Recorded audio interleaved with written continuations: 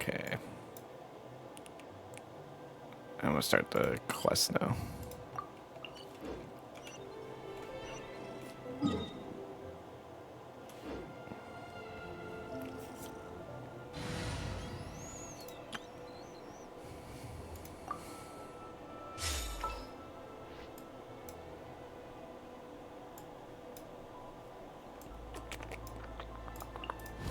Increasing our combat.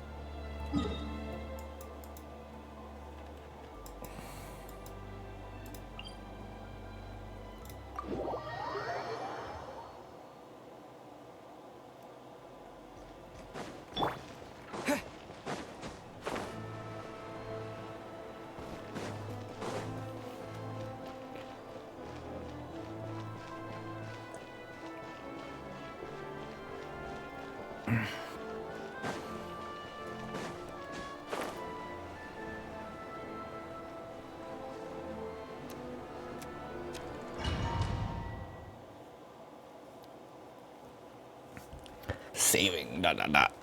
Monk.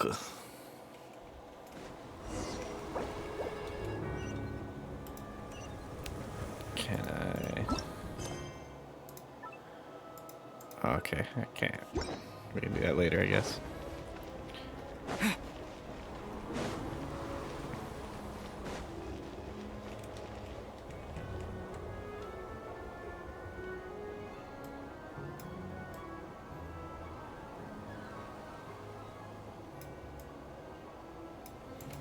Okay. Oops.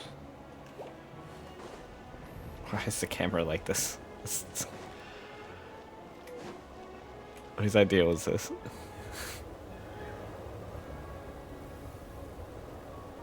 Ooh, it sure is cold today. I wonder how much heavier the snow's gonna get. Here to see Odette? I just need to see your tickets for the preview. Perfect. Thank you. I'll hold on to your tickets. Come on in. It's freezing outside.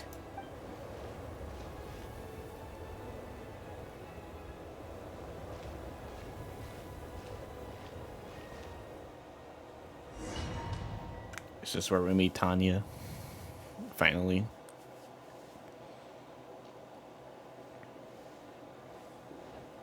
I think I'll leave the Lelic question until after the show's over. Then I'll go find Odette.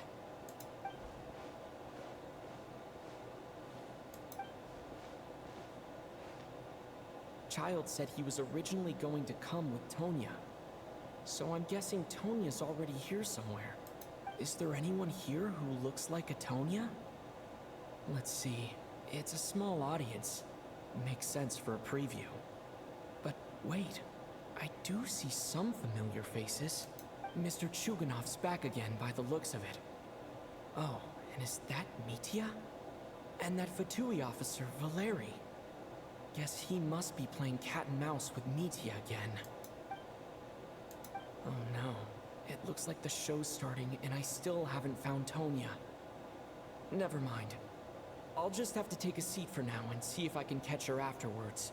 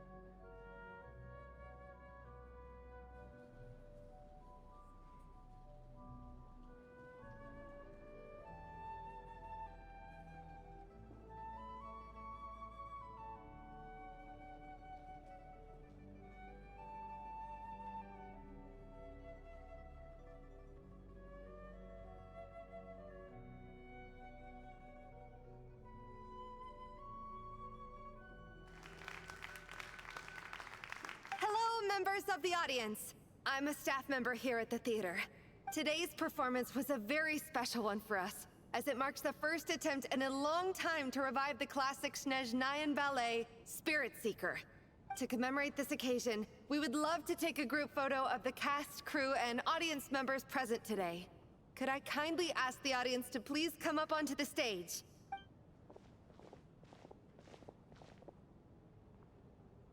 All right, everyone, huddle in a little more. Now, look at the camera. Is that Tonya? 1, 2, 3. Is this Tonya? It's the only one that might look like a Tonya. Are you quite satisfied, Mr. Energy Scientist? I rather hope you don't have any other escape plans to add to my workload today. What are you talking about, Sarge? This was simply my way of inviting you to watch Miss Odette's new show with me. And wasn't the performance spectacular? In the future, I heartily encourage you to take a leaf out of my book. Find some soul-nourishing pastimes to enrich your time outside of work. It was indeed a fine performance, but I must correct you on one point. This is not time outside of work. These are work- Working hours and non-working hours are just a social construct. Human technology can never advance if we're too rigid in our thinking, Sarge. May we leave now? Already? I mean, I was kinda hoping to soak up the atmosphere for a little longer, but... no? Okay, guess I'm pushing my luck. Didn't seem like too much to ask, but fair enough. Off we go then, Sarge. Back to the land of working hours. Lead the way.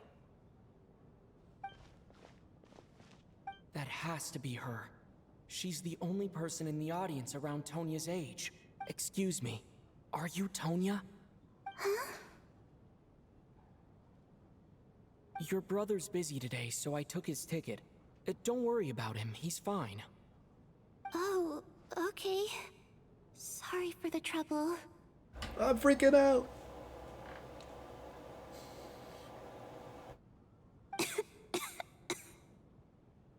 What's wrong? Are you sick? No, I'm fine. It's nothing. Maybe she caught a cold on the way here because of the weather.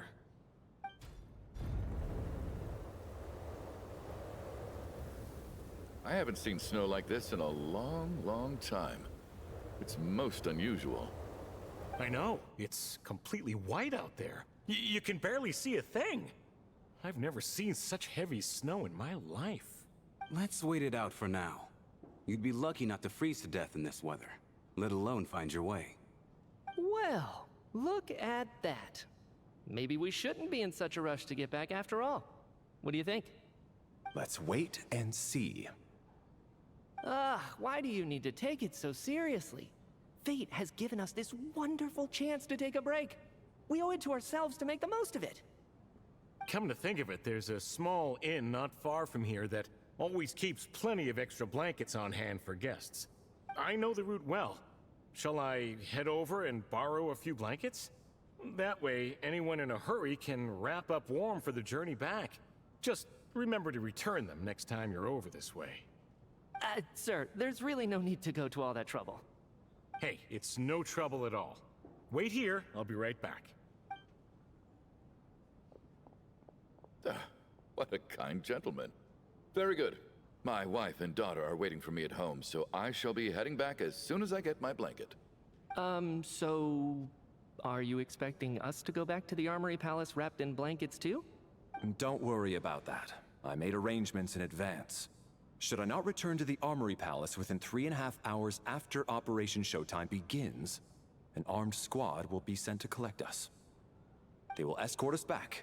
You are one of our key military personnel, so any weather-related risks must be eliminated. Operation Showtime? So, wait. Every single time you drag me back to work when I sneak out, it's a whole official operation? I gotta say, you've really turned this into quite a moral dilemma for me. It's snowing pretty hard out there. I think you should stay here for now. You seem a little under the weather. Sure. My brother might come pick me up in a bit anyway. time to get to work. I should head backstage and find Odette. I need to look her in the eye and ask her about Lelik. Excuse me, are you looking for someone? Ah, a fan, I'm guessing? Today is just a dress rehearsal, so Miss Odette won't be meeting with fans. She's taking a well-earned rest right now. Sorry, but that area... Bad timing, I guess. What happened to the gentleman who went to fetch the blankets? How has he still not returned? I was thinking the same thing. It's still snowing very hard. Do you think something might have happened to him? Whatever the reason for his delay, I must say I hate nothing more than people who make empty promises and fail to deliver. Well, I have to treat my employees like that on occasion, but that's different.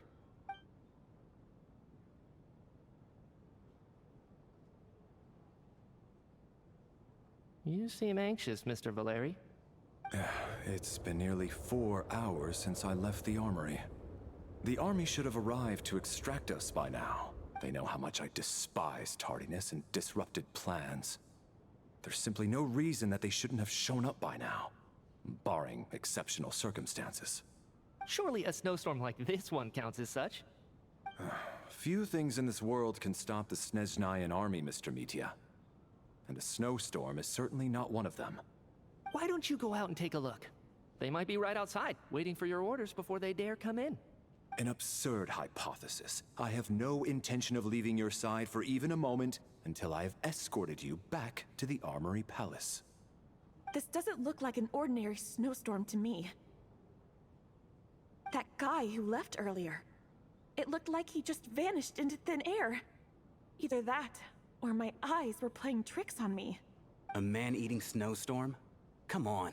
Night hasn't even fallen yet. Spare us the ghost stories.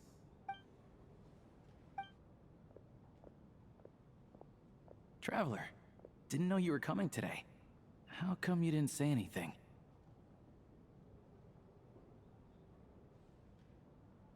Oh, right. I assumed you were looking for me and Vodenitsa. Odette's still backstage. Whoa, that's quite a snowstorm out there. I've been working backstage this whole time, so I didn't even notice. No wonder the audience hasn't left yet. Is weather like this rare, even in Snezhnaya? Yeah, snow like this.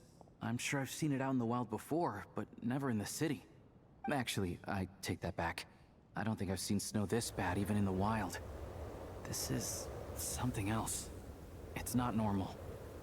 If even Alosha thinks snow like this isn't normal, could it have anything to do with that monster people have been talking about? We can't stay cooped up here forever. Someone needs to go out and take a look. No need. I have plenty of experience with snowstorms. Besides, I work here while you're an audience member. I should be the one to do it.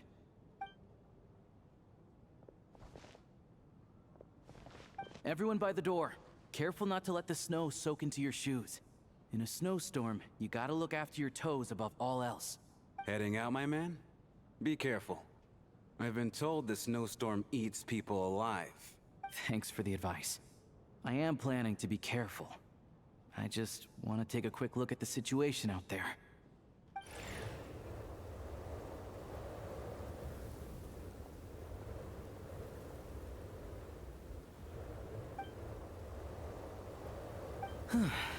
He's back! He's back! How was it? What's going on out there? Did you see any soldiers patrolling the area? Something about this storm isn't right. There's no one out there. I didn't see a single soul. And something in the air gives me the creeps. This isn't your average snowstorm. I suspect it might be related to recent events in our nation. I strongly advise everyone to stay here until the snow dies down. Are you serious? So all of us are trapped here now? That sounds a little far-fetched to me. You want to go outside and see? I, for one, am not risking my neck in that weather. This just turned from a minor delay into a major hassle. We can only hope that our friend who went to fetch the blankets just ditched us and went home. Is it really that bad? But my daughter, I won't be able to read her a bedtime story tonight. Huh? What are you all still doing here? Whoa! It's snowing hard! So now we're stuck here? Oh, school. Luckily, it was just a dress rehearsal today, so there aren't too many people here. On the bright side, the theater's always well stocked with supplies. If the snow still doesn't let up as we get into the evening, you can spend the night here, everyone. At least, I assume that's alright? Odette? Fine by me. This seems like a sensible backup plan under the circumstances. My thanks to the theater for being so accommodating. What are you staring outside and praying for, my man? You anxious to get home too? Oh, your majesty the Tsaritsa, I beg you, please do not let tonight's snowstorm stop. This is a golden opportunity to spend the night under the same roof as the 2 top stars in all of Snezhnaya. It's a once-in-a-lifetime experience. Bro's a gooter. I think I've changed my mind. Sir, if you so much as look at us funny, you'll be seeing stars in a whole other way. Behave yourself, or you'll be begging for that blizzard. It's getting colder. We need to keep the indoor temperature up. Close the door and lock it tight. Let's head somewhere warmer.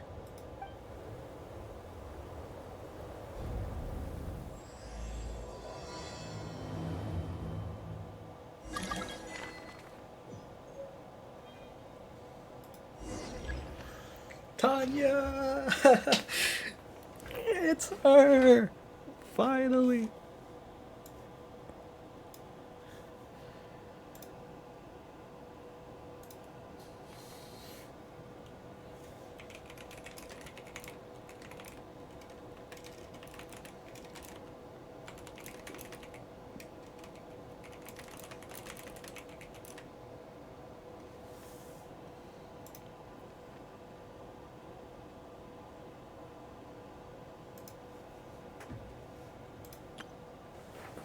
The 4th Descender.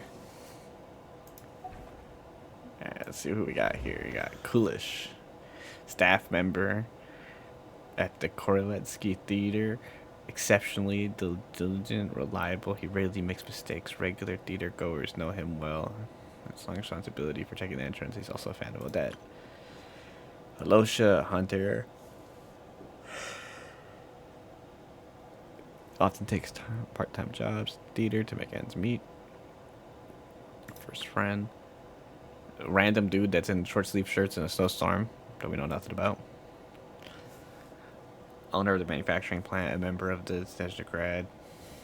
He's carefully maintained this image while devoted family man. The factory operates known for excessive energy waste. Also a member of the Patui.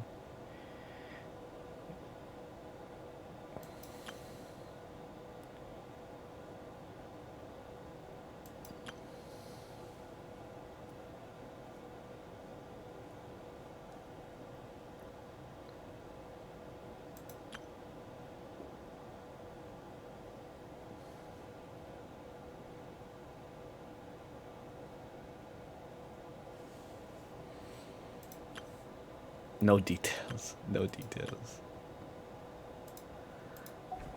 Okay. Check the group inventory for details on everyone.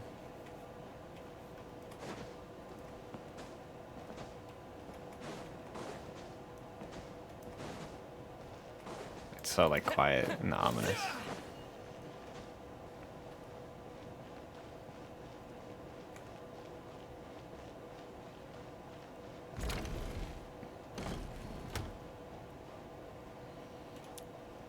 Look, dude, I don't know anything about you. And then there's the aristocrats.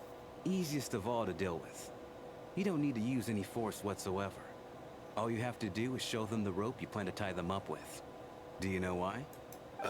I don't. Do tell. Because nothing horrifies them more than the thought of a cheap, coarse rope leaving creases on their precious million more coat. They'll do whatever you ask to avoid that fate.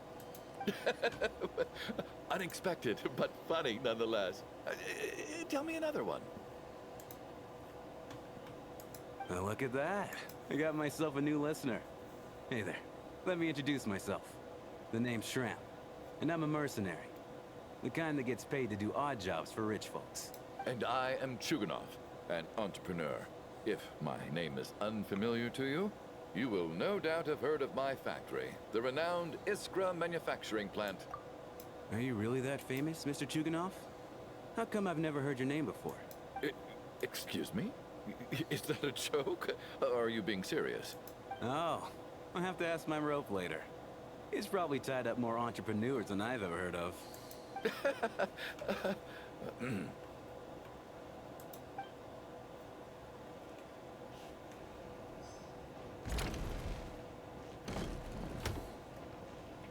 My husband has major trust issues.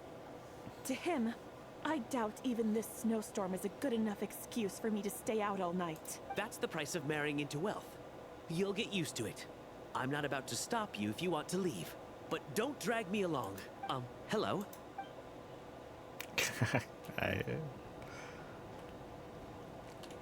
How are you feeling, Tonya? I'm fine. Sorry to worry you. I'm used to it by this point. I take medicine for it. My brother usually helps to get it ready for me. Child must take great care of his sister. He's never mentioned Tonya's illness, though. You know, I actually find this whole thing kind of exciting. Stuck in a strange place thanks to a snowstorm. Having to spend the night with a bunch of interesting characters. It's pretty cool, don't you think? Exactly. It's like one of those stories where an ordinary school trip turns into a magical adventure. I've always wanted something like that to happen in real life. Bro, if anything happens to her, it's over. It's over, Genshin. Got a little overexcited. Look after yourself. Otherwise, your brother will come after me.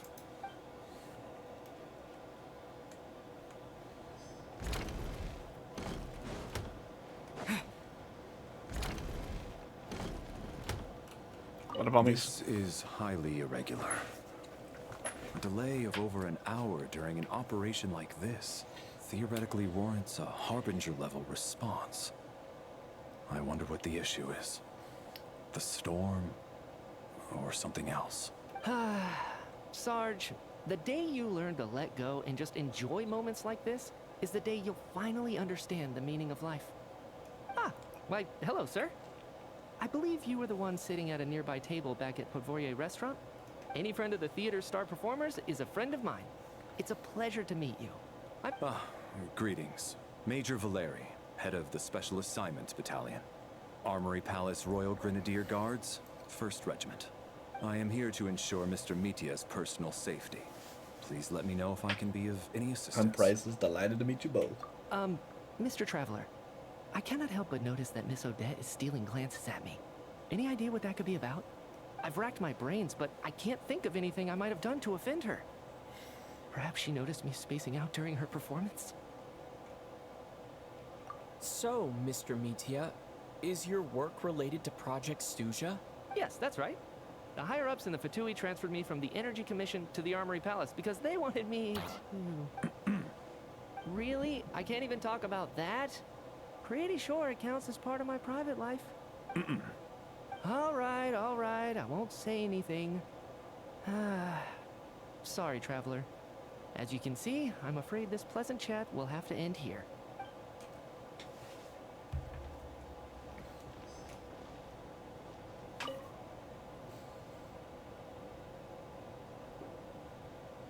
I don't think it's ever been this lively backstage before. I didn't know you were coming today. Hey, have you seen Chuganov? I heard he was coming today. Have you spoken to him at all? I'm with you. This could be just the chance we need. Yeah, I gotta figure out a way to coax some more intel out of him. I want to know why he suddenly changed his stance on Project Stuja. What exactly happened before the most recent Vecha vote? For the Rokad, or just out of personal interest? Shh! There are other people around. Don't say the R word. The R word? Okay, bro. You can't say that. It's a Linus Tech Tips hard R situation. You can't.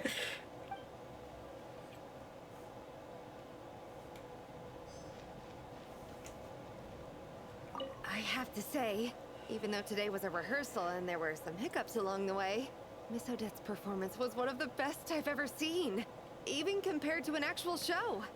Oh, I couldn't agree more, especially considering the weight of the subject matter. It takes a truly seasoned professional to do justice to a theme like love and regret. Do you think we were coming on too strong? Odette's ignoring us again. What about you? What did you think of today's performance? Huh. That's actually a more insightful critique than I was expecting. My mother would agree. She's always thought that was my biggest flaw. Maybe I need to work on making my facial expressions appear more natural. I'll make sure to save a ticket for you when the show's performance ready. This doesn't seem like the time or place to bring up the subject of Lelik. I need a chance to speak with her in private. So unfair. Talk about double standards. And now it looks like I've been spotted. You know Mitya too? No, I don't. I just have a feeling that he might be dangerous.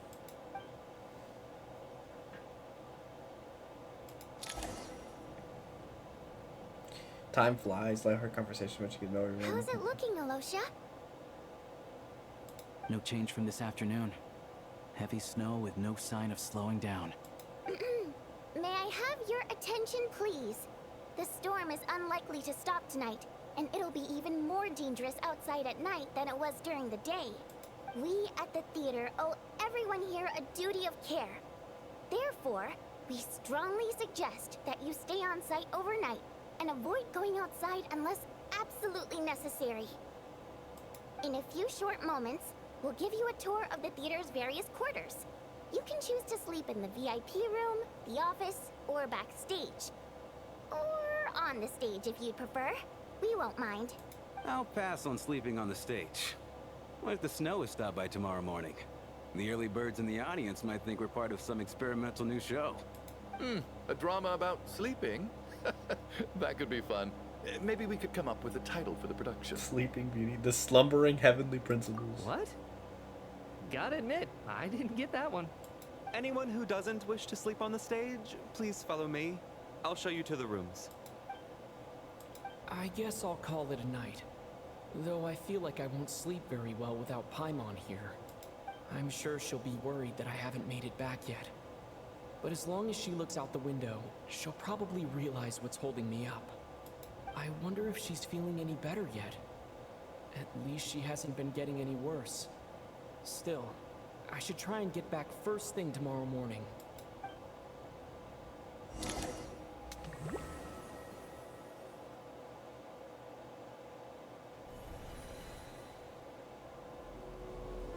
Ah, finally. Welcome back to the world of the living, lazy bones. I was about to wake you. The black mist is almost on us. Still waking up, huh? You know, the black mist. It's been chasing us from below ever since we were born. You're just dozy. There's no way you've forgotten. What the? Come on, let's keep heading up. Onwards and upwards is the only way to survive. Don't listen to... Here we go again. The endless march toward survival.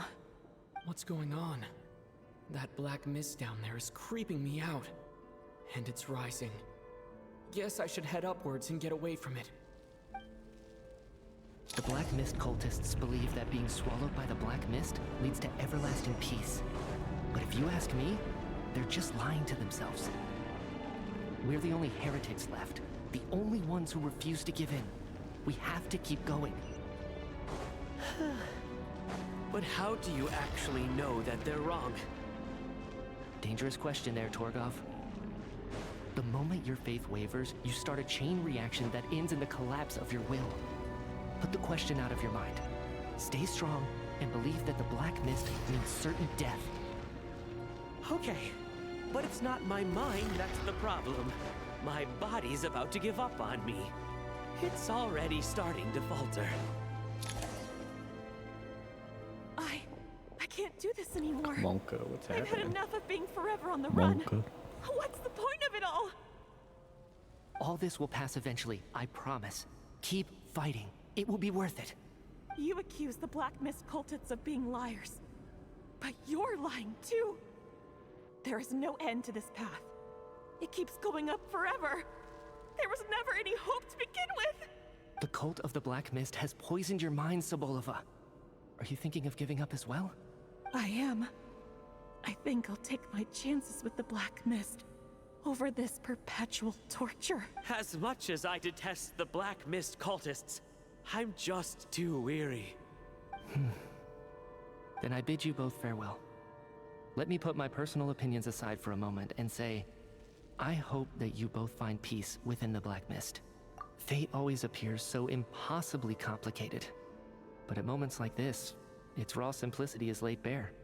Their fate was sealed from the instant they entertained doubt. From then on, the outcome was both inevitable and irreversible. Let's go.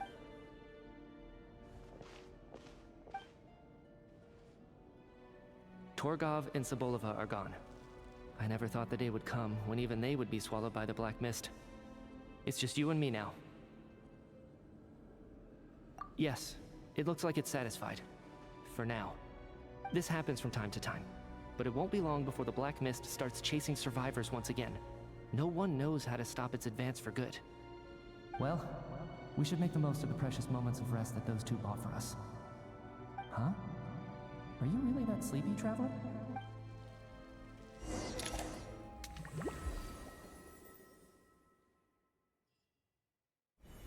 Ah!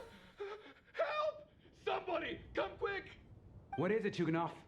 What's wrong? Is it morning already? What's all the commotion? Sounds like it's coming from next door. I should check and see what's going on.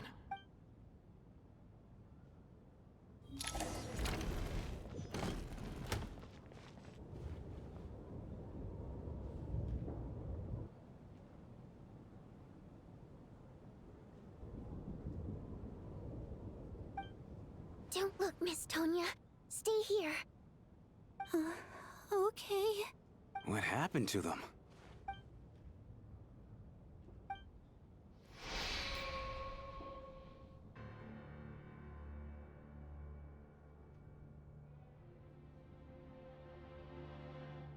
These two people have passed away. And the strange thing is that somehow, I knew this was going to happen. I knew that they would be the ones to die. Have I seen this moment before? Or did I have some kind of premonition? I can't remember what it was. Let me take a look.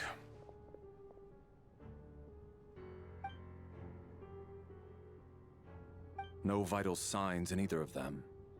They're dead. The cause of death, however, remains unclear. No wounds on the bodies, no signs of a struggle, and no skin discoloration caused by the buildup of toxins. But just last night, they were chatting and joking away. This is so sudden. Could they have had pre-existing medical conditions? Even then, the odds of them both dying of sudden complications on the same night are extremely low. It's hard to believe that they died of natural causes, nor does this appear to be a suicide. Who was the first to discover the bodies? It was me. But these deaths have nothing to do with me, officer. I got up early because I wanted to see if the snow had stopped. Then I noticed that the door to this room was open, and it looked like there was a man and woman inside. I just went over to see what was going on.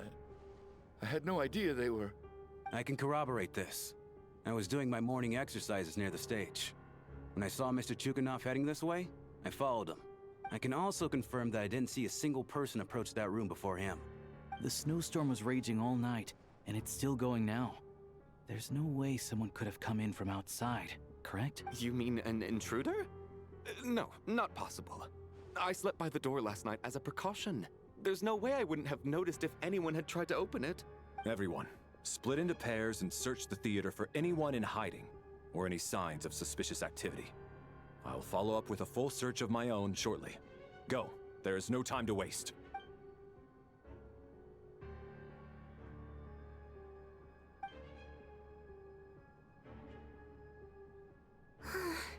Nothing on your end either? Backstage is clear. No signs of suspicious activity. We checked the basement. Also clear. I don't think there's anywhere here that a living person could hide. Are we certain that the theater doesn't have a back door? Or any tunnel or passageway wide enough for a person to fit through? No, there's nothing like that. If people were sneaking in through some secret tunnel to avoid buying a ticket, we'd have sealed it off ages ago. I also checked the windows. All of them are locked from the inside, and there's no sign of anyone entering or leaving. It sounds like we can safely rule out the intruder theory. If anyone came in during the night in this weather, there'd be no way for them to avoid leaving footprints or water stains.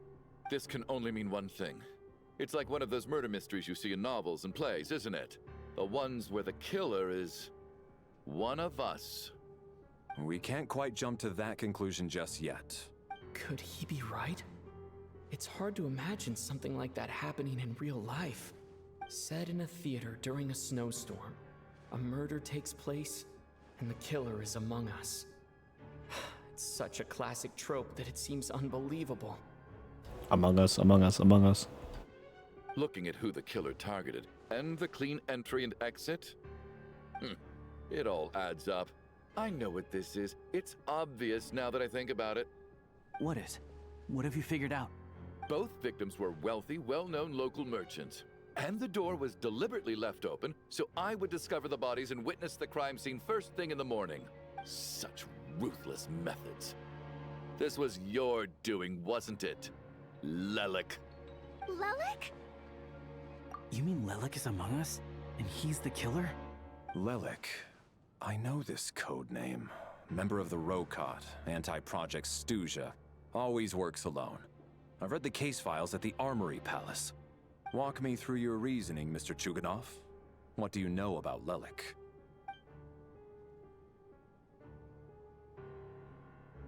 What now, huh? What now, Lelik? What more do you want from me? I already voted against Project Snezhnaya at the Snezhnograd Vecha.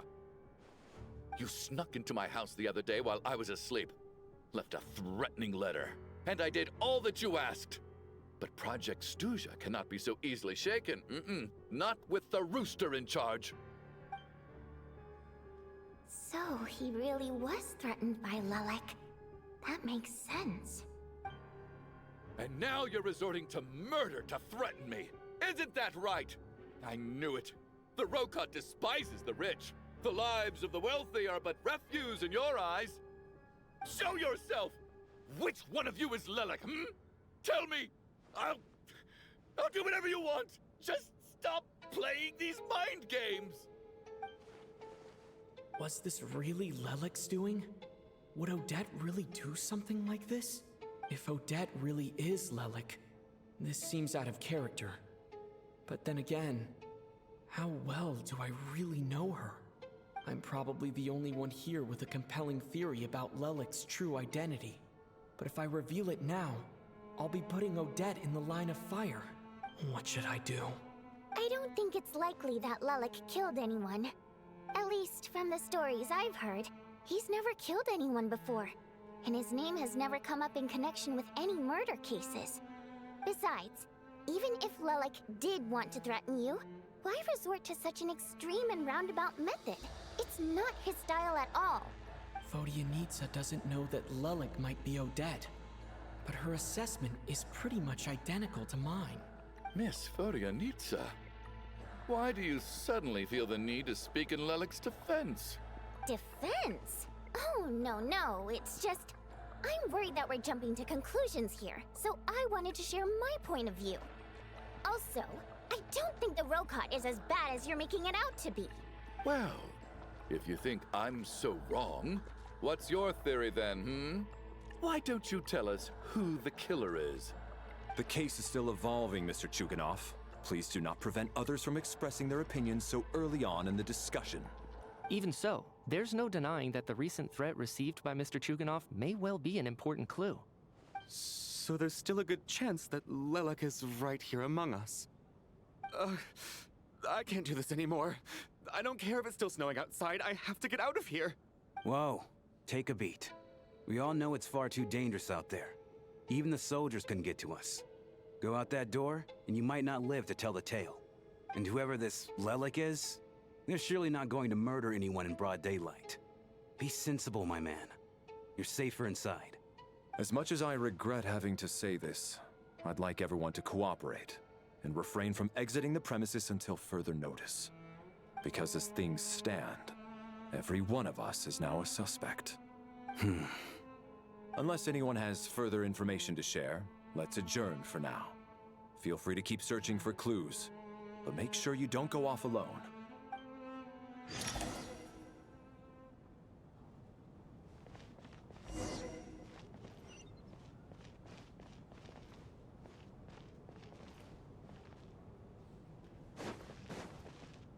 You seem to be very comfortable taking charge, Major. You took the reins as soon as things went south. I simply made an executive decision that someone needed to take control of the situation on the military's behalf. Does this offend you? No, quite the opposite. We feel much safer for it.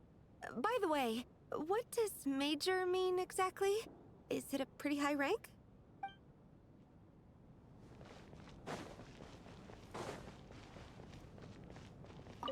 I still find it hard to believe there's a murderer among us. Just last night, I imagined we were like classmates out on a hiking trip. There's no guarantee that you can trust your classmates. Especially not when you're locked up together. Why did they do this? Was it for money? Even then, they could have just kidnapped the people. They didn't have to die.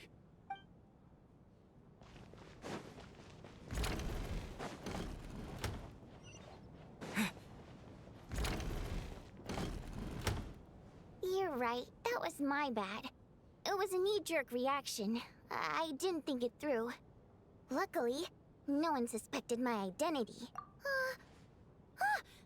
Oh, phew. It's just you. I thought someone was eavesdropping.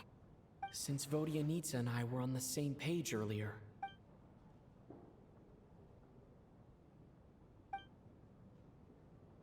Whoa. Are you serious?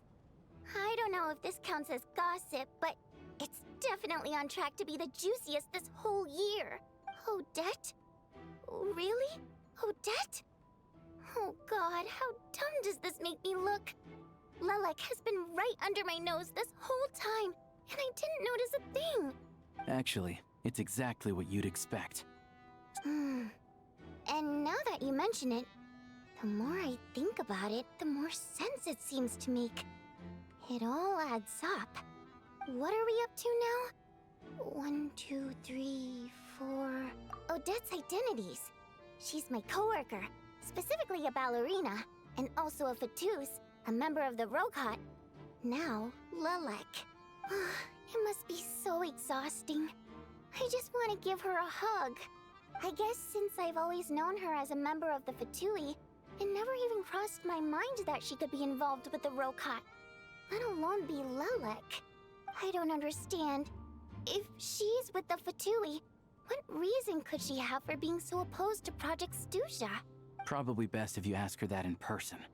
Well, since you waited until now to bring this up instead of announcing it to everyone earlier, does that mean we're all on the same page here? Yeah. Lelek may not follow orders from the Rokot leadership, but as far as I'm concerned, she's never crossed the line. If anything, her actions benefit the poor. We need to confront her face to face. Do you think she'd really admit to being Lelek? I don't know. We'll have to see how it goes. For now, we'll work on the assumption that she didn't kill anyone, and see how much she's willing to tell us.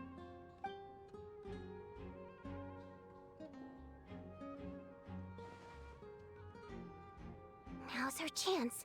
Odette's alone. Let's go. Hey, Odette. What is it, you guys? Shh. Keep your voice down. We need to talk. So, you're Lelek, aren't you? All right, fine. You don't have to say anything or explain yourself. Just hear me out first. None of us believes you'd kill innocent people.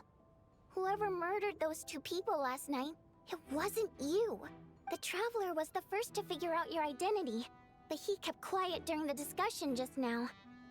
Still, it's clear where the group consensus is heading. Everyone believes Lelik is the culprit.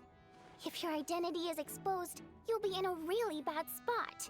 We're your colleagues, and we know what kind of person you are. I don't want anything bad to happen to you. So, can you clue us in?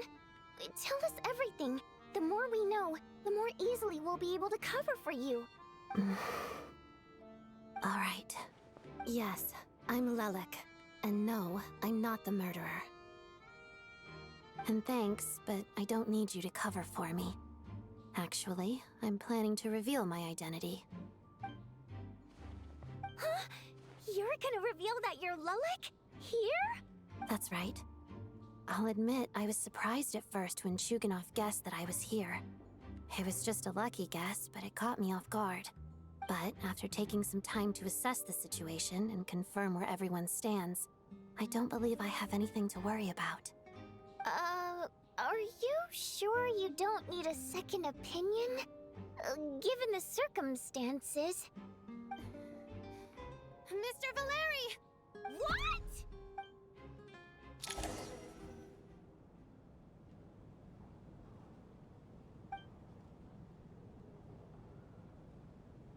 So... Odette is Lelik? I don't know what game you're playing, but you've got a lot of nerve. It's just one identity. So what if it's exposed? I can disappear and adopt a new identity anytime I please. I made my peace with this when I chose to become Lelik. But more importantly, I promise I am not the murderer. Which means that someone else is. So, if anyone still insists that I did this, you'd best produce the evidence now. Otherwise, I suggest that you bite your tongue. Because if you really believe I killed 2 people without making a sound or leaving a trace, pointing fingers at me would surely only make you my next target. Is this really the truth, Miss Odette? That's confidence, all right. I believe you. A real no-nonsense attitude. I can see why Marionette said that she's on track to inherit the title of the Fair Lady. Are you seriously buying this? Hey, officer! She just admitted to being Lelik. Aren't you going to do something about this? I do have one question, Miss Odette. Why have you chosen this moment to come forward and reveal your identity? If I didn't say anything, everyone would be focusing all their efforts on finding Lelik. And that is exactly what the real culprit wants. I don't want to be the scapegoat who lets the murderer get away with this crime. Despite all the accusations, she made the smart choice. A remarkable display of rational thinking under pressure. Clearly, Odette's talent extends far beyond the art of dance. She thought so far ahead. Ugh, why do I always feel like I'm one step behind her in everything? You've convinced me. Dealing with the murder case remains the top priority right now. Let's put the name Lelik and all related incidents aside until further notice. Nevertheless, the group still considers you the prime suspect. I assume you have no quarrel with that, Miss Odette? I understand. You're welcome to keep an eye on me around the clock. I have no objections. Mr. Chuganov? For my wife and daughter's sake, I'll let you off the hook for now. But don't think you're forgiven for breaking into my house and threatening me. Just wait till we get out of here, Lelik. We'll settle the score then.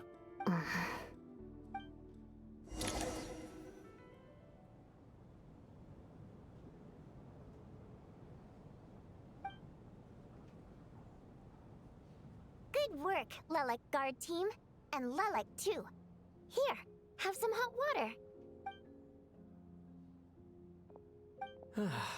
Turns out Valeri knew about my exploits. So now I've been told I have to guard Lelik with him. Shouldn't you be facing my way if you're guarding me? At the moment, it looks more like you're my bodyguards. If the true culprit is indeed still at large, as you have claimed, we must keep our guard up against them also. Don't worry, Tonya. We'll get through this. Once the snow stops, the officials will step in. The investigation will get easier, and then we'll be safe. But Once the snow stops, won't everyone just leave? You're gonna miss us, huh? Well, some of us work at the theater, so we'll still be here. I'll even give you a special backstage pass. Really, Miss Vodyanitsa? That's awesome! You've made a fan for life. Aw, you're so cute, Tonya. All right, let's swear to it. I promise to give you the pass, and you promise to never change your mind about being my fan. Promise. Don't indulge her, Tonya. You don't have to swear an oath over things like that. You really do get carried away sometimes, don't you, Miss Vodyanitsa? Hey, mind your own business.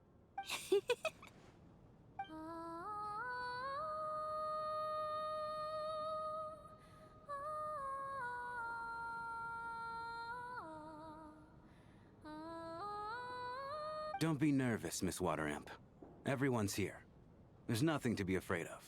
Excuse me? Do I look nervous?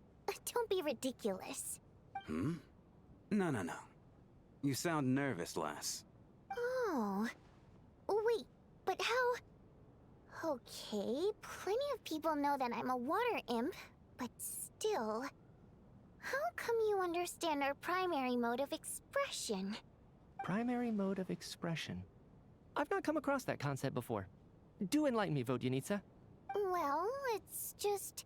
We water imps tend to communicate our emotions to each other by singing, rather than facial expressions. The emotions we convey through song take precedence over our facial expressions. So, we think of it as our primary mode of expression. I'm impressed, Shram. I didn't take you for a man of culture, but you're clearly rather learned. It's not about being cultured or not. The thing is, this mode of expression can usually only be understood by other water imps. It's not a simple case of a song sounding happy or sad. And yet, you're clearly human, Mr. Shram. It's really not the big deal you're making it out to be. I think I just have a knack for it. Plus, I have a... very close friend who's a water imp. A delightful lady. But keep that a secret. Anyway, we spent so much time together that before I knew it, I noticed I could understand her expressions. Oh, I guess that makes sense. Still, the fact that you have a water imp friend is even more surprising. I'd better watch what I'm singing when I'm around you from now on. Hey, what are you implying? You're not secretly insulting the audience in your songs, are you? Heavens, why would I do a thing like that? It's getting late. We should discuss our sleeping arrangements for tonight. To guard against the killer, someone needs to keep watch. I suggest that we don't sleep in separate quarters tonight. It will be safer if we all stayed together. As long as someone keeps an eye on Lelik, I'm quite sure we won't have any trouble. Are you saying that you wish to bet your life on Miss Odette being the killer? Nonsense. Of course not. Then I propose the following arrangement for tonight. The Traveler, Odette, and I will form the Night Watch. We'll sleep in shifts, but 2 of us must be awake at any given time. An excellent idea. This allows us to handle the night watch while also keeping an eye on Lelik. Meanwhile, the rule of taking shifts in pairs resolves the other issue. Namely that we can't necessarily trust the Traveler or Valeri either. I expect that plan took you quite some time to come up with, didn't it? Actually, our field combat manual outlines a similar approach. Although the scenario there involves guarding prisoners overnight during field operations. That being said, I must clarify that I harbor no disrespect towards you personally, Miss Odette. In fact, Lelik's numerous covert operations make fine textbook examples for military agents. I care less about respect and more about the fact that you just robbed me of 2/3 of my sleep tonight. I'm calling dibs on being the first to rest. Good night.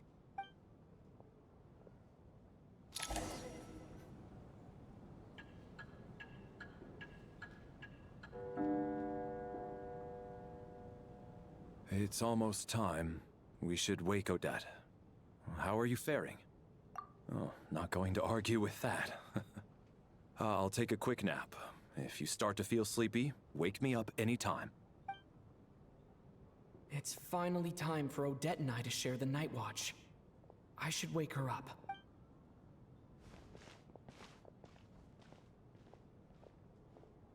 I came here to get information from her in the first place.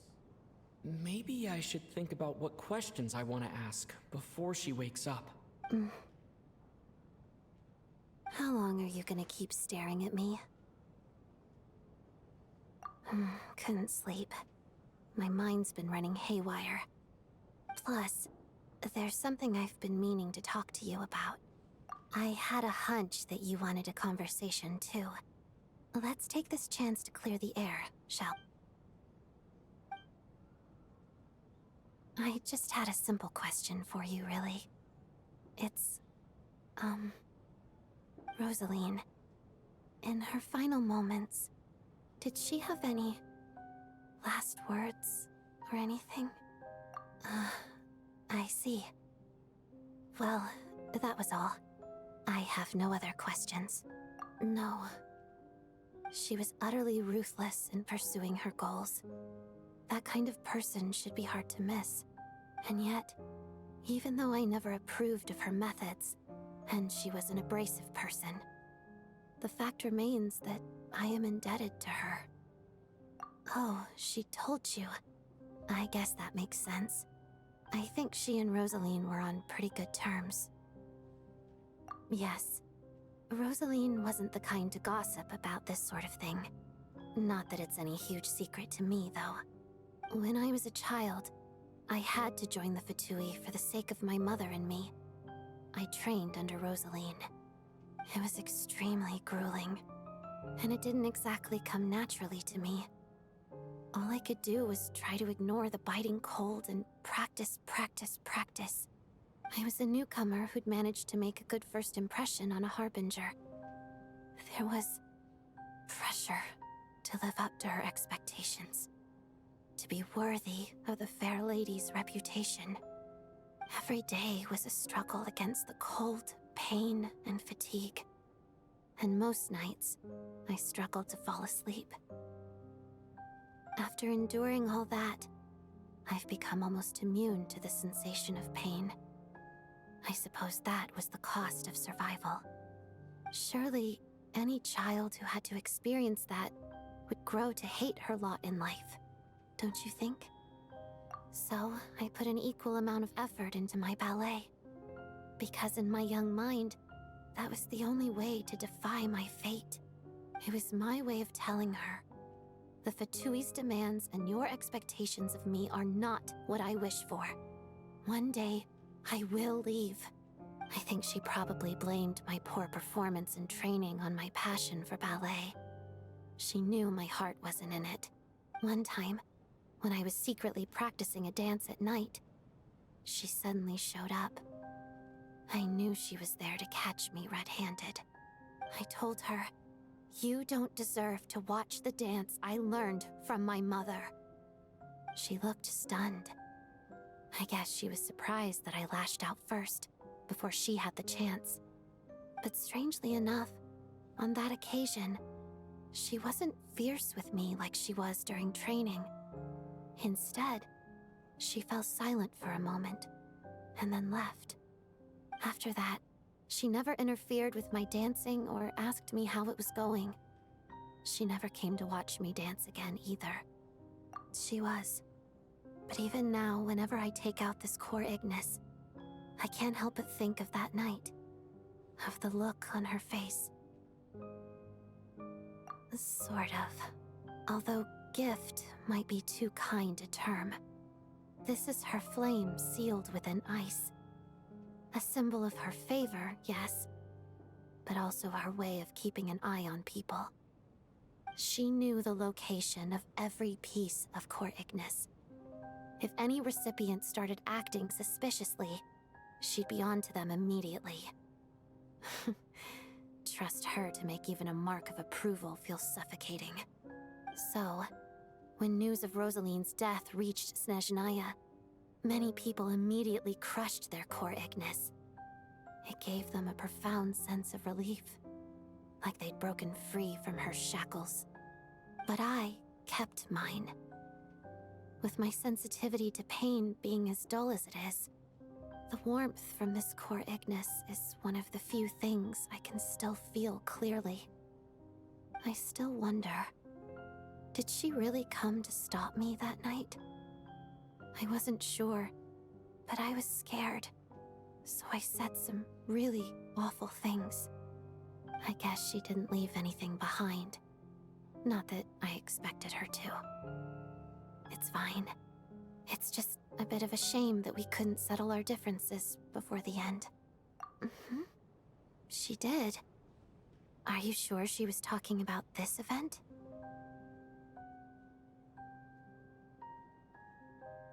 Huh. No, she didn't. I didn't even find out that she'd gone to Mondstadt until a while after she'd left. Wait, in that case... Okay, I will. Thanks for letting me know. There's something I'm trying to figure out. I'm beginning to suspect that Paimon's mystery illness is being caused by the energy research behind Project Snezhnaya. Paimon's very important to me, so I have to get to the bottom of this. I figured that since you're Lelik, you might know something about all this. The ultimate goal of this energy experiment is to create a weapon for the final battle. The weapon's construction was completed in Nodcry. Now, all that remains is to arm it with a sufficiently powerful energy. Yes, the weapon's development and all the related experiments are overseen by Lord Piero, the Jester, and the lab is located deep within the Armory Palace. I'm not sure why this experiment would be making Paimon feel unwell, though. The best way to get to the bottom of it would be to go there in person. Once we get out of here, I'll help you apply for an entry permit. And I'm hardly the organization's proudest member, as you know. You answered my question about Rosaline. I want to do you a favor in return.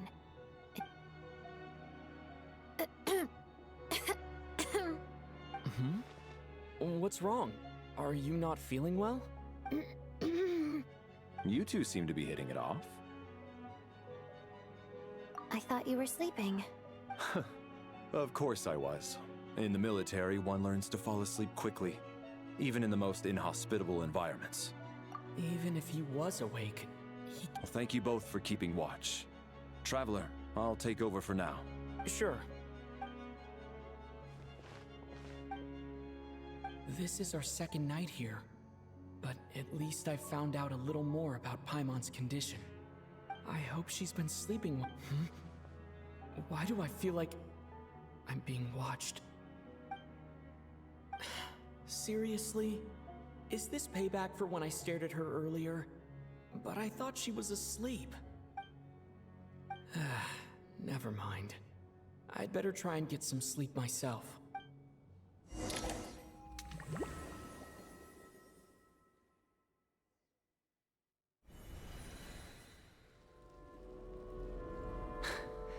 Hey, what are you spacing out for? Are you reaching your limit too? How long have we been walking for? Do you remember?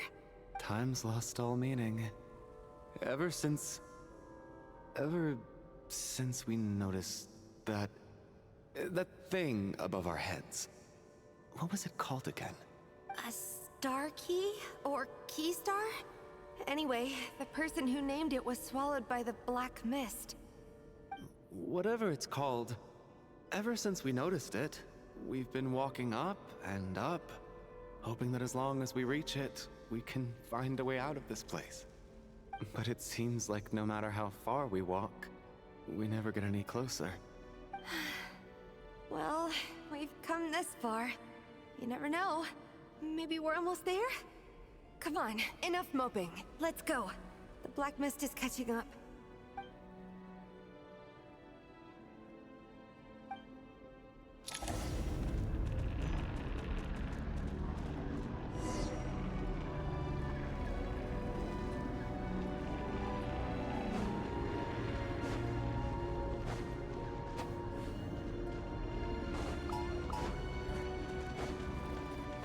Monsters! Watch out! Not again! we run into them. Be careful. What the?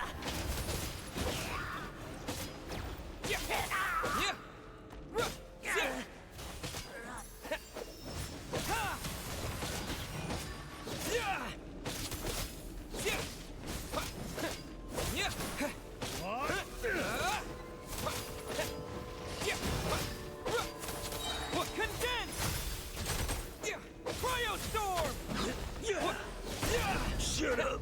Run faster.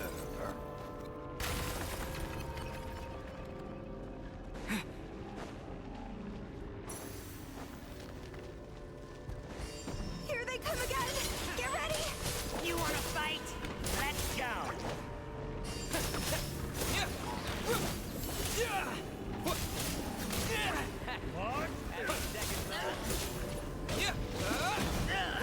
Back of it here. Bombs away! What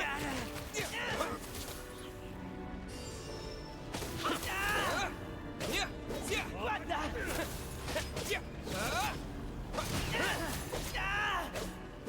What the?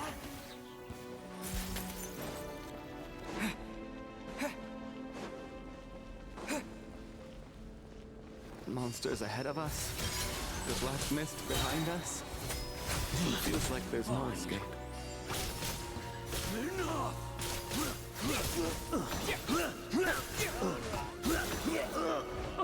Shut up. Run faster.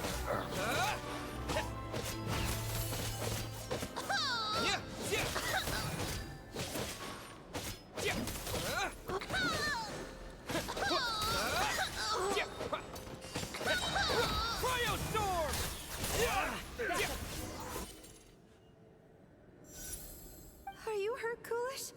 No. I'm fine. It's just... Suddenly I don't want to walk any further. I get you. In fact, I reached my limit a long time ago. Sometimes it feels like there's hope where there shouldn't be. Yeah. The hope that the star gives us is the only thing keeping us going. But I'm not sure it's real at all. It may just be a collective illusion. Otherwise, why would it always be out of reach? We know you mean well, but you're only saying that to try and encourage us to keep going, aren't you? Thank you, friend. But enough is enough. Please don't give me any more false hope. You're going to continue, aren't you? I admire that. I've given up, but I wish you the best. May there come a day that you catch up to the star and leave this godforsaken place.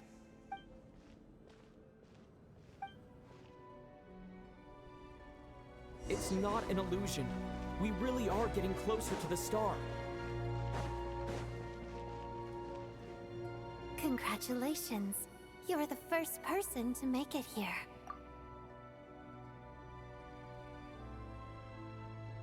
I'm the star's envoy. The black mist has stopped rising. Its hunger is satisfied for now, having devoured your two companions. This is a good opportunity. I'll let you get some rest before we continue. What do you mean, leave? The star represents the starting point. It's the waypoint for the beginning. Congratulations on reaching the starting point. Once you are ready, we will head out and walk upwards. I will be right by your side the whole way. Huh? What's wrong? Hey, don't give up before the journey's even begun.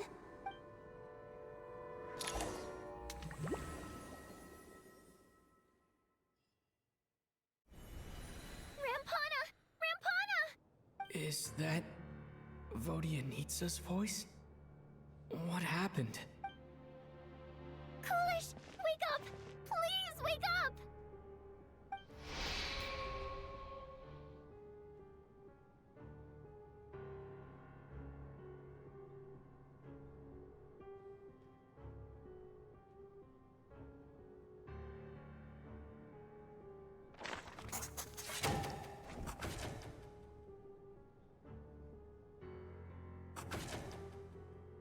The situation is identical to that of the 2 casualties yesterday. We cannot ascertain the cause of death. At least there are some elements that we can rule out this time. They slept on the stage with everyone else. So I suppose the surrounding environment can't be a relevant variable. Rampana. Coolish. Weren't some of us keeping watch last night? 3 of us, in fact. How could you not notice something was wrong? I'm as confused as you are. Certainly nothing unusual happened on my watch. Likewise, and from what I've observed so far, both Miss Odette and the Traveler can be trusted. To be honest, I didn't get a wink of sleep last night. I couldn't help but think I was the target, so I just laid there with my eyes closed. I heard the Traveler and Lelik chatting, but otherwise I don't recall hearing any commotion during the night. Me too.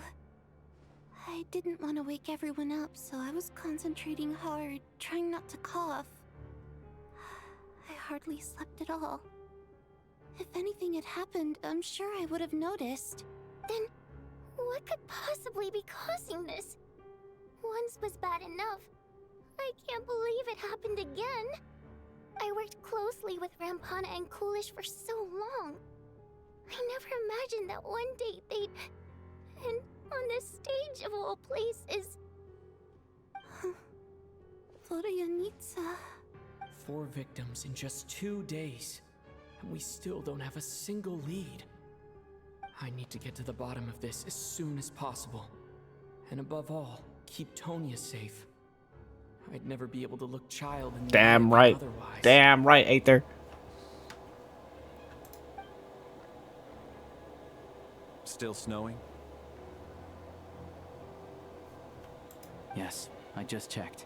Still no sign of anyone outside either. So we only have ourselves to rely on. If you ask me, this killer can clearly strike whenever they please. The Night Watch was a useless endeavor from the start. Lelik must be an expert in poisoning. Clearly she used some poison that can't be detected on the corpse. Here we go again.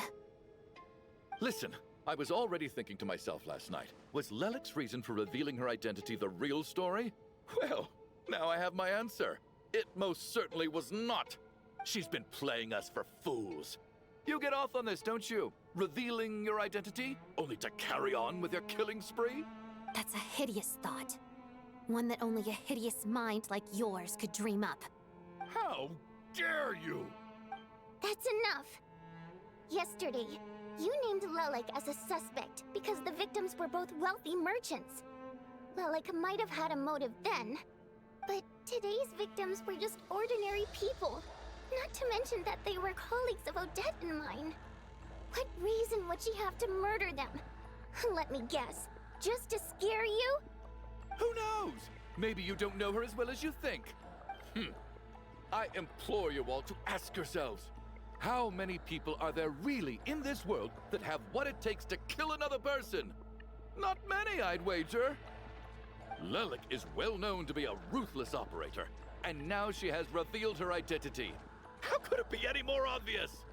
Everything you've said so far is still just conjecture, which doesn't constitute a concrete lead. You need to back up your claims with some evidence. How can you defend her, officer? What did she say to you while you were on Night Watch? Maybe I shouldn't be so surprised. You military types are always colluding with criminals to target the rich. All so you can get your grubby paws on our hard-earned fortunes, then tell us to fall in line. The Fatui, the Druzhna, and the Rokot. Thugs, the lot of you. Don't you dare. Sir, but... You were the one who told us not to stop other people from expressing their opinions yesterday. 4 people have already died. Only yesterday I was chatting with Mr. Coolish. Then we woke up in the morning and he's... Turning against one another is the last thing we should be doing right now. Little girl. Even if Mr. Chuganov is a puffed-up, pig-headed windbag who doesn't have a clue what he's talking about, he's still one of the victims here, isn't he? I had no intention of resorting to violence. But you're right, Miss Tonya. I ought not prevent him from speaking his mind. In any case, I believe Mr. Chuganov has calmed down a little now. We may resume our discussion. I don't think there's any need for that. What is there to discuss? Nothing about this situation is normal. Did you have an idea, Mitya? You're the brainiac here, right? Come on, clue us in. I've been mulling something over. All the leads we have so far concern things from outside the theater. Miss Odette's alter ego, the threats Mr. Chuganov received, but then there's the 2 double murder crime scenes themselves, which have given us absolutely nothing to go on whatsoever. That's highly unusual. Even with the most careful killers, there's always some evidence left behind. So what are you suggesting? I think this could be a supernatural event. It isn't characteristic of human-on-human homicide at all. Correct me if I'm wrong, but aren't you supposed to be a scientist? That doesn't sound like a conclusion someone like you is supposed to make. I got into scientific research because of my insatiable curiosity. But if the present situation defies all known scientific explanations, I don't mind shifting my curiosity toward the paranormal instead. Now that you mention it, I remember when I first came to the theater. I heard rumors about this place being haunted. Haunted? Yeah, I think I heard the same thing. But I mean, they're only rumors, right? We've worked here for years. Surely we would have noticed any spooky goings-on by now. Well, this has taken an unexpected turn. A haunted theater? If Paimon were here, she'd probably be hiding behind me in fear right now. Why don't we take this opportunity to look for clues again with a more open mind? Maybe a different perspective will help us see something different. Very well. Whether it's criminals or ghosts we're looking for, the same rules apply. Everyone needs to tread carefully. I'll move the bodies into the same room for now.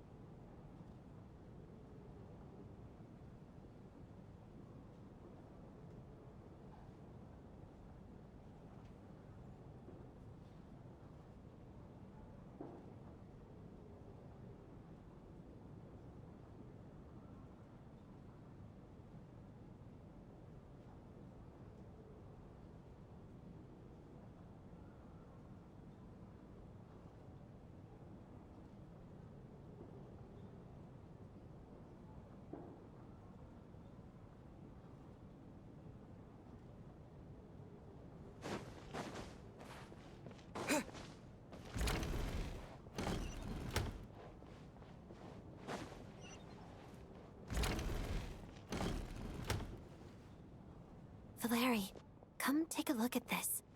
You too, Traveler. Some sort of notebook. What is it for? It's the on-duty logbook for the theater. Kulish was the main person to use it. He mostly used it to record any unusual incidents during a show, audience numbers, exit times, and so on. Yes, he'd always have this logbook with him when he checked tickets at the entrance.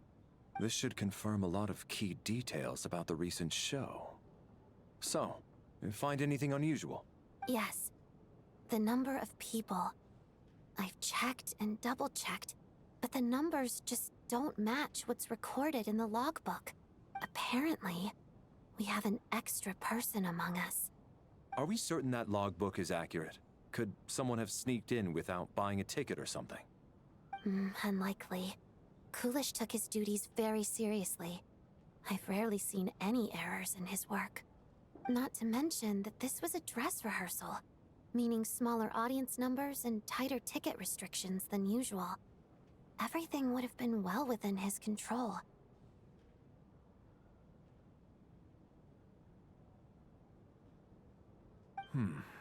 We no longer have our tickets with us, do we? They got collected on entry. I assume there's no way we can check them again. Unfortunately not. The theater recycles tickets. Once people are in the door, they don't tend to leave until the show ends, so we collect the tickets at the point of entry. Still, I'm inclined to believe that this discrepancy in the head count is significant somehow. Did an extra person just materialize out of thin air?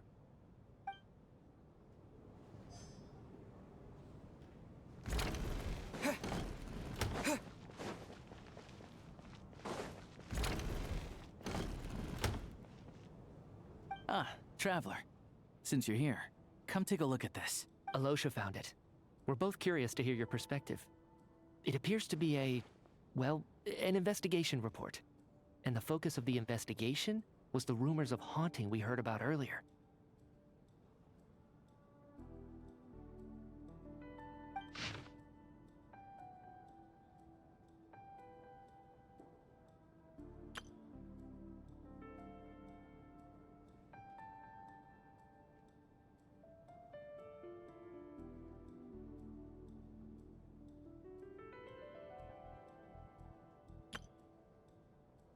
An investigation report, huh? Looks quite old. This person's name looks to be of Sumeru origin to me. Was the investigator from Sumeru? The theater manager must have hired an investigator once specifically to look into this issue. But it doesn't look like anyone ever looked at the report.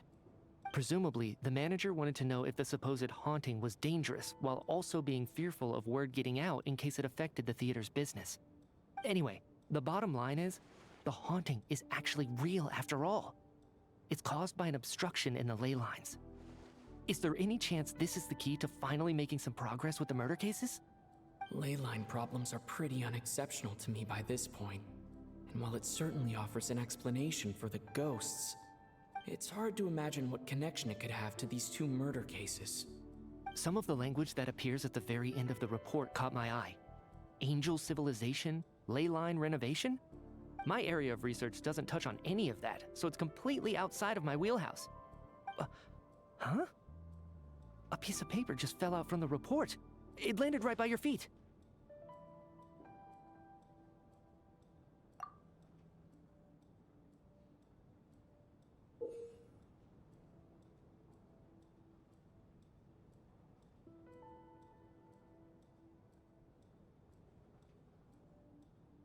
How unnerving. It was tucked inside the report, so it must be a note left by the author. Death is near. Is that supposed to be what's going on here? With us, in the theater? But if so, how did the author foresee it? Could he predict the future somehow? Maybe things are more complicated than we thought. No, wait a second.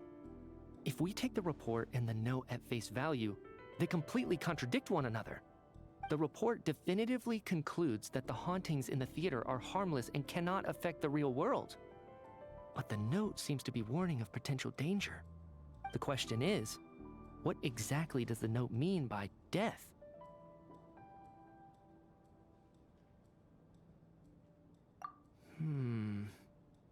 The various ways we could interpret this keyword lead in completely different directions. Let's pause our analysis here for now. I think we need more information.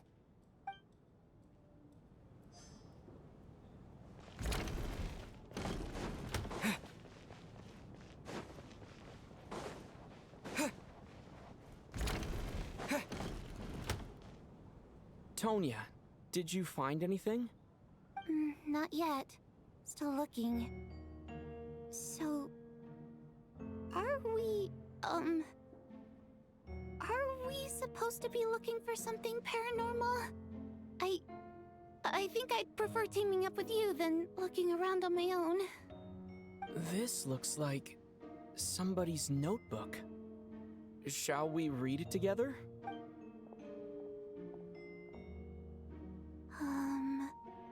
Well, it doesn't look scary or anything, so I guess it should be fine. Alright, let's read it together.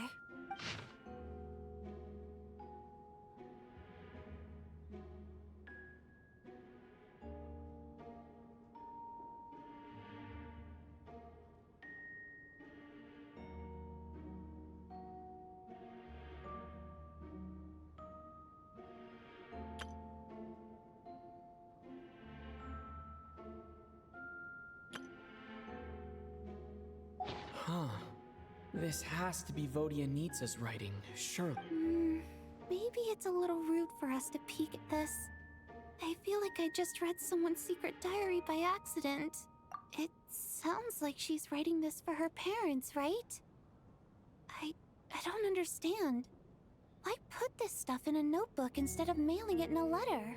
Because her water imp parents belonged to the aristocracy, who were driven out of Snezhnaya by the Tsaritsa long ago. And now they live somewhere new, where the postman can't get to. We're sorry. It's fine. My fault for not storing it properly.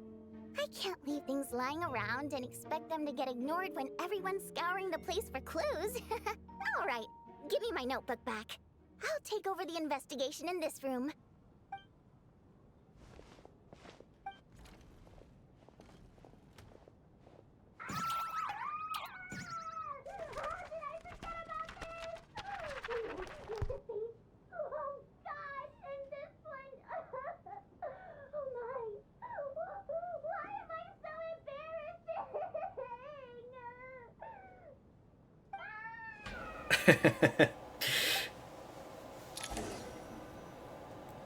If we take all this together, it's not impossible, is it? If anything, it's the natural conclusion. Oh, I beg to differ. This sounds to me like a product of a researcher's vivid imagination. And perhaps it's because I'm still viewing this through the lens of a typical murder investigation. But still, I'm struggling to be persuaded by your theory. Does it really sound that far-fetched? Alright, well, let's treat that as speculation for now. I do agree with what you've said, so let's go with your idea for now. Good. Okay, now that we finally have some meaningful leads, I think it's time to reconvene. Let's get the others.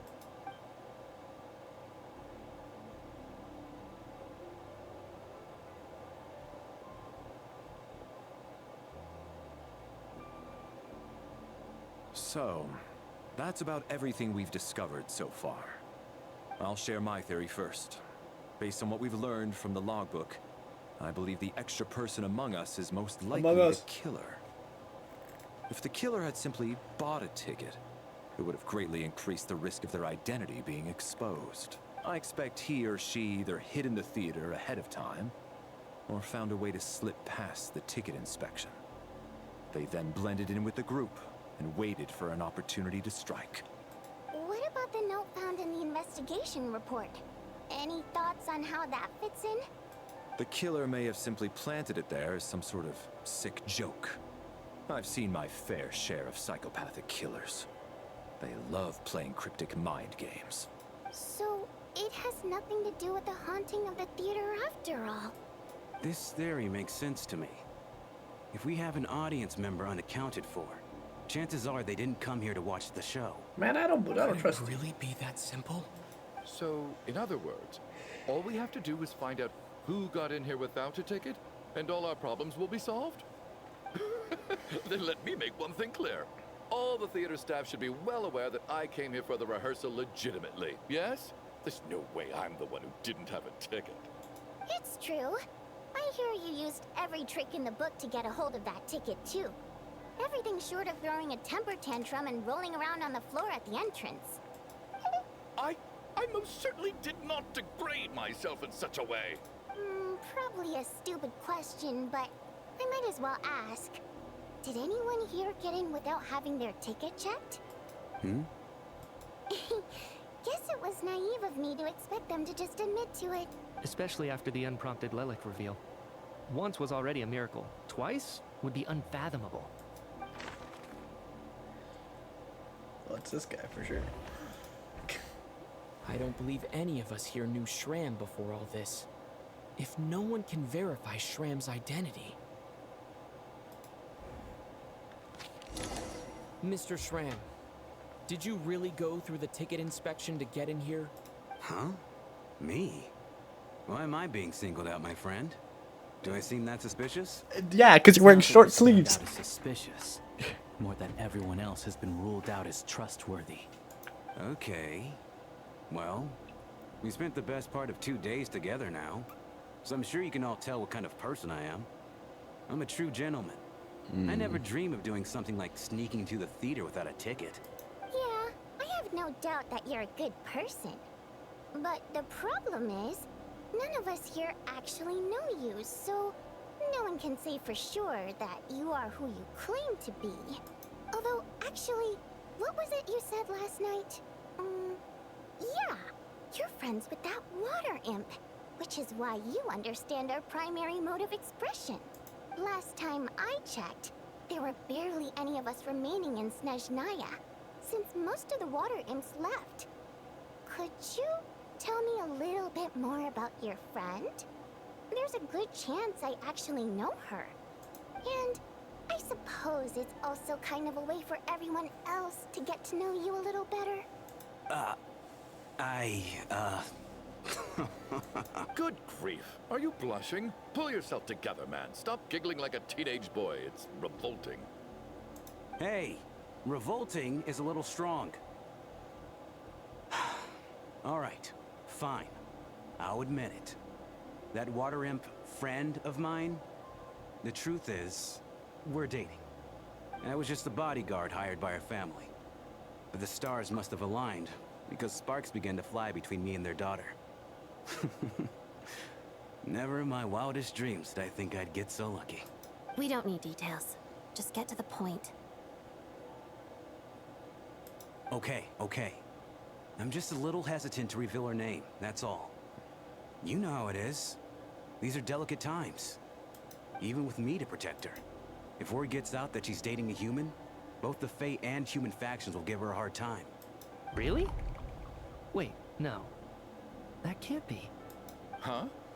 Shram, what the devil are you talking about? Why is everyone looking at me like that? Surely you can understand where I'm coming from. Delicate times? Factions? Yes? You know, the Civil War? Last time I checked, the Fae and the humans were still at each other's throats. If I'm not mistaken, the last significant civil war in Snezhnayan history was over 400 years ago, when Her Majesty the Tsaritsa had just taken the throne. God. And what do you mean, 400 years ago? What's going on here? Is Shram from the past? all right, Mr. Mitya, you win this round. As far-fetched as it is, it appears that your theory may be correct. I'm just as amazed as you are. I didn't even believe it myself, to be honest. Is someone going to explain what's going on here? From the look on your face, you figured it out too, haven't you, Traveler? Yeah.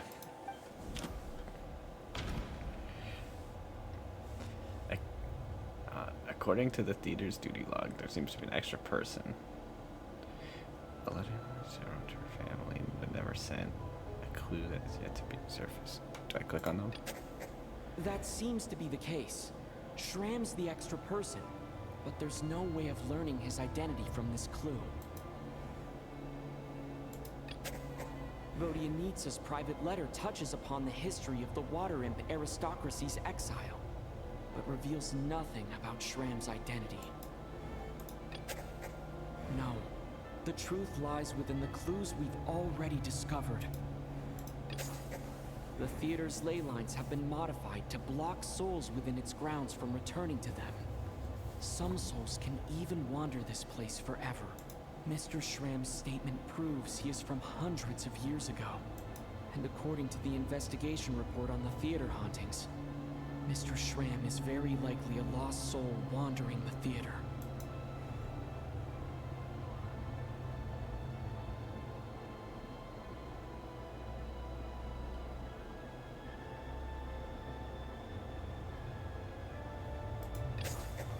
For For some unknown reason, the soul that has been wandering the theater due to the ley line issues has joined our group and blended in. Yeah, that must be the immediate reason why the ticket count doesn't match the number of people present. Death is near. In this case, death is most likely refers to one more recent someone who died a long time ago, murder Lelik. The contents of the investigation report have been verified.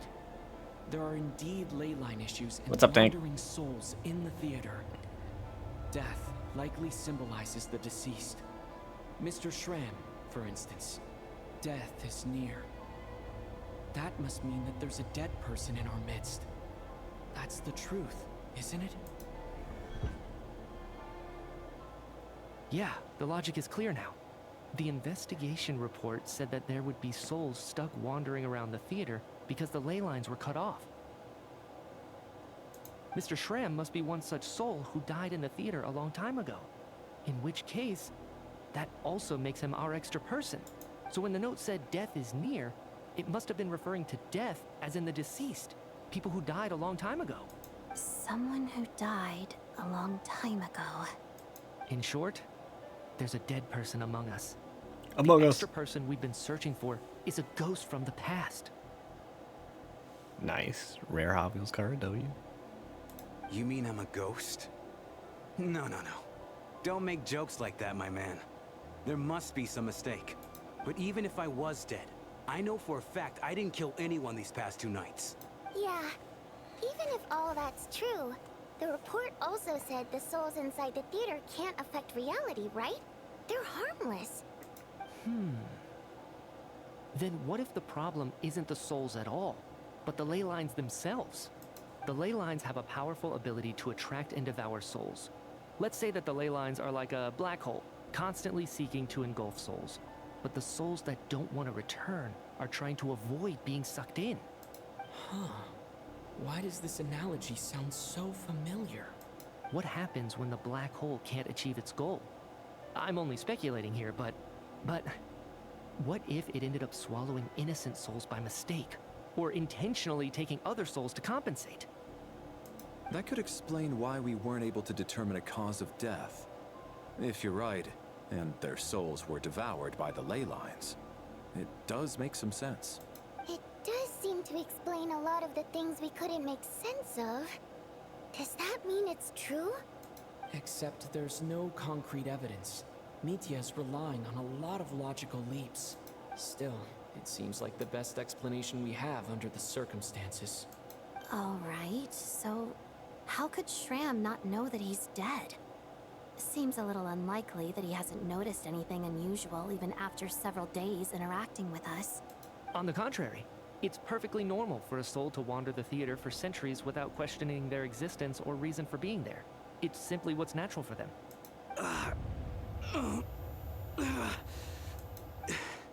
You know what, Mr. Brainiac? I think you might actually be right after all. I'm trying to remember and... even though my head feels like it's going to explode, I think... it's all coming back to me. Monka. I was the one who didn't want to remember my own death, so I forced myself to forget. Well, I'm sure those are painful memories. My lady and I snuck out to go on a date one day. We bought tickets for the theater. It wasn't really my thing, but I was just happy to be together. All of a sudden, a group of people burst into the theater, shouting for all the water imps to get out, performers and audience members included. It was clear the conflict between humans and Fae had reached a boiling point. This time, the extremists were even coming after the water imps who had nothing to do with the war. I thought I could pull one over on them. So I took off my jacket, draped it over my lady, and tried to sneak out amid the chaos. But I got caught. They started shouting, calling me a traitor to humanity. But I was going to do whatever it took to buy our chance to escape, no matter how many people stood in my way. I had to, both as their bodyguard and out of love. It's all right, friend. You can stop there if you want. You don't need to dig all that up again. It's just... even now, I'm still struggling to accept the truth. How could I be dead? I'm sorry, everyone. If I'd known I was a dead man walking, I wouldn't have dragged you down with me. If I'm the cause of all this death, then punish me however you see fit. But, Mr. Shrim... No. I refuse to be a burden. I know what I have to do. You said I've been wandering the theater for centuries, right? I guess it's high time I got a breath of fresh air. Out there, I mean. I'll leave this place, and take all this death with me. Go out on my own terms. Mr. Shram, I'm sure we can figure out a different course of action. My good sir, we both know I'm not supposed to be here. I should have accepted my death long ago. One way or another, this has to end. Unless you're saying this goes against another one of your military principles somehow. No, I'm speaking on a personal level this time. Let it go, man. Oh, wait. One last thing. Miss Wateramp. My lover. Her name was Litia. Litia Ozarova. Do you know what happened to her? Ozarova.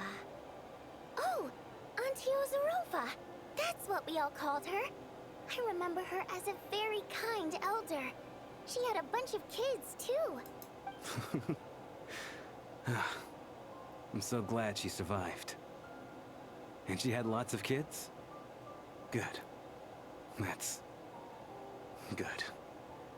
I could hardly expect her to stay single just because of what happened to me, right? As long as she went on to be happy. That's all that matters. Besides, I'm dead. My soul's been wandering around here for so long because I was worried about her. But now, I can go without regret. There's no need to see me off, my friends. I've enjoyed our time together over these past few days. Perhaps we'll meet again in the next life.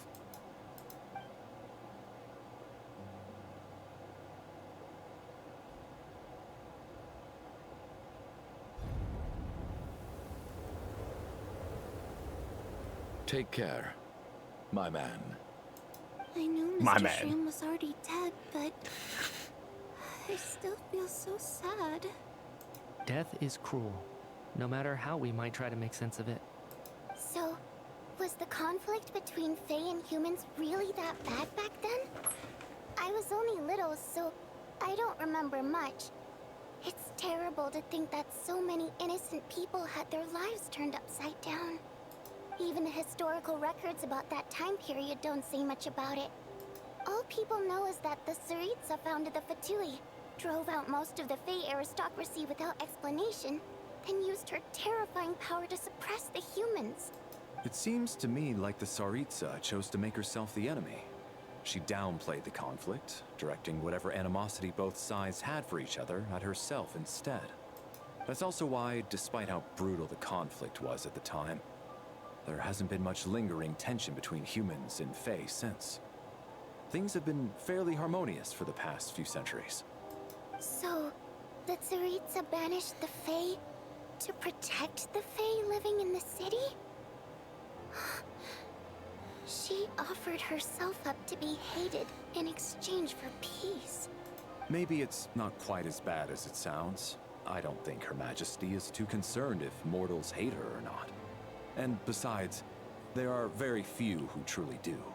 All this time, I had no idea. All right. If Mitia's theory is correct, then I think we can consider this matter settled. Let's all take a break. Ugh, if only this blasted storm wasn't still raging on. Yeah, well, that's to say that's the problem, is we still can't leave.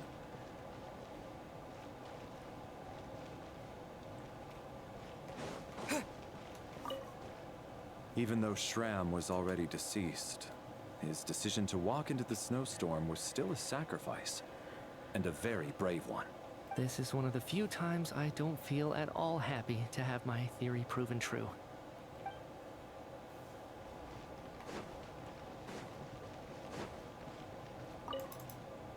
I was actually planning on hiring him as my bodyguard after we got out of here, you know. Oh, poor guy.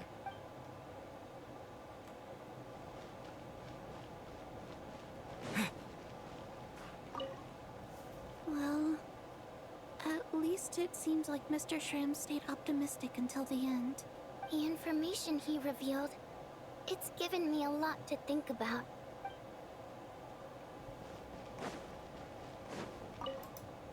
At least the lingering regret that kept him here has been put to rest.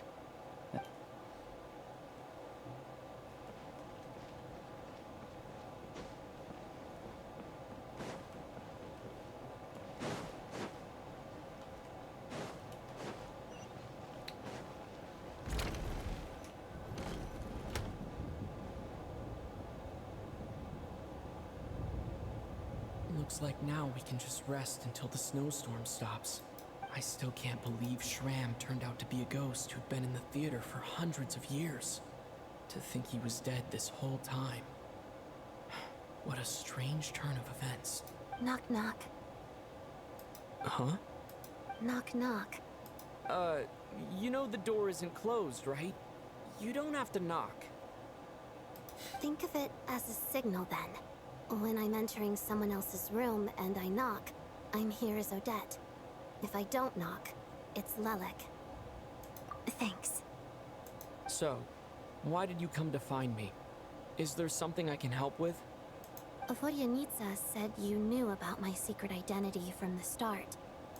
But when everyone was discussing who Lelik could be, you were worried that revealing what you knew would be unfair to me, so you kept it to yourself, right? Yes, I'm extremely grateful for that. It's nothing. I mean, you didn't hold what happened with Signora against me, so I should thank you for that as well. Actually, there's something else as well. I found myself in a situation similar to the one you were in when you helped conceal my identity. So I thought I'd come and ask you for advice. It's about Mitya. Before all of this, the last time I saw him, he was dead. As I'm sure you know, my goal as Lelik was to stop Project Stuzha.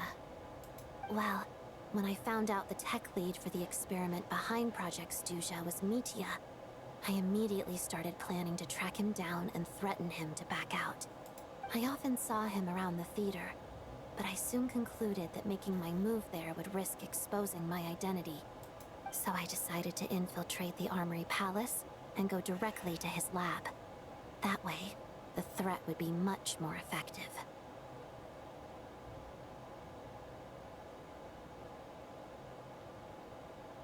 Well, I suppose there was a bit of luck involved, but I am a Fatus, so I already had some familiarity with the building's layout.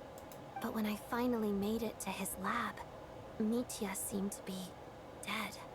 I checked his breathing and his pulse. He had no vital signs whatsoever. I'm certain of that. I thought maybe another anti-Project Stuzha activist had beaten me to it, and chosen a much more brutal method. So I made myself scarce.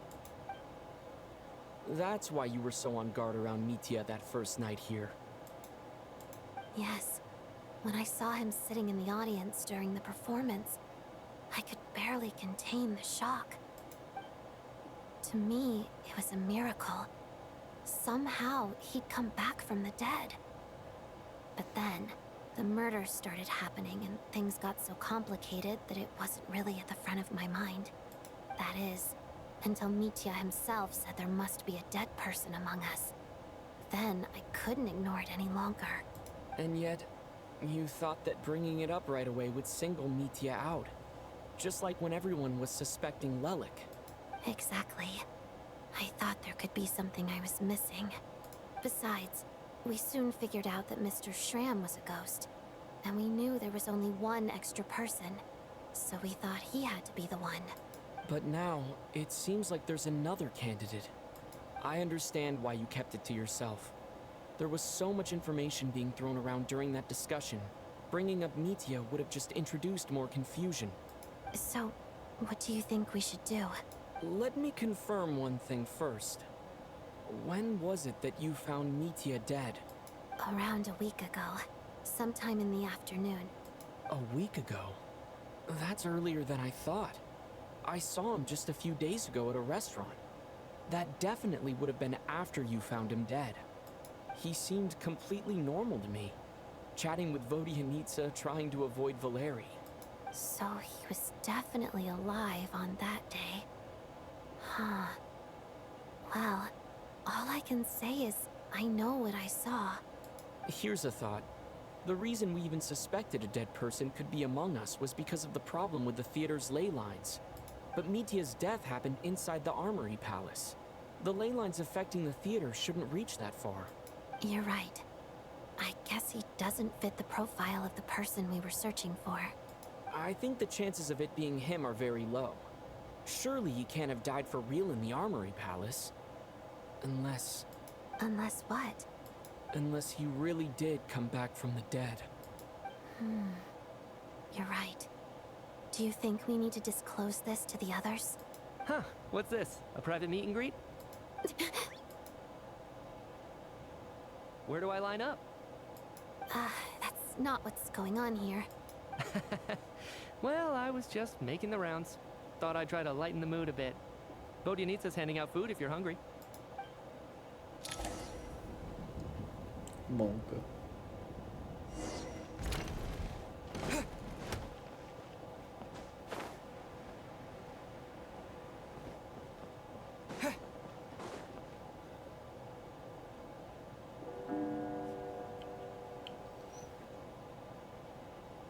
What is going on with this storm? Could it be connected to that monster that just arrived in Snezhnaya? I almost hope it is. Her Majesty the Tsaritsa left to vanquish that beast herself.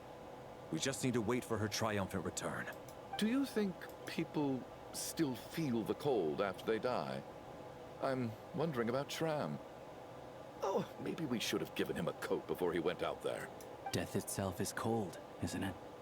I'm sure the storm will embrace him. Well, I hope he has a safe journey. I'm going to miss him, I think.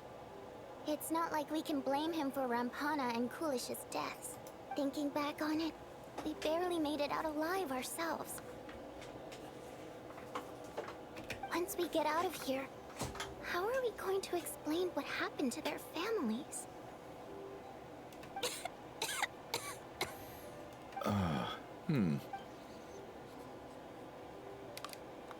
Are you okay? Here, take this. I've never used it.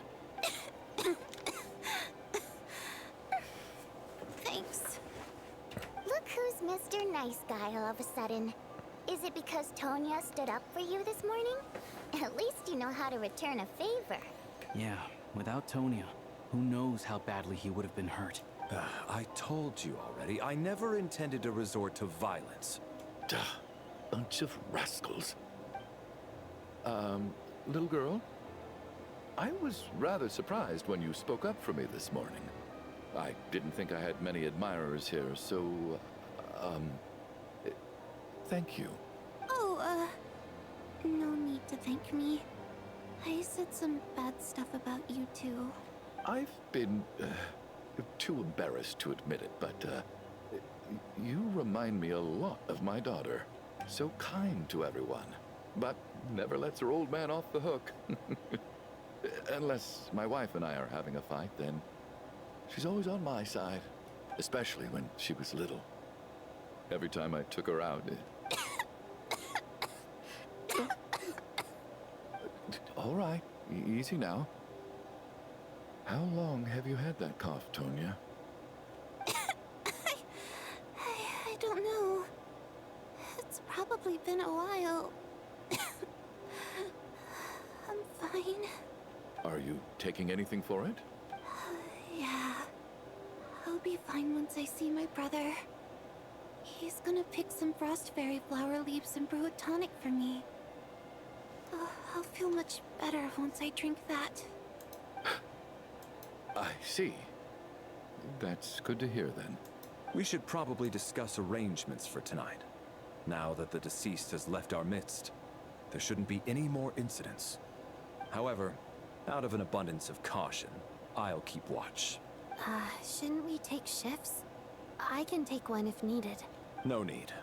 I managed to get a nap in earlier, so I have plenty of energy right now.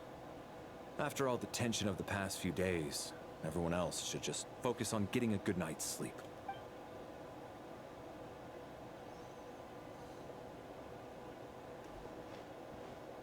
What a long day. This whole situation turned out to be way more complicated than I expected. But Valeri's right. I should just try to calm down and get some rest.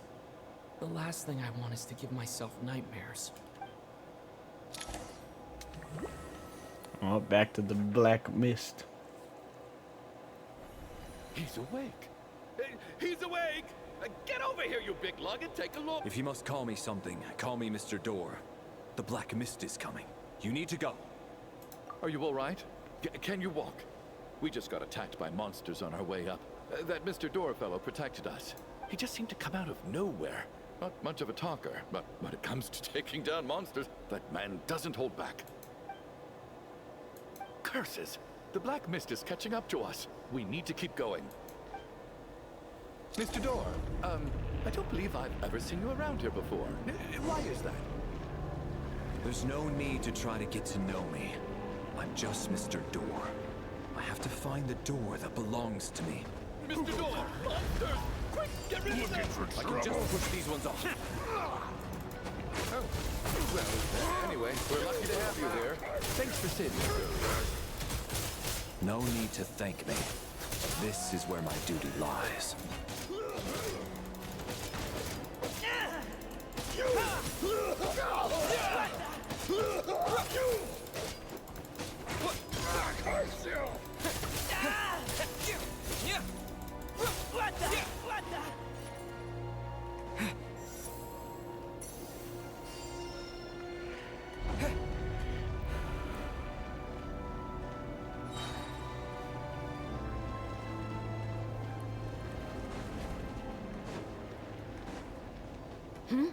So we're doing this the hard way.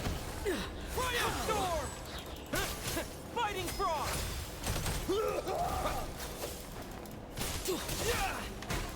You win this. Oh, remarkable work, Mr. Door. Oh, if I had your muscles, I'd do the same.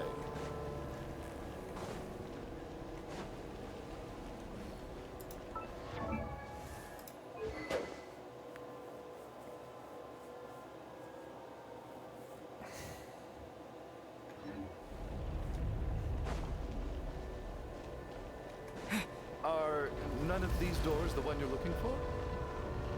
No.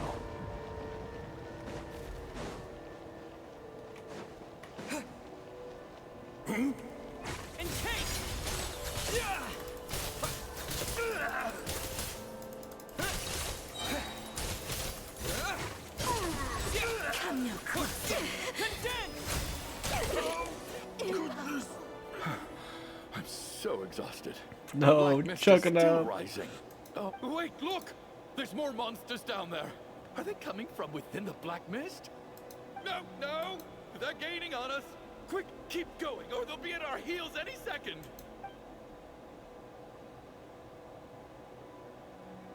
Mr. Door, what are you doing? We need to get out of here. They're coming! Found it. This is my door. What? You mean you're going to stay here? I am a door. This is where my duty lies. So he meant opening. He meant a door for closing, not for opening. No! You saved us. We can't leave you behind. You must keep going. A door can only keep things out for so long. You must make haste. But... Oh, you're right. Let's go. We can't let Mr. Door's sacrifice be in vain.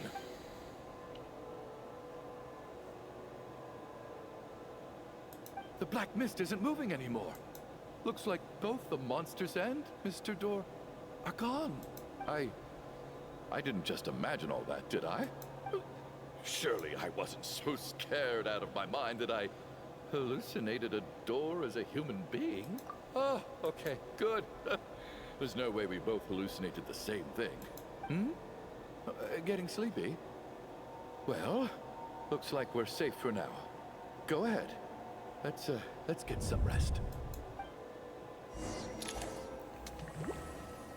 Is Valeri dead? What time is it? Is it morning? I think I had a nightmare. I guess everyone's still asleep?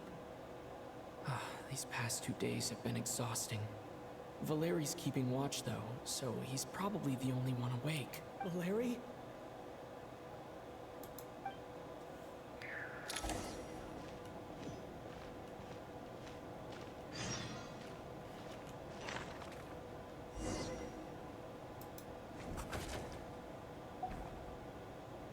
Bro, all the NPCs are dead. It's just playable characters and Tanya and this guy. He looks as calm and composed as ever, even now. Around him it seems sense, as if the gods, in their mercy, finally granted him a moment of rest. Wake up! Everyone needs to wake up!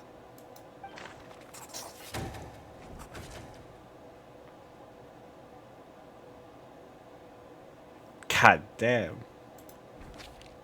Just like the last 2 nights. No clear cause of death. I've been a real thorn in your side, haven't I, Mr. Valeri? Now you can rest in peace.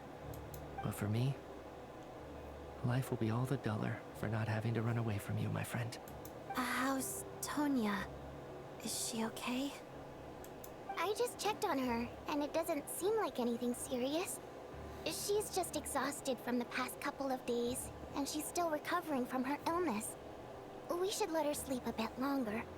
That means Valeri was the only one who died last night. If Valeri was awake and keeping watch, it would have been impossible to kill him without waking everyone else up. That much is certain. This is so frustrating. Why has nothing changed since yesterday? I thought we already dealt with the dead person causing all this. Actually, one thing has changed. There's only one victim this time, not 2.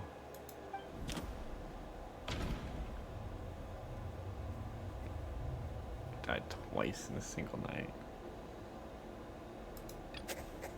No similar cases have ever been confirmed. So this...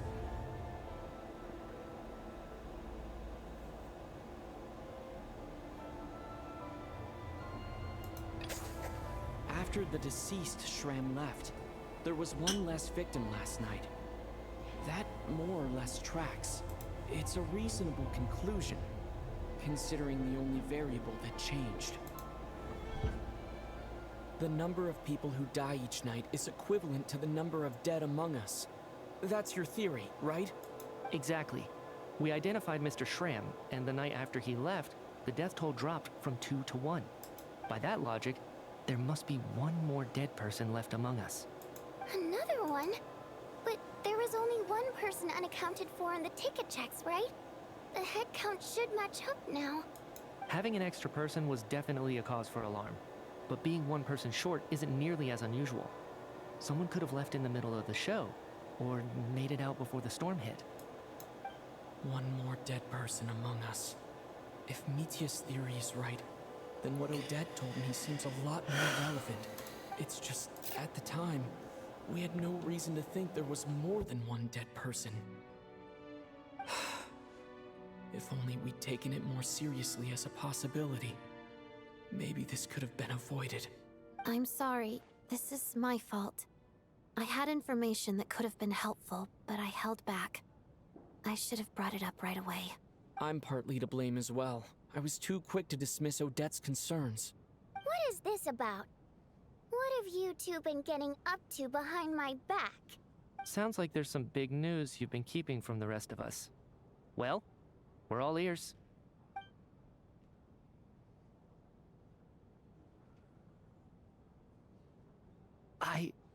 I'm the dead person?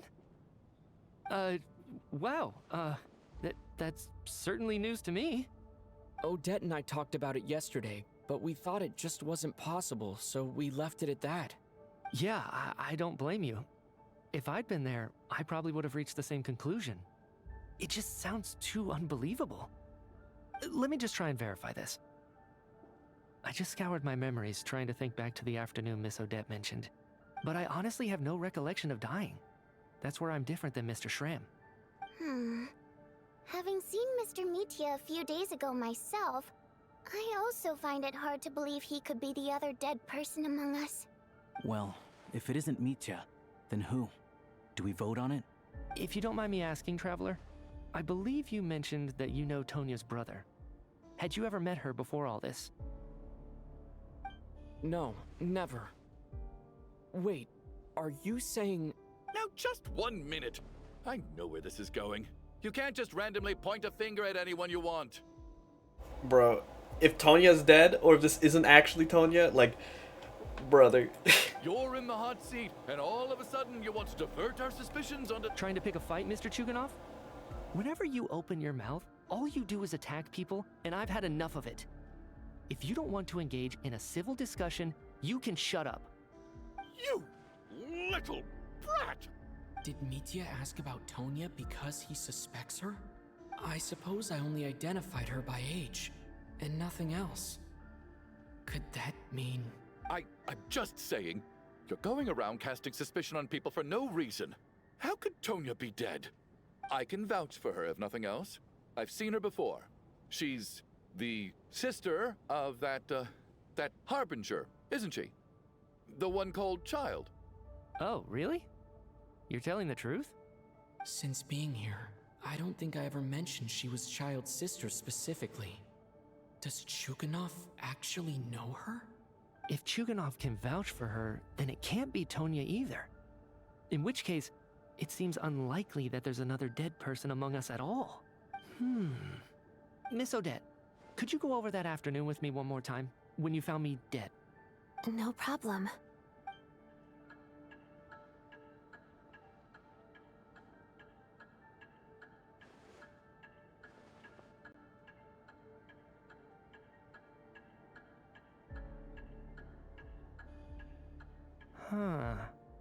No matter how hard I try, I just can't remember anything about dying. But I do remember something else. Miss Vojanitsa, during our last meal together, I told you how some of the researchers were suffering from temporary memory loss. Do you remember that? Oh, yeah. You said it was hindering the progress of your experiments. You thought they were just under too much stress or something. Right. And even though I don't remember dying that day, I'm pretty sure I experienced something like amnesia. Some of my memories from that afternoon are missing. Are you suggesting you're missing the memory of your... Of course. How am I only just realizing this? Humans aren't necessarily aware of their own death. You mean being silently assassinated, or dying in your sleep? Situations like that? The researcher's amnesia. Suddenly it all makes sense. I must thank you, Odette. I think your perspective just helped me reach a breakthrough on a series of issues that have been troubling me for quite some time. All right. It's decided then. I'll be the one to leave today. Oh, leave? Hey, wait a minute. Aren't you rushing into this? What if you're wrong? You'll pay with your life. Come on, kid. Aren't you gonna fight for your life? This seems like a rash decision. I have other reasons beyond what's been discussed. In fact, thinking back, I remember during Miss Odette's performance, while I was sitting in the audience stalls, a brilliant new idea for my research popped into my mind. But then, my train of thought suddenly cut off. I can't remember it now at all, and I didn't take any notes. I guess that must be another instance of temporary amnesia. No. Hold on. I see where you're going with this. You're suggesting that each instance of temporary amnesia is a death, right? There's a glaringly obvious flaw in that idea, no? How can one person die so many times? I believe Miss Odette's account. During the period where my memory is blank, I must have been either dead or in a similar state. All it would take is for the same thing to happen in the theater, and I would come under the effect of the ley lines in this vicinity. This increases the likelihood of me being the deceased, does it not? But... There's no evidence to suggest that anyone other than me is a candidate for the deceased. So allow me, as a scientist, to treat this as an experiment. Please relax, everyone. I don't think things are as bad as they may seem. If I really am the deceased, then to leave the theater will be a relief for me. If, on the other hand, I'm still alive right now, well, apparently you've all witnessed my resurrection recently anyway. Who's to say I won't return from the dead again this time? Mitya's right. This is the only thing we can try right now. I think he's deliberately downplaying the gravity of the situation, though. He probably doesn't want to burden everyone. What is a scientist if not someone who gambles on experiment after experiment in an attempt to obtain the truth? With this snowstorm, the ley line phenomenon, ghosts of the dead, and my amnesia, we've been paralyzed by not knowing and powerless to do anything about it. It's a terrible feeling. But if I do get resurrected, you can be sure that I'll come back with the truth of all this. Just you wait.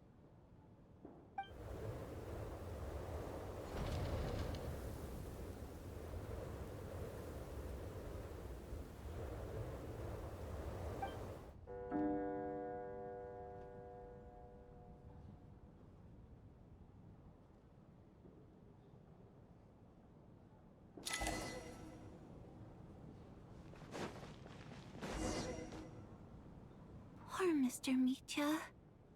I didn't even get to see him one last time. Maybe it's a good thing that you weren't there to see it. It was a hard thing to watch. I hate goodbyes. Why does it feel like everyone around me is slowly disappearing? Not just in here, I mean. In the outside world, too. Maybe it's the realization that, at the end of life, everyone has to face it alone. Come to think of it, the main reason we're still alive right now is pure luck. Each morning here, for every one of us, there's the chance that we might not wake up. You could take it a step further and say that the same is true outside, too. Who can never be 100% sure when they drift off to sleep that they'll open their eyes again in the morning? If I make it out of here, I'm going to cherish every moment that I'm awake and live without any regrets. Without regrets. I feel like a strange sense of anxiety has been quietly growing inside me over the last 2 days. Are you okay? You look really glum. If something's bugging you, let's talk about it. There's only a few of us left here now. After everything we've been through, what's the point in keeping things bottled up? I have a travel companion named Paimon. Alosha and Odette have met her before. She's been feeling unwell recently. You're worried about her, aren't you? That makes sense. We've been trapped in here for days. To be honest, I used to feel like I was just a spectator in this world, watching everything that happens from the sidelines. Maybe it's because I'm a descender. A descender? But with Paimon by my side, over time, I slowly felt my connection to this world growing stronger. She loves eating, sleeping, and having fun, but she's also a great guide.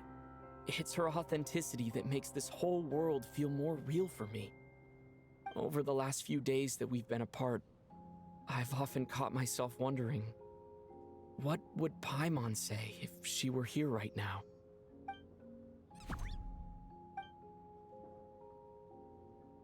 But by the time I snap out of it, the conversation has already moved on, and I'm still in my own little world. I'm trying to overcome this sense of detachment, but I really miss Paimon. I guess, in a way, she means the whole world to me. I bet she misses you when you're not there as well. Maybe you're her entire world too. I don't know if this will make you feel any better, but back when the water imps left Snezhnaya in droves, I also felt like the whole world was suddenly empty. I could be surrounded by people all smiling and having fun, and still feel completely separate from it. So, I totally understand how you feel. Later on, I started to think, maybe accepting the fact that our loved ones won't always be with us is something that takes a lifetime. All we can do is cherish their companionship from moment to moment. So, once we get out of here, you better hurry back to our side as fast as you can. You can't let your story end in regret. That's the trope I hate the most. Thank you. That's exactly what I needed to hear. But Vodyanitsa, if you hate goodbyes too, why didn't you leave with your people? That's just the choice I made. I used to regret it, but I don't anymore. Like I said before, singing is a water imp's primary mode of expression. It's how we convey our emotions. Our songs have echoed through this theater for hundreds of years, each one a story pieced together through moments of joy and sorrow. But does a story exist without someone to read it? To me, the answer is no. So I made the choice to stay. That way, there would still be someone left to sing these songs and listen to their stories. Otherwise, they could have been lost forever. Could you teach me how to understand your people's songs sometime? I want to be able to truly hear them, like Mr. Shram. A fan after my own heart. Thank you, Tonya. How about I sing something for you, and you tell me what you hear? Okay, I'll do my best.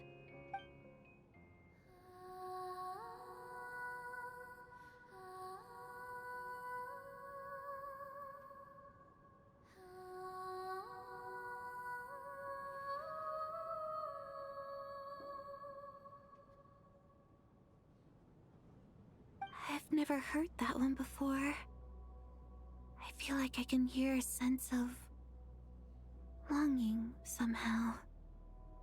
I wonder why that is. Color me impressed, Tonya. You're a keen listener. Most people can only tell if a song is happy or sad. I didn't think you'd be able to pick up on such specific details. So, what's the song about then? Come on, tell me. I've actually never performed this song in the theater before, because it has more of a ceremonial purpose for our people. It's not meant for the stage. It means something like, "May those we have lost watch over us, and follow this song back home in the night, so that we might be reunited once more." No wonder I could hear that sense of longing. You sing it for loved ones who have passed away. I hope it reaches them. It's getting late, Tonya, and you're not well. We should all turn in early. I suppose there's no reason to keep watch tonight. Okay, but, before I go to bed, could you sing that song a couple more times for me, Vodyanitsa? Of course. Anything for my #1 fan.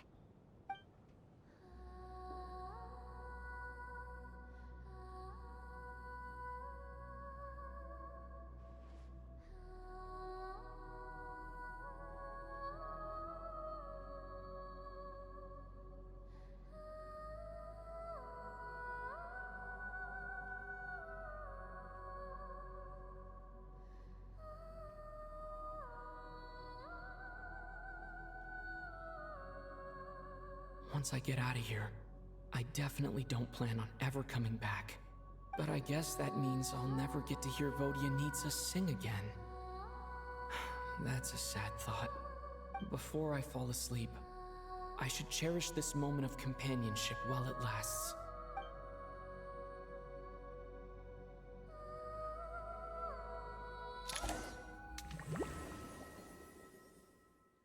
Alright. More juice gossip. Let's go. Where am I? It's so dark in here, and I feel kind of dizzy. Am I alone? Huh? What was that noise?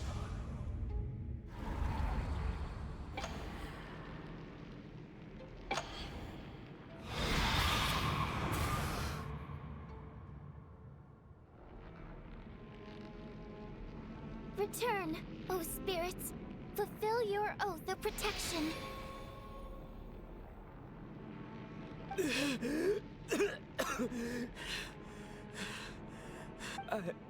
I'm alive?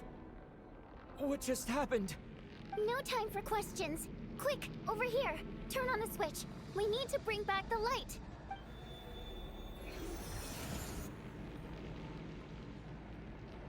Alright, we're safe. The spirit just now is called Night Prayer. The light subdues her, but she'll attack without a second thought in the dark. Sort of.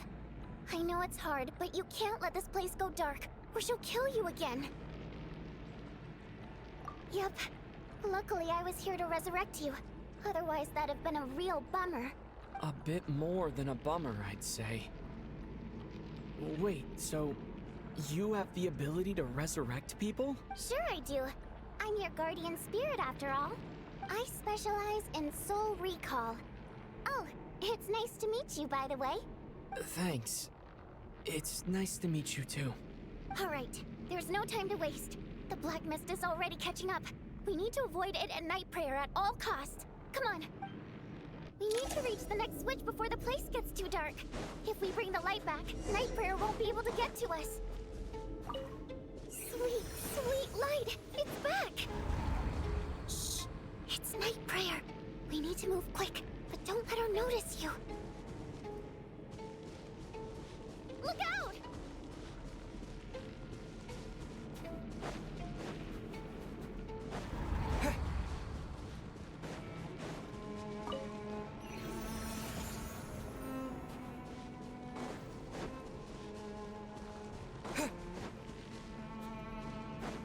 The next switch is over there.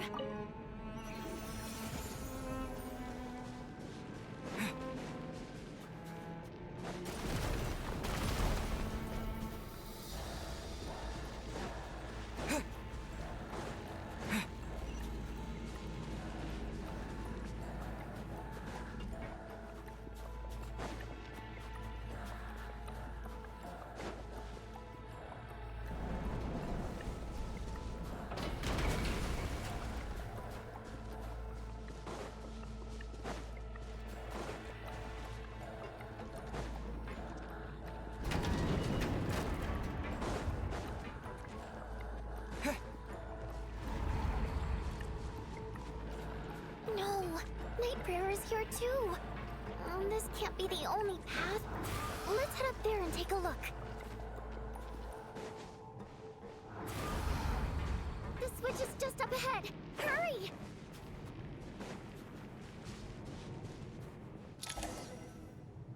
It's too dark.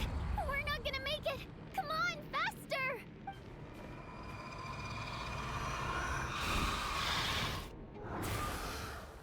Traveler! I won't let you die like this.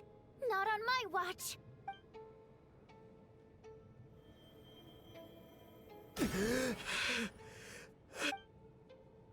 Even though it's not permanent, dying is definitely not a pleasant experience. Great. You're back. Yeah, thanks to you. Time for you to get out of here. Quick, before the light runs out. What about you? You're not coming with me? I can't. I've already been used up. A guardian spirit's skills are finite. I can only resurrect someone so many times. I might not look any different, but my essence has been exhausted. Now, I will slowly start to fade away. I can go no further. The black mist is where I belong. It's okay. Why didn't you tell me sooner? Because it wouldn't have changed anything. That knowledge would have just burdened you. And a guardian spirit's role is to protect. But... Go. Now, before it's too late. I already hear Night Prayer approaching.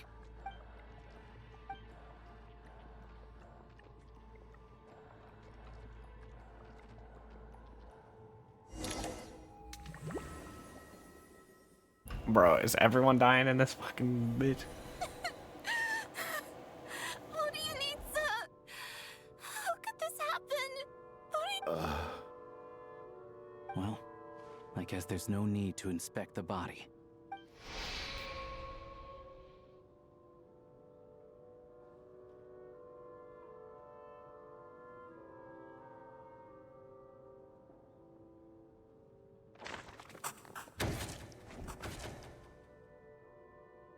This wasn't supposed to happen.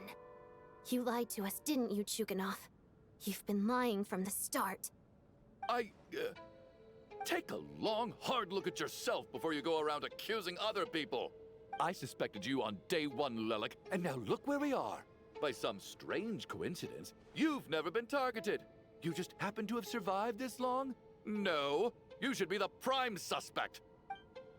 And you, little hunter, ever so content with staying on the sidelines. Yet, you were the one who stopped us from leaving from the start! Why are you trying to keep us here? Now you're just lashing out indiscriminately. That's either a sign of anxiety or a guilty conscience. Where was all this passion and bravado before? Decided to fight until the bitter end. Is that it? Is that a threat? Fine, bring it on. You think I'm afraid to die after all this? You want to kill me? Go ahead. I'd like to see you try. After all the trauma of the past few days, everyone's been pushed to the breaking point. Valeria and Mitya aren't here anymore. Someone else needs to step up and take charge. But first, I need to think this through. Considering everyone left, who's the most likely candidate for the deceased?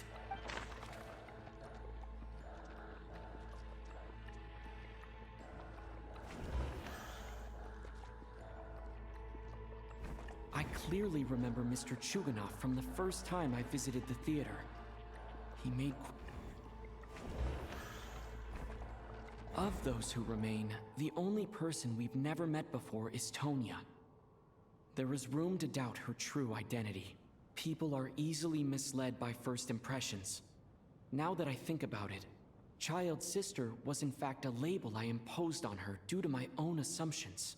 But Mr. Chuganov vouched for Tonya's identity yesterday, with basically no other possibilities left.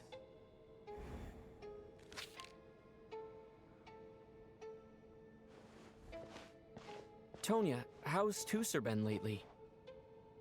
Tusser? Your brother Ajax must have mentioned me in his letters home, right? Did he say anything about a blonde traveler? Bro, cut. No. And my brother's name is Razik, not Ajax. Ugh. Chuganov, looks like it's your turn to do some explaining. Yesterday, you said you could vouch for Tonya. Why did you give us a false testimony? I knew you were behind this, Chuganov. You've been lying through your teeth from the start. Everything about you is fake. Down to the wife and daughter you're always talking about. Your entire family man persona is a charade, isn't it? That night, when I infiltrated your place as Lelik, I noticed you were home alone. Didn't think much of it at the time. Just thought everyone else was out. But thinking back on it now, that doesn't seem very likely. My guess is, you live alone, don't you? Even that was a lie? But why would he lie about having a family? Oh, curses! Oh, why is there no end to this blasted snowstorm? If it would just stop! If it would just stop. I think I remember now. I know how I ended up here. It feels like a distant memory. But at the same time, it's just like it was yesterday. The reason I'm always coughing is because I got sick with frostbite. The locals usually call it the snow cough. It's not a very common illness. It's partly genetic and partly caused by the cold climate, but it can be fatal. They sent me to the hospital as soon as they found out I had it.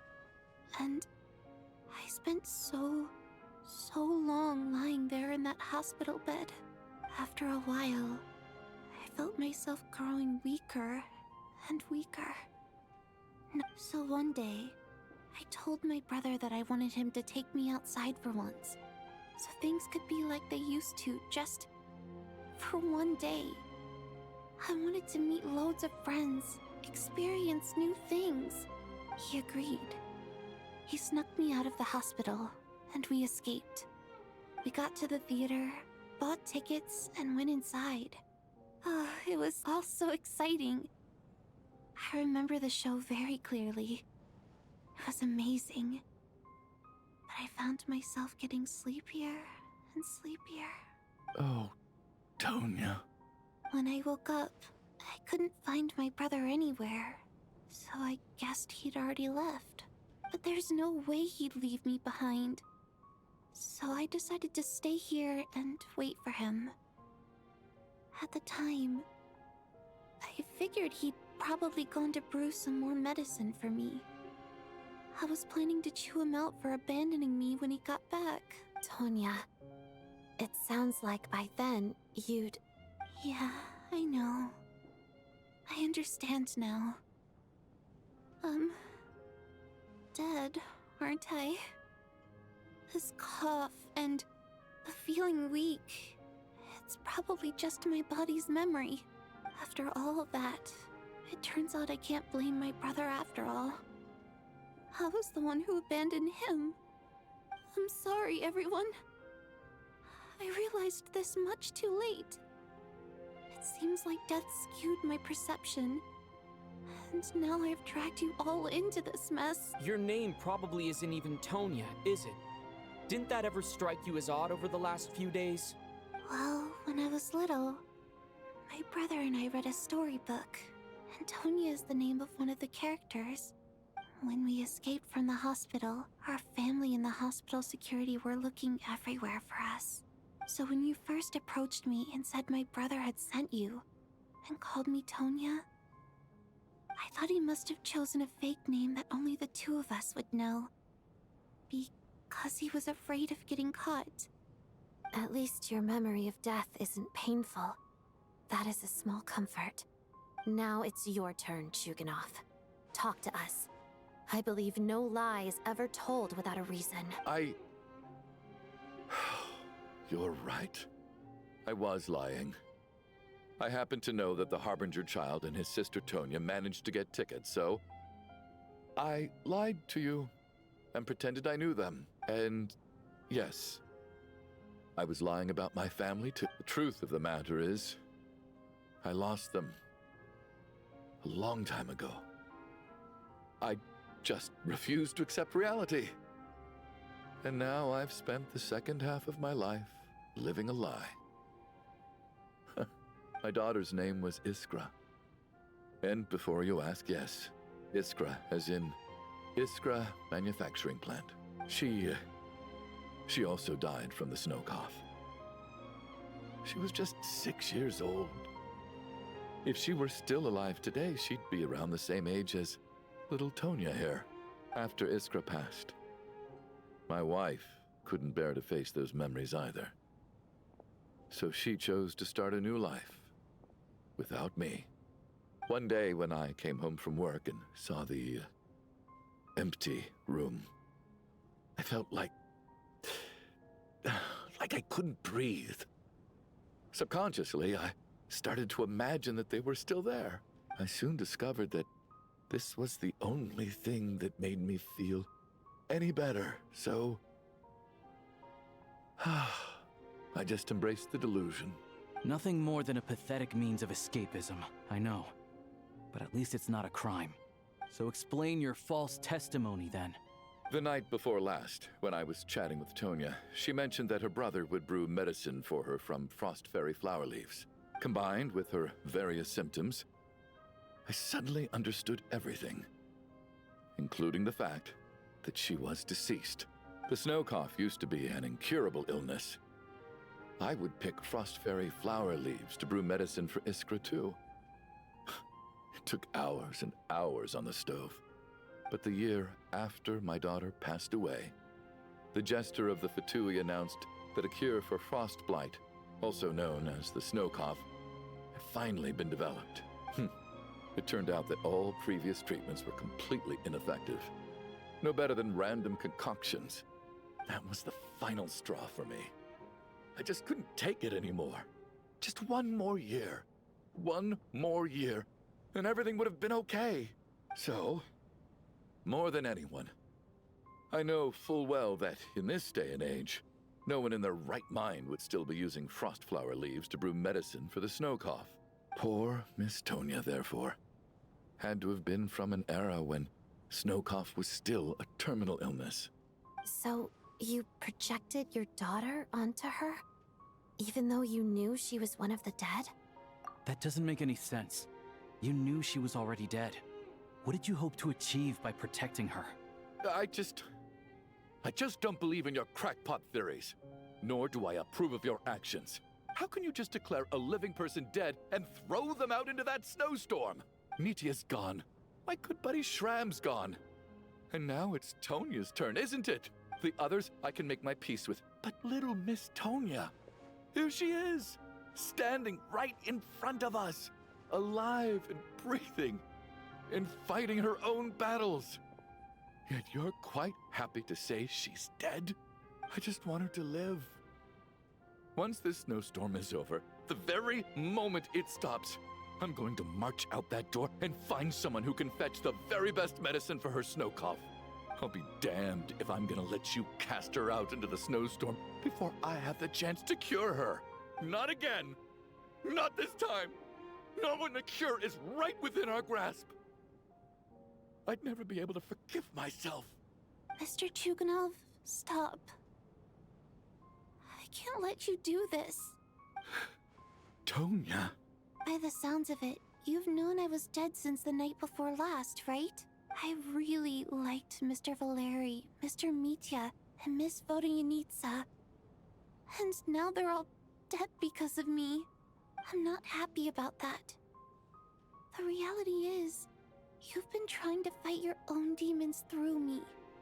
But all you've really done is trap me inside your delusion along with you. No. Listen to me. I want to save you. I do. Well, at this point, I'm quite sure that I'm dead. I don't need to be saved. The time I got to spend with all of you is more than enough for me. Despite all the bad things that kept happening, I got to meet so many interesting people and spend so many days and nights by your side. Since the day I escaped that hospital until now, this has been an adventure I never even dared to dream of. I'm very fond of you all. If it were only possible, I'd trade my soul to bring back the ones who died. If it meant things didn't have to end. And that's why I'm not fond of you at all, Mr. Chuganov. It's them that you owe an apology to, sir. Not me.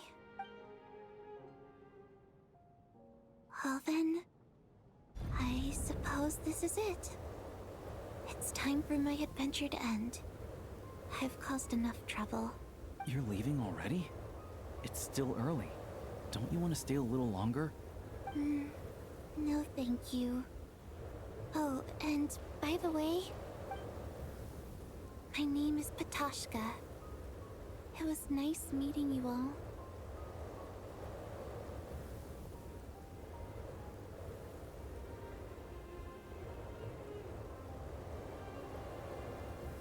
Feels strange that we're only being properly introduced now that it's time to say goodbye. Tashka.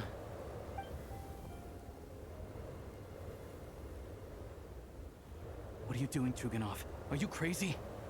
Let me leave. I can't keep lying to myself anymore. In your dreams. Don't think you're getting off that easy when you had a hand in the deaths of so many people. The Fatui have honed quite an array of enhanced interrogation techniques since they were founded. Once we're out of here, Lelik will personally give you a taste of every last one.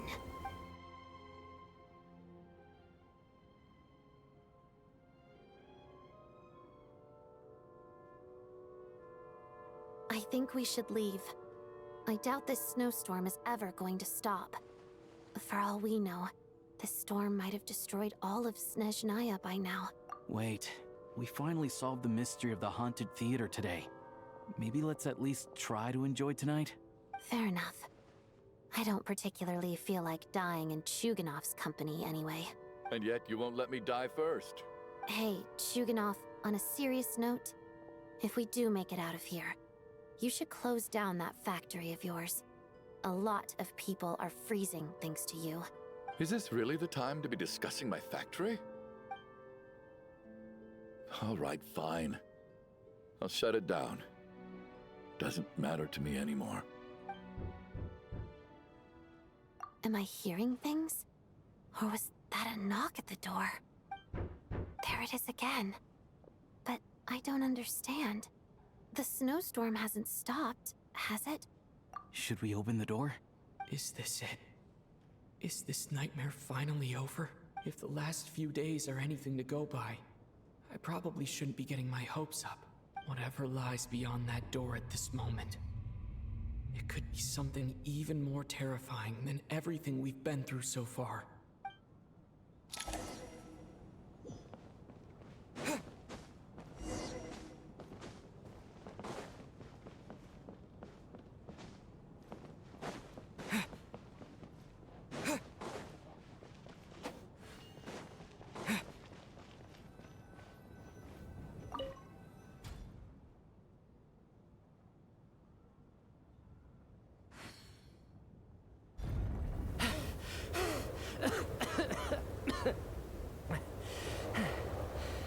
Hey everyone, I'm back. How are you doing? Feeling any better? Much better, thanks. Whew, it is so good to have you guys here. I was a little worried that the theater would be empty by the time I got back. Let me see. Tonya and Vodyanitsa are missing, which means Vodyanitsa died last night. And then you discovered that Tonya was the other dead person. Am I right? Not Tonya. Petashka. First, tell us how you made it back here. Given the conditions outside, no one should be able to return alive. You're right. The thing that got me back safely was a song. I heard someone singing. After walking into the snowstorm, my mind grew hazy. I don't know how long I walked through the storm before my mind completely slipped away. Then, suddenly, I heard the sound of singing. The voice instantly brought me back to my senses, and I regained consciousness. So I followed the voice, searching for the source of the singing. I searched and searched, until finally, just a few moments ago, there was the entrance to the theater, right... I've actually never performed this song in the theater before, because it has more of a ceremonial purpose for our people. It's not meant for the stage. It means something like, "May those we have lost watch over us, and follow this song back home in the night, so that we might be reunited once more." That must have been Vodyanitsa's Requiem. Who knew it actually worked? That song is meant to guide the souls of the dead. Mitya, that must mean that you... Huh. No kidding. Huh, seemed like I guessed right then. This is what I've been so desperate to tell you about. When I first stepped out of the theater, I was still quite lucid. My memory of it is still pretty intact. I remember the outside world being completely different than what I'd expected. It was like this was a world where only the snowstorm existed. There wasn't a trace of any humans or buildings ever having been there. I don't know how else to describe it, except to say that it just didn't seem like the real world. And as for the Requiem, if I was guided here by Vodyanitsa's song, it can only mean that I must already be dead. And this is my soul, not my body. But I didn't experience a clear moment of death while I was out there. Nor do I feel any different now than before I walked into the snowstorm. You don't seem any different to me either. In fact, this is something I've been wondering about for a while now. If souls aren't physical, shouldn't they lack tangible form? Both Shram and Petashka were clearly deceased, and yet their souls didn't look or feel like ghosts at all. They were visible, tangible, no different than you or me. This raises a truly terrible thought. Is that really what Mitya is suggesting?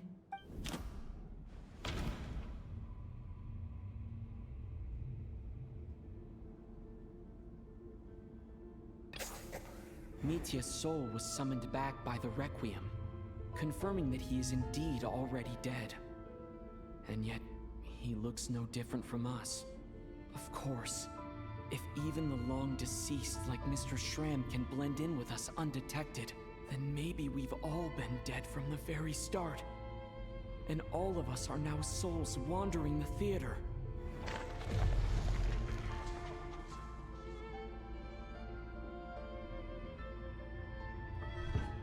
Yes. I think that this is probably the afterlife. What did you say?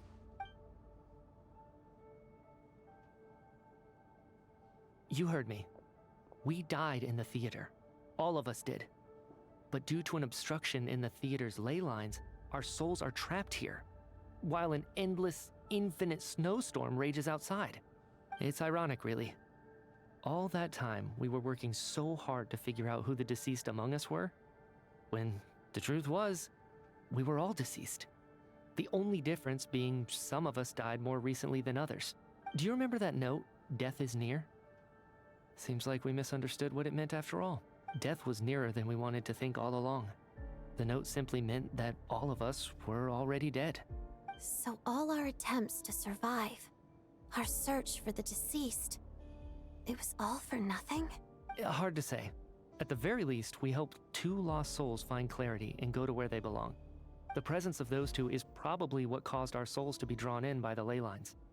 In which case, the deaths we've awoken to over the past few days were just souls returning to the ley lines for good. If what you're saying is true, doesn't that make us the lost souls now? Huh, no wonder. This afternoon, when I was moving Vodyanitsa's body, I noticed that the other bodies in the room hadn't decayed one bit after all these days. That's further proof that those aren't physical bodies at all, but merely our shells here in the afterlife. Am I really dead? This doesn't feel real to me at all. No, that's impossible. This cannot be how it all ends. I still find it hard to believe that all of us are dead. How exactly did we die in the real world? None of us have any memories of dying, right? Not even knowing how we died is preposterous. Good grief. Surely there has to be some reason. Exactly. It's hard to rest in peace when you don't even know how you died. It gave me lots to think about as I strode out into the snowstorm. I racked my brains trying to remember the cause of my death, the exact moment I died, the root of all of this, right up until my consciousness faded. Wait. Hold on. Right before I lost consciousness, I think I saw something. I can't remember. And I think I lost my notebook and pen. Mitya, your hand. Is that blood on your fingers? Huh? You're right. There's blood on the fingertips of my right hand. Looks like it's already dried. When did that happen? What the? I guess this was what I saw. Oh. I must have desperately drawn it in my own blood right before losing consciousness. What's wrong? Do you recognize the symbol? It's Renova, the ruler of death. Let's go. Alosha, do you still remember that Snezhnayan folktale you told me about? It was about the Grim Reaper. When someone's about to die, he appears as an incarnation of someone familiar to guide their soul into the afterlife. And as soon as you recognize his face, your life is over. I heard a similar tale when I was little. You think the Grim Reaper in this story refers to the ruler of death you mentioned? That's right. In which case, death is near could also mean that the Grim Reaper is here disguised in a familiar form. Death, the deceased, and the Grim Reaper? So it's a triple entendre. When I first saw this note, I thought it contradicted the investigation report. But now it seems like that was the whole intention. So the Grim Reaper deliberately misled us. Then, we started suspecting each other and searched for the deceased while they hid in plain sight. By that logic, the one person most likely to be the Grim Reaper incarnate is...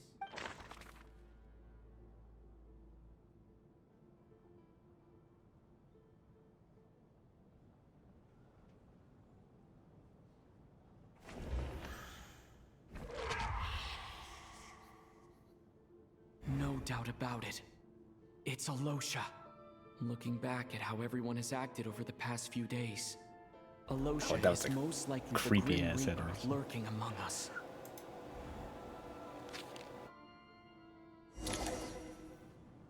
Is it you, Alosha? You were the first to discover the investigation report. I'm ready. And you had plenty of time to slip the note inside to mislead us. So? Surely you can't suspect me based on that alone. What if someone else found the investigation report first, slipped the note inside, and then put it back without telling anyone? There's no denying it. The note could easily have been slipped in much earlier than it was discovered. That's not all. I've also noticed that although on the surface, Valeri, Mitya, and sometimes I were the ones taking charge of the situation, looking back now, even though you didn't say much, you were always subtly guiding everyone from the sidelines. What do you mean?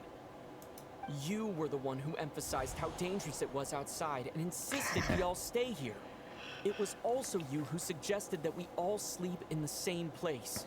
And earlier today, you tried to convince Patashka to stay. I don't understand why, but it was out of character. So, you didn't understand my intentions, and now you're assuming the worst. Seems pretty unreasonable if you ask me. He still won't admit it. Fine. Let's see how he responds to the most damning evidence of all. The biggest question I have right now is, if the Grim Reaper is impersonating Alosha, then where's the real Alosha?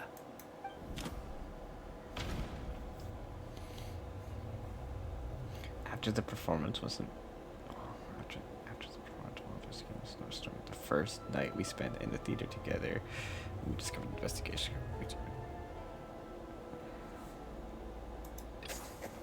That's right. This right at the start. Before any victims had even emerged, Alosha was switched with the Ruler of Death while everyone's guard was still down.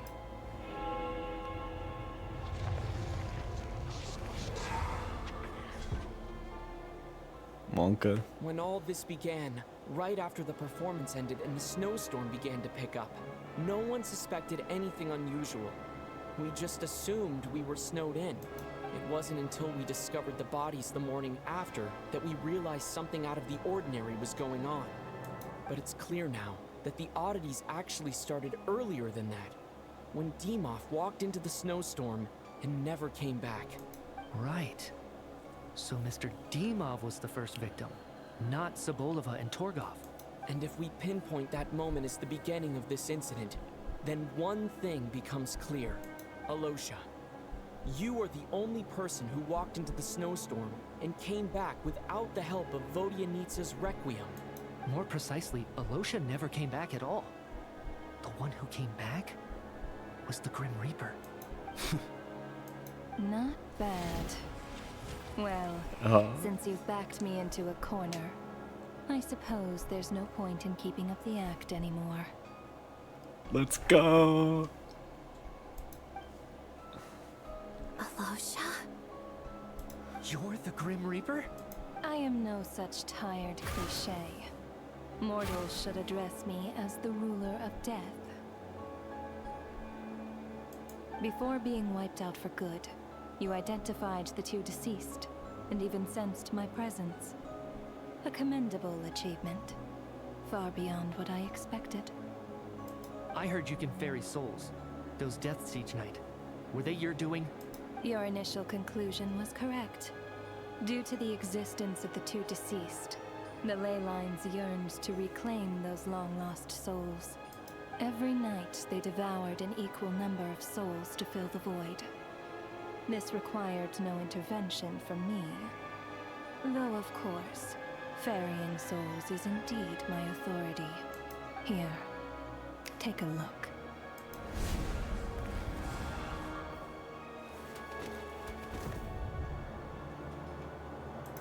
What are you doing? That takes care of today's two. Don't get so worked up. You are already dead, and your souls must return to the ley lines. I know we're already dead. You murdered us, didn't you? Murdered? No. Murder is when mortals usurp my authority. Death is my jurisdiction. If I require someone to die, I need not resort to such laborious methods as murder. You simply met the criteria to trigger my curse of death. I know about the curse of immortality. So there's another death-related curse too? You cursed us? When? And why would you do such a thing? So often, humans pray to me, begging to know when their death will come, and what form it will take. But few people ask why. If you must have an answer, know that death comes simply because one's time has come. So you're not gonna tell us the truth? Hold your tongue. By all rights, you shouldn't even be allowed to speak with me. Those angels from the past are to blame for the reckless renovation of the ley lines here. It's made my work on this occasion infuriatingly complicated. Work? So trapping us here, making us watch our friends die, that's just another day at work for you? You clearly have a lot of questions. Fine. Oh, As a boy. reward for your remarkable accomplishments over the past few days, I shall answer a few of your inquiries, provided they aren't too unreasonable. After the physical body dies, the soul must return to the ley lines for that person's death to be considered complete. My work encompasses the entire process of death, including, naturally, the guiding of souls into the ley lines, with which you are now so familiar. You must also be rather familiar with Natlan's Night Kingdom, I presume? It was I who supported the creation of the Night Kingdom. It provided a convenient means of guiding the souls of Natlan. Here, too, the ley lines connected to the theater underwent some modifications. The angels hoped to make them capable of accommodating the souls of some special creations. But this actually hindered their ability to accept ordinary souls to some degree.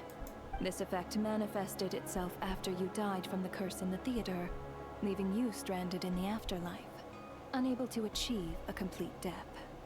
But if souls who die from the curse of death fail to return to the ley lines within a short window of time, they will miss their chance for good.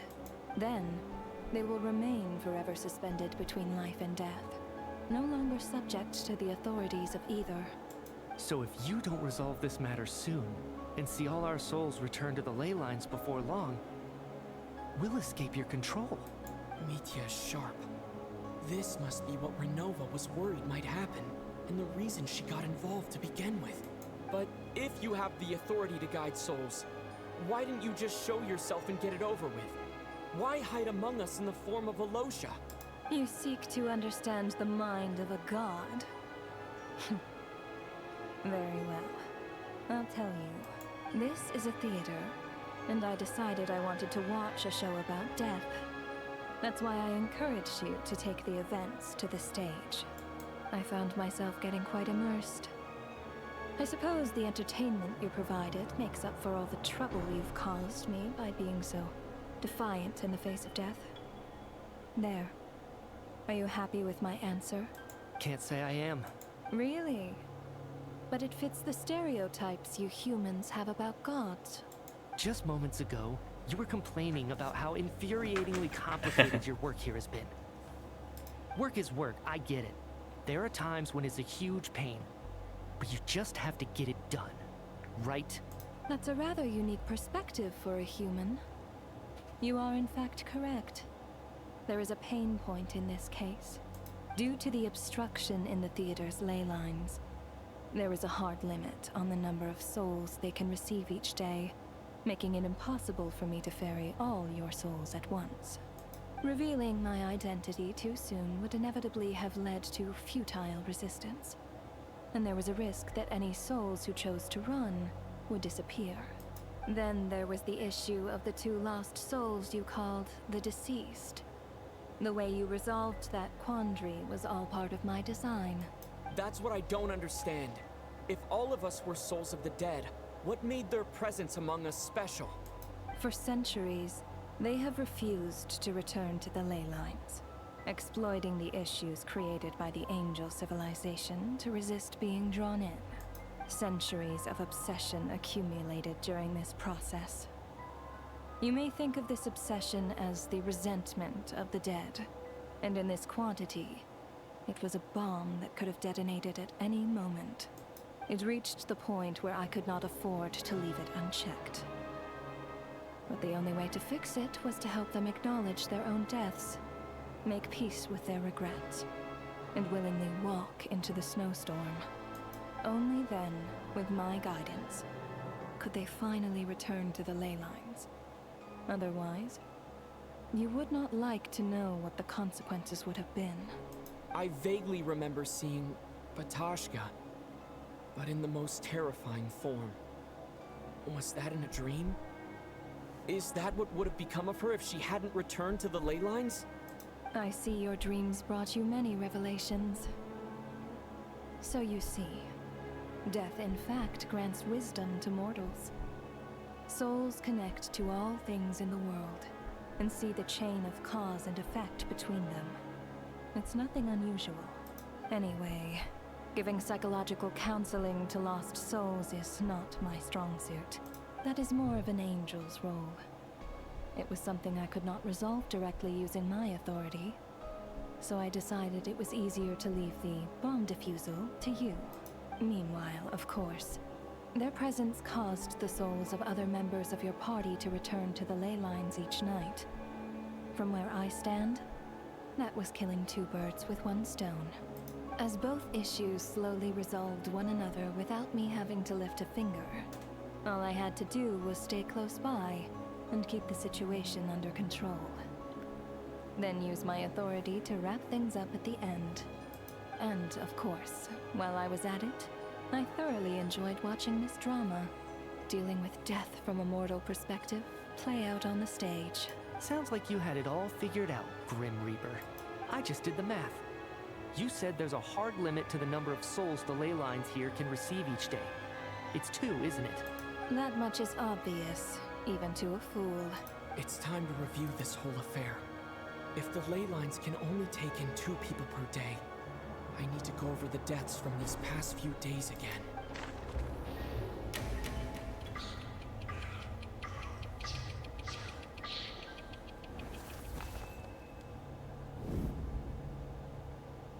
Looking back now, none of us had the faintest idea at the time.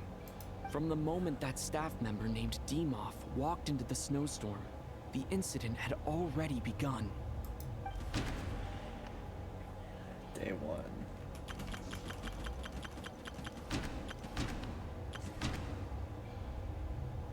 It was these 2, right? No.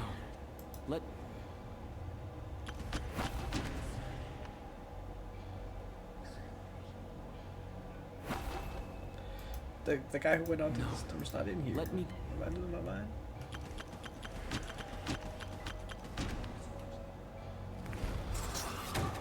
Okay. Alosha was the second to walk into the snowstorm after Demoff to investigate. During this process, the ruler of death assumed his identity, making him one of the victims.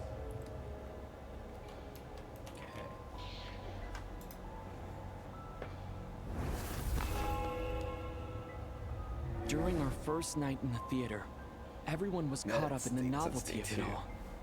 No one could have expected there would be victims the very next morning. Despite all the confusion, and with the help of hindsight, we finally began to realize that something was amiss with the snowstorm. That was these 2.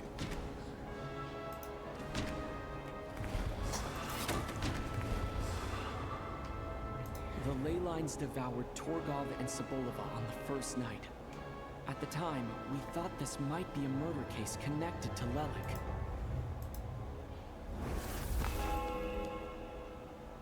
Odette and I spoke a lot that night. 3 people were on watch, but in the morning, we discovered that someone had fallen victim all the same.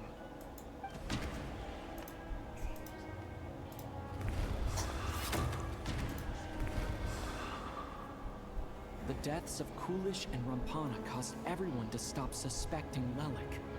Unexplainable phenomena occurred one after another, leading Mitya to suspect that we were caught up in a supernatural event.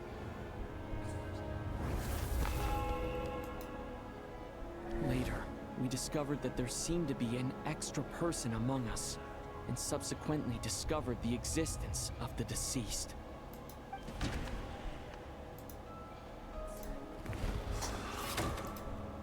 Mr. Schramm realized he was the deceased and walked into the snowstorm to return to the ley lines of his own accord.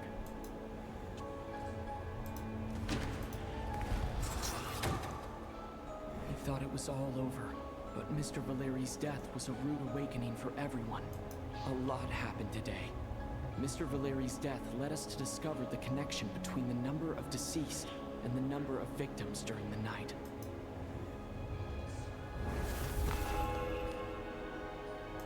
The fact that there was more than one deceased seemed to bring us back to square one. Odette revealed some information she had been keeping to herself.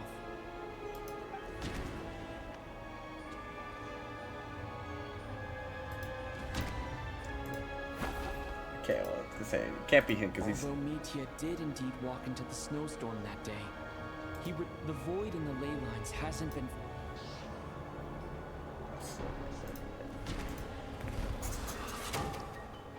As it happened, Patoshka filled the void left by Mitya's return from the ley lines by walking into the snowstorm this morning.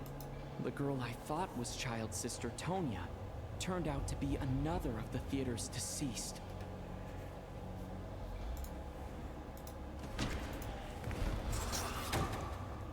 Vodyanitsa was swallowed by the ley lines in her sleep, but the requiem she sang before falling asleep was quite a game changer.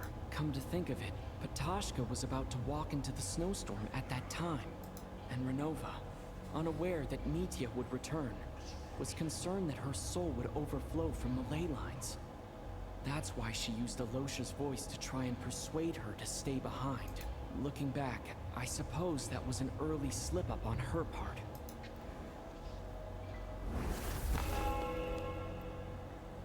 No one could have expected anyone who walked into the snowstorm to return.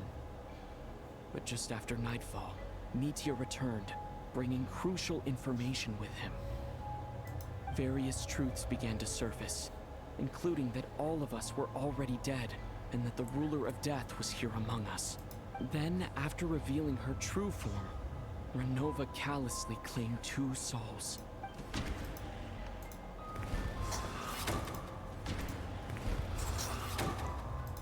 In fact, everyone was already dead by the time we took the photo. And in the days since, we've experienced many more partings in the afterlife. Now, only Mitya and I remain. And the true culprit behind everything still stands before us. In Mitya's eyes, I see the same anger and frustration that I feel. That covers everything.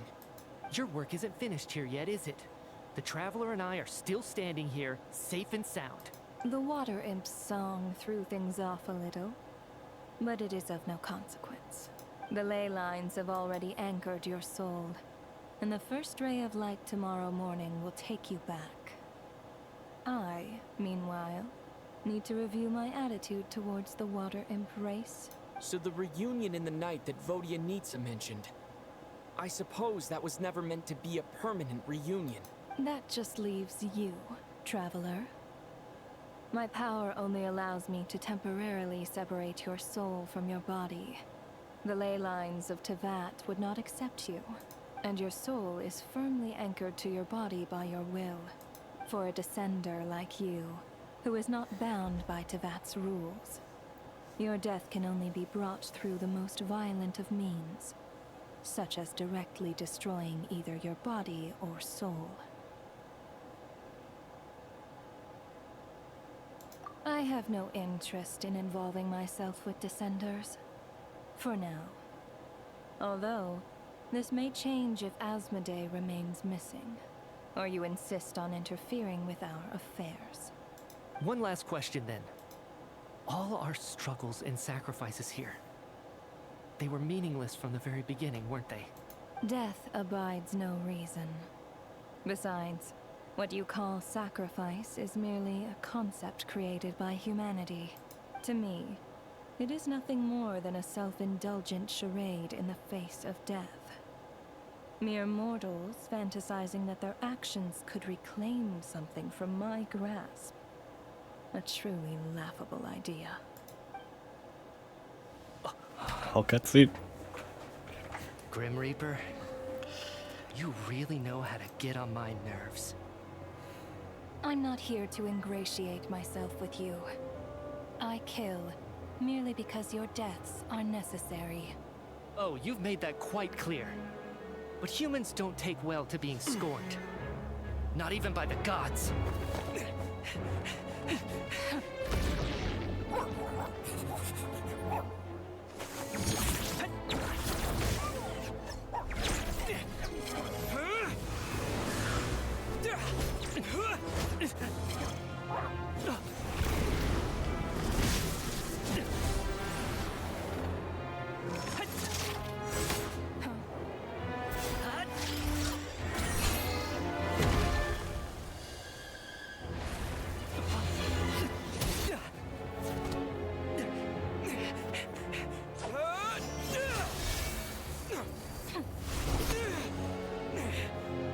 This is futile.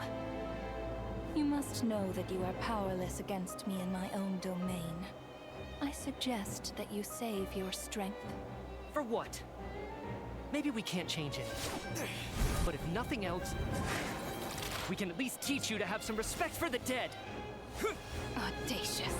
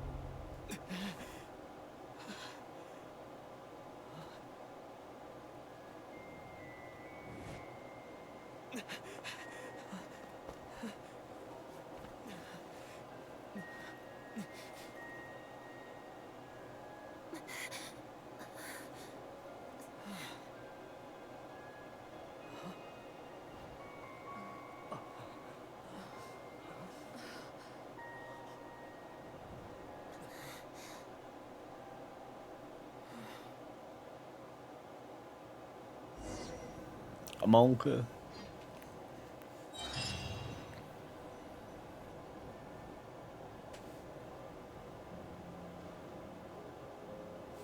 How are you holding up, Odette? What happened to me? How much do you remember? What do you mean? Is the performance over? I can't seem to recall what happened. Has Odette already forgotten?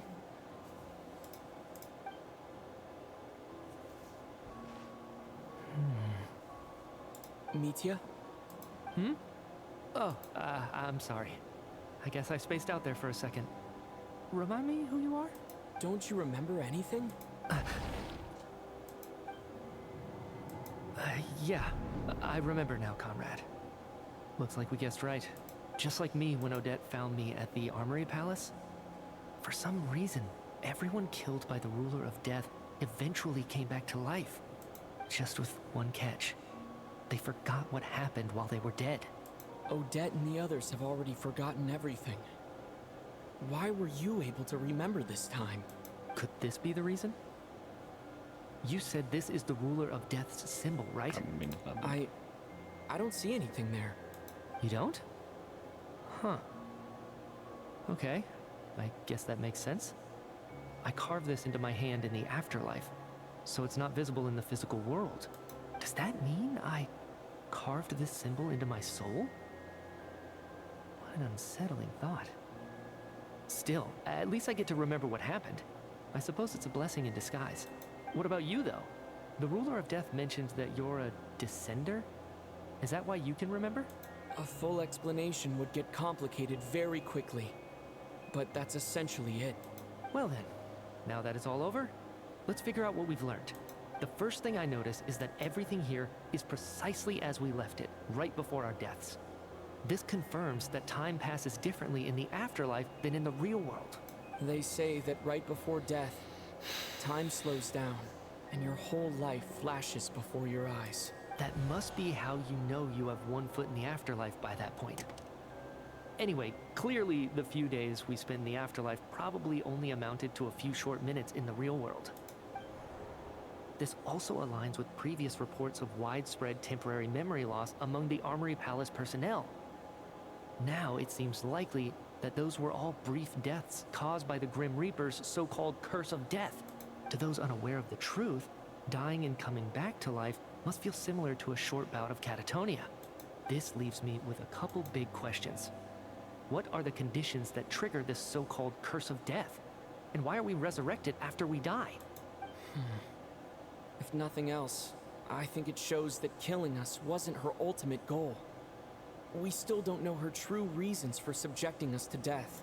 Right. This time only got complicated because of the situation with the theater's ley lines. That's why she had to approach it differently. If the previous incidents of amnesia among the researchers are anything to go by, killing us is usually a pretty routine matter. Come to think of it, wasn't I about to note something down before I died? I can't remember what it was, but I think it was something related to my research project. Sorry, Traveler. I'll catch up with you again later. Right now, I have to make a trip back to the Armory Palace. Sir, if I may, no one of your description has ever shown up in my investigations into Mr. Mitia's friends. Yet, you two seem very familiar with each other. Could you perhaps tell me where he was in such a rush to get to? And, by the way, have we ever crossed paths? Forgive the presumptuousness, but I feel a vague and indescribable sense of familiarity about you. I can explain everything. Could you help me gather everyone in the theater in one place? I guess on stage, but this time you do so in the real world without everything being devoured. Due to the unique properties of the theater's ley line, it seems no one completely forgotten their experience in the afterlife. After you recount the tale of what happened, people slowly begin to remember, as if accessing the memories and distant dream. Everyone is lost in thought. Everyone confirms their own fate with each other until finally today's show draws to a close.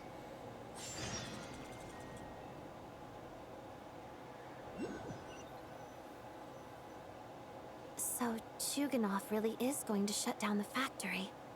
I guess this theater incident actually did us some good after all. So, you said I promised to take you to the Armory Palace while we were in the afterlife, yes? I believe you. I think I even have a vague memory of it. Agreed. Let's check in on her first. The whole reason for our trip to the Armory Palace anyway is to figure out what's going on with her health.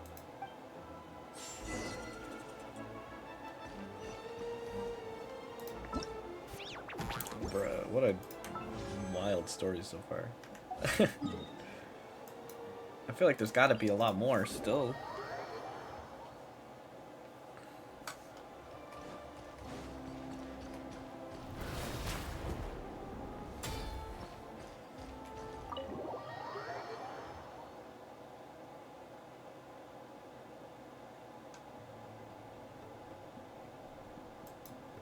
I'm finally back, even though a long time has passed from my perspective.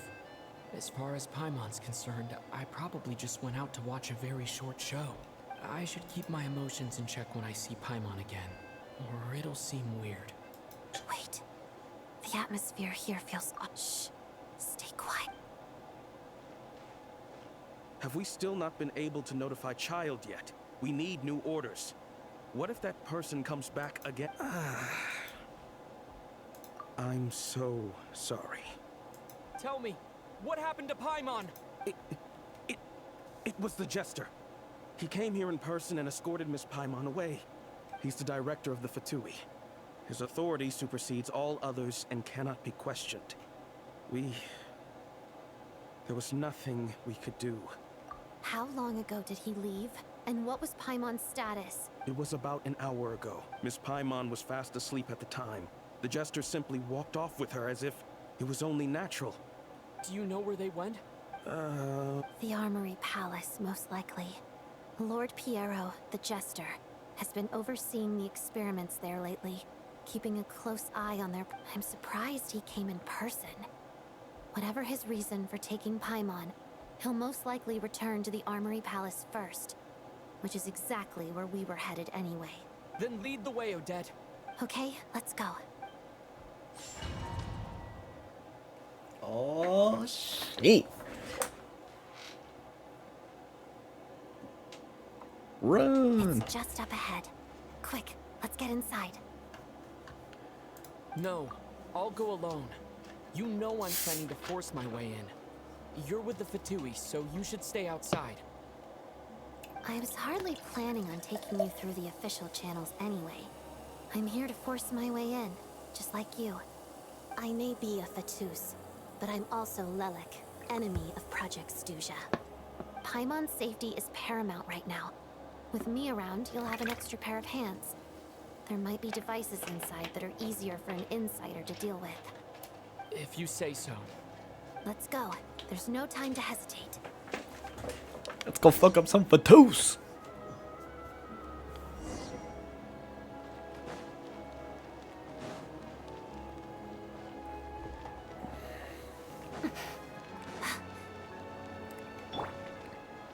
Hey, who are you?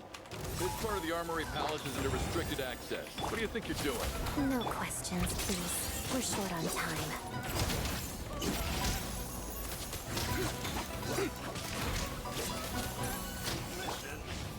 Stay fighting frog!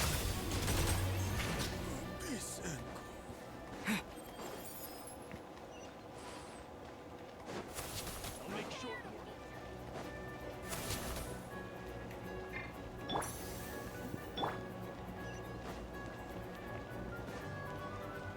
Fear the coming storm. Heaven's will made mine. Turning point! Crystalline Adagio. Padada.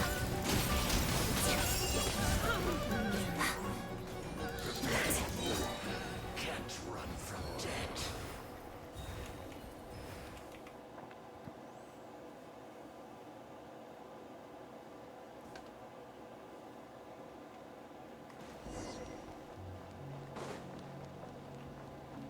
Now Another way. You have a pass? Where are you coming from? So, you're intruders, huh? Don't play before it happens next! Hurry it! Sweeping in! Didn't take too long.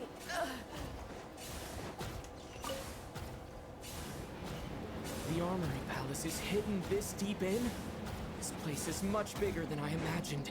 They're conducting top-secret research after all. The deeper it's hidden, the better, is standard Fatui logic. The style doesn't really look like the Fatui's handiwork, though. They must have requisitioned some structure. Looks like we're in for a Intruders! Stay alert! Begone! Our little secret. The story has only just begun!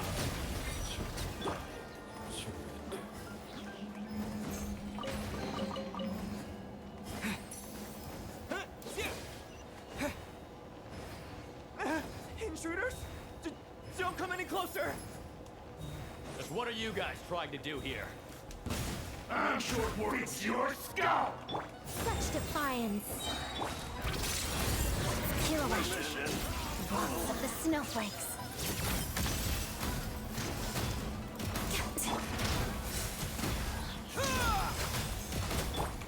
Heaven's will made mine.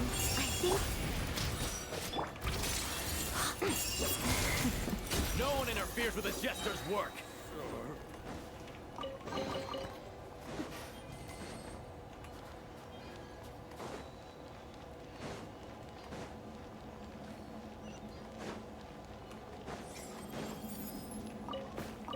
Go with some carrots.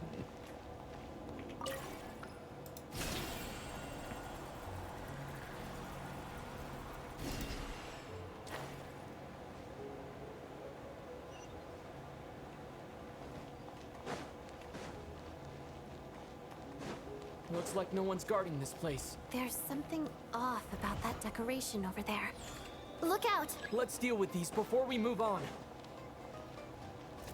Oh god. Cryostorm! Watch out! Such defying. On me.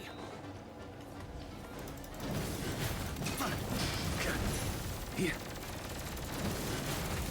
Fuck, is like easy work.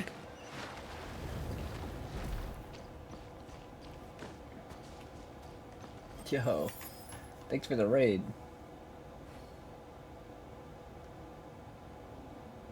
Sold you Fent? You got sold Fent?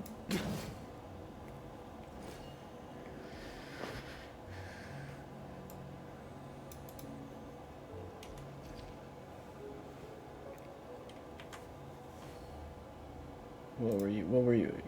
Yeah, English. What were you up to? Were you doing the Archon quest? Playing Overwatch or something?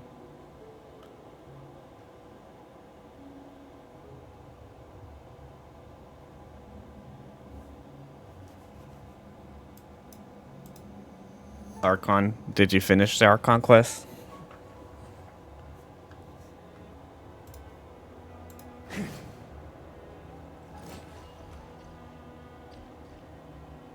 No. You're tired? Yeah. On me. Honestly, this Archon quest is pretty slow. Ain't gonna lie.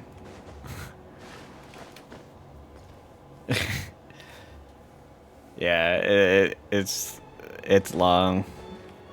I don't know what act you ended up on or where you ended up, but I have a feeling I'm pretty close to the end of Act 2.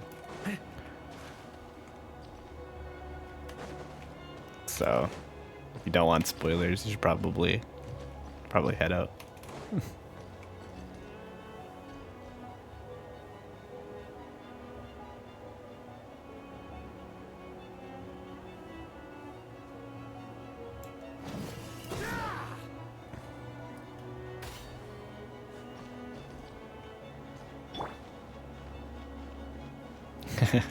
I play 3 accounts, so I know the feeling.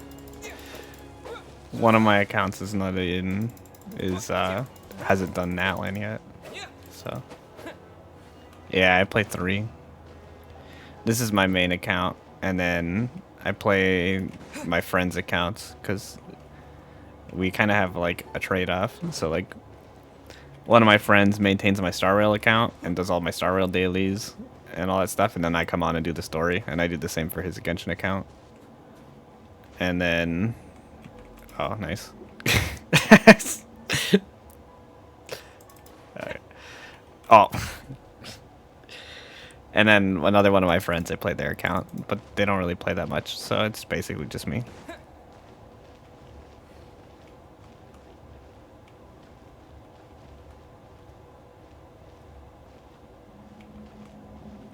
You hate exploration and questing. Exploration and questing is like the best part about the game.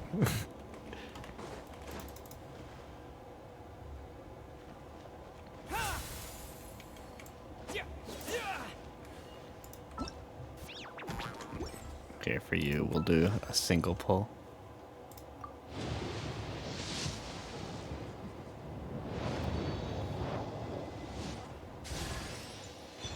Yo, a sucrose. Con, let's go. A Eula main? Nothing wrong with Eula. My one of my accounts has like a Eula main account. Well, not much anymore because of power creep, but you used to be a Eula main account. My account is a Nefer account. Like my main character is Nefer right now, but I have a lot of characters. She didn't get buffed. Look, I feel like it'd be hard to buff her because they ignore physical damage in this game. Like it's non-existent, and so her getting like stellar conduct or anything wouldn't really make much of a difference. You barely use it.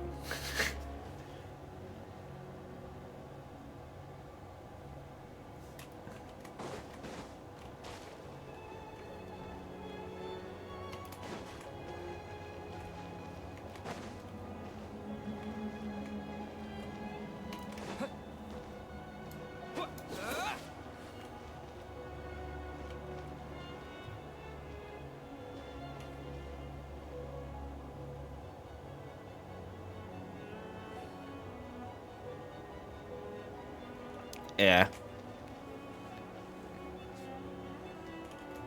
I find Eula, like, kind of hard to use.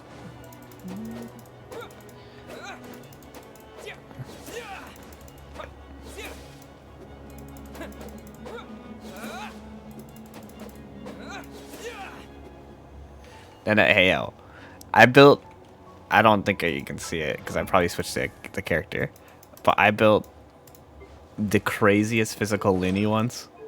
This dude was doing mad damage on a physical build, but I used to take pride in that. I used to actively be like, yo, Linny DPS physical, but not anymore. Nah, I don't think I have any physical characters anymore. Physical Zhongli, yo, goated. I don't even, who's using my Linny bow? I have two signature Linny bows, and Yehoda's using it. I think my level 70 Yehoda. Alright, I'm gonna continue. So if you don't want spoilers, then this is your last warning. Gotcha burnout. Yeah, I've been there. That's why I only play Genshin. Because if I kept playing Star Rail and Genshin and all the other stuff I do, like, I would have never been able to keep playing. And so, like, I play a little bit of Goddess of Victory Nikke and then Genshin. I can't commit myself to another gacha.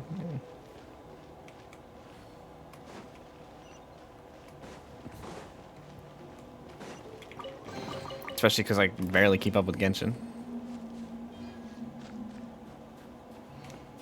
I literally took today off work so I could play Genshin.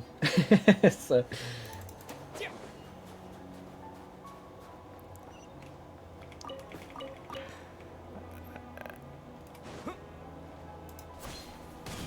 What up, homies? The researchers here probably don't know that we're uninvited guests. Right. Let's try not to hurt them. What's the big star from the theater doing here? That's Miss Odette. She's a member of the Fatui. Don't tell me you didn't know that. Rosie enjoyed the lurk. Also spent $200 on Arl. The only character I really spent money on was Durin, because I didn't have enough for Durin, and I had his signature already, so I spent money on Durin.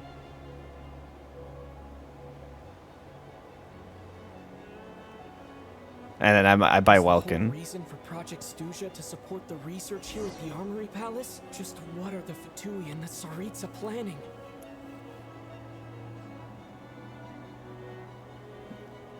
But I buy Welkin and Battle Pass. Most Battle Pass is like hit or miss. I don't always buy Battle Pass, but I do regularly. What up, homies? There's a lot of chests in here.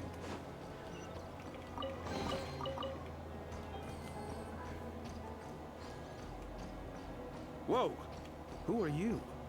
Never seen you around here before. What is this? Kind of looks like Skirk. Looks like there's no way through here. Maybe using the power of this prism could help? Oh, never mind. I went there too soon. My bad.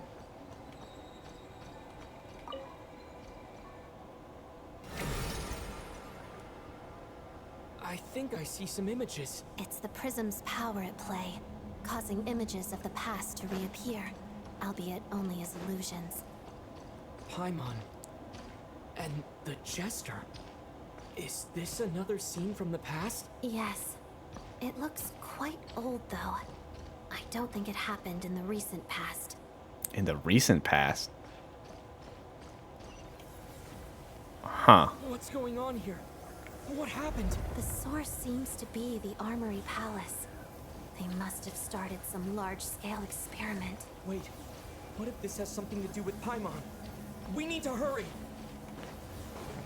I'm hurrying, Aether. I'm going. On me.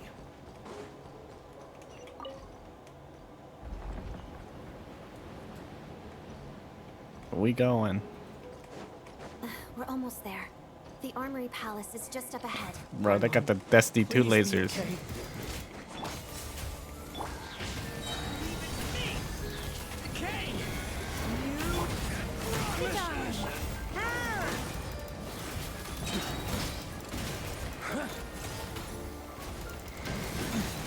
I pulled for a lot of Nodcry characters, so this area is going to be a little different.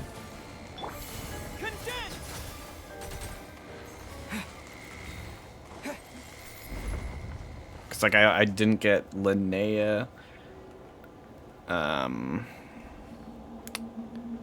Zabai, and Flynn's. That's basically it. What's going on? Wait, I remember this feeling. It's the curse of death. No, not now. Why is the curse of death striking again already? Odette.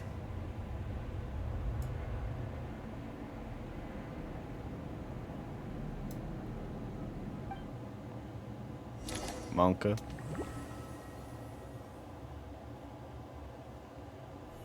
Is this the afterlife again? I need to find a way back to reality. Is that Odette's core Ignis? Could that be what just woke me up? Oh. This area looks sick.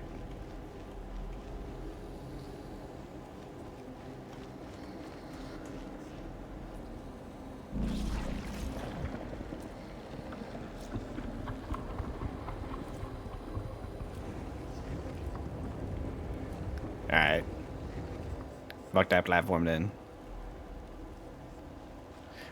This is so like Honkai Impact 3rd.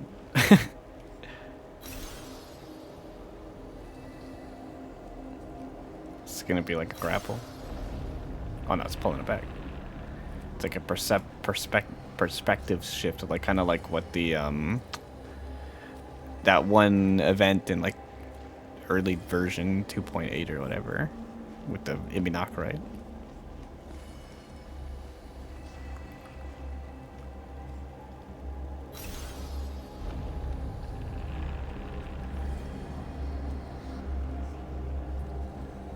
Oh, yeah.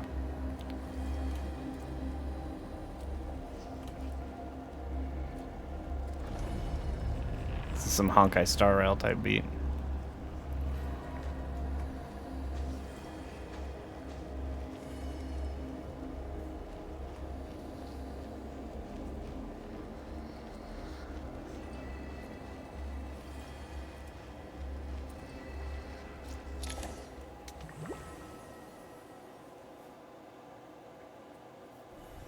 Odette? Odette! No signs of life. But past experience says that she should be resurrected before too long. Did Odette intentionally use her core Ignis to guide my soul? I feel like something similar happened in a dream I had before. Thank you, Odette. If not for you, my soul wouldn't have found its way back to my body so quickly. And I might not have woken up so soon. But I'm sorry. I don't have time to protect you. I have to use the time you bought me to get Paimon back. Let's go. Sure enough, everyone here has been affected by the curse of death. Paimon! Paimon! No, wait. Paimon probably didn't escape Renova's curse either. She won't be able to respond to me right now. I'll have to find her myself.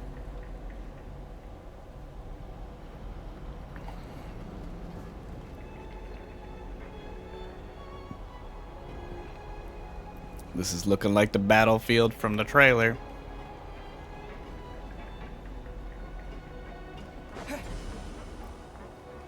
Mitya! Is this the laboratory he works in? What happened here to trigger the curse of death again so soon? I'll have to ask him when he wakes up. Finding Paimon has to take priority now. I think that's Paimon over there. Found her. Paimon really is here.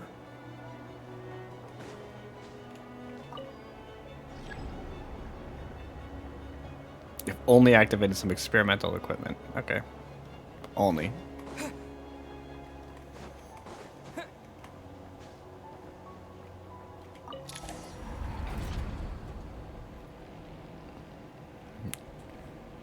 Uh-oh.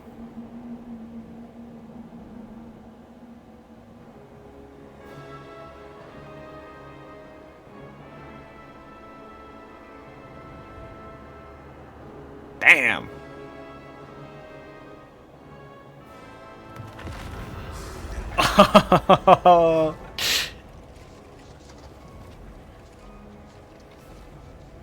You don't learn, do you?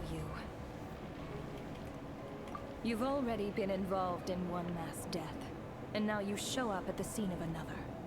This might have passed for a coincidence the first time, but a second time? Am I to assume you are intentionally interfering in Snezhnaya's affairs? Judging by your expression, it seems that you understand little of what is going on here. In that case, a word to the wise. Do not interfere in Snezhnaya's affairs. A civilization that fails to learn its lesson constantly depletes its own worth. It will one day lose any reason for its existence.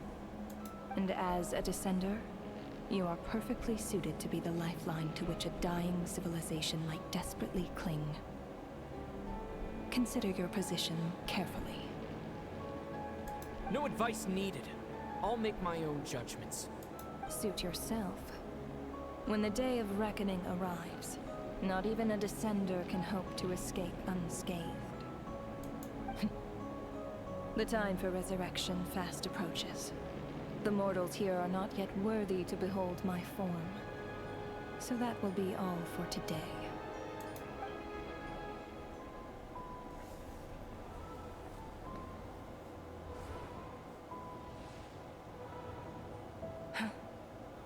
That thing is coming with me.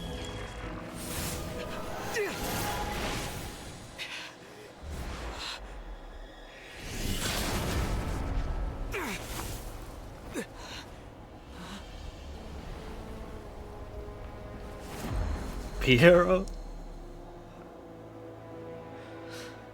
You awoke sooner than I thought. The curse of immortality is stubborn, unable to enter the ley lines, yet not content to remain a spirit. Ruler of death, what do you want? You perplex me. Both you and you. That thing may be a creation of Celestia, but it possesses none of Celestia's power, let alone authority. Your obsession with it baffles me.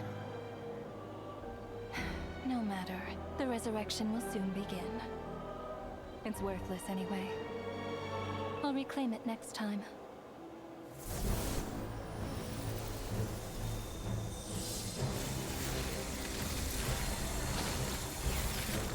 Hey, who says there'll be a next time? 8-3, you're gonna get clapped.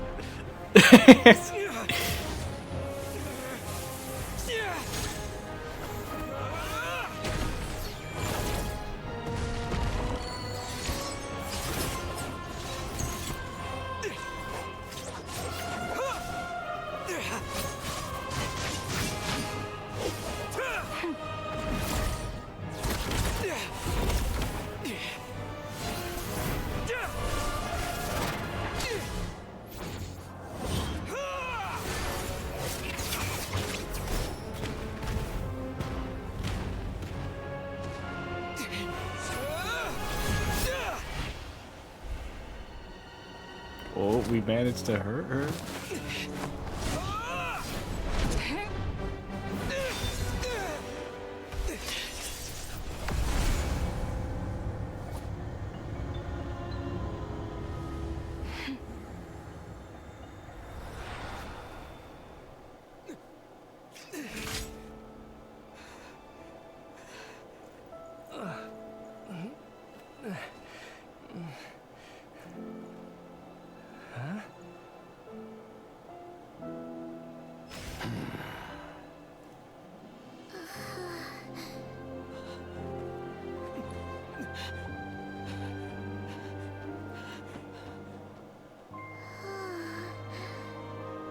Traveler.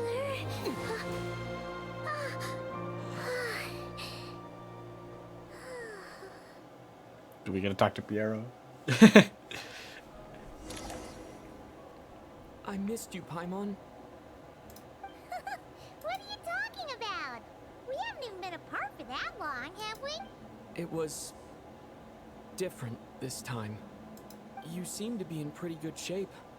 Yeah, Paimon's back in tip-top condition. It's the weirdest thing. Paimon fell asleep earlier, and when she woke up, she found herself here. The jester and that guy talking to him used some kind of energy on Paimon. And she could kind of feel it canceling out that other thing that was making her feel unwell. So, Mitya helped too? Apologies for leaving in such a hurry at the theater earlier. I was in a rush to verify some theories. Rest assured that your companion is perfectly safe. We reversed the effects that the experimental energy had on her. The jester specifically instructed me to do so. I suppose this is our first official meeting, Traveler.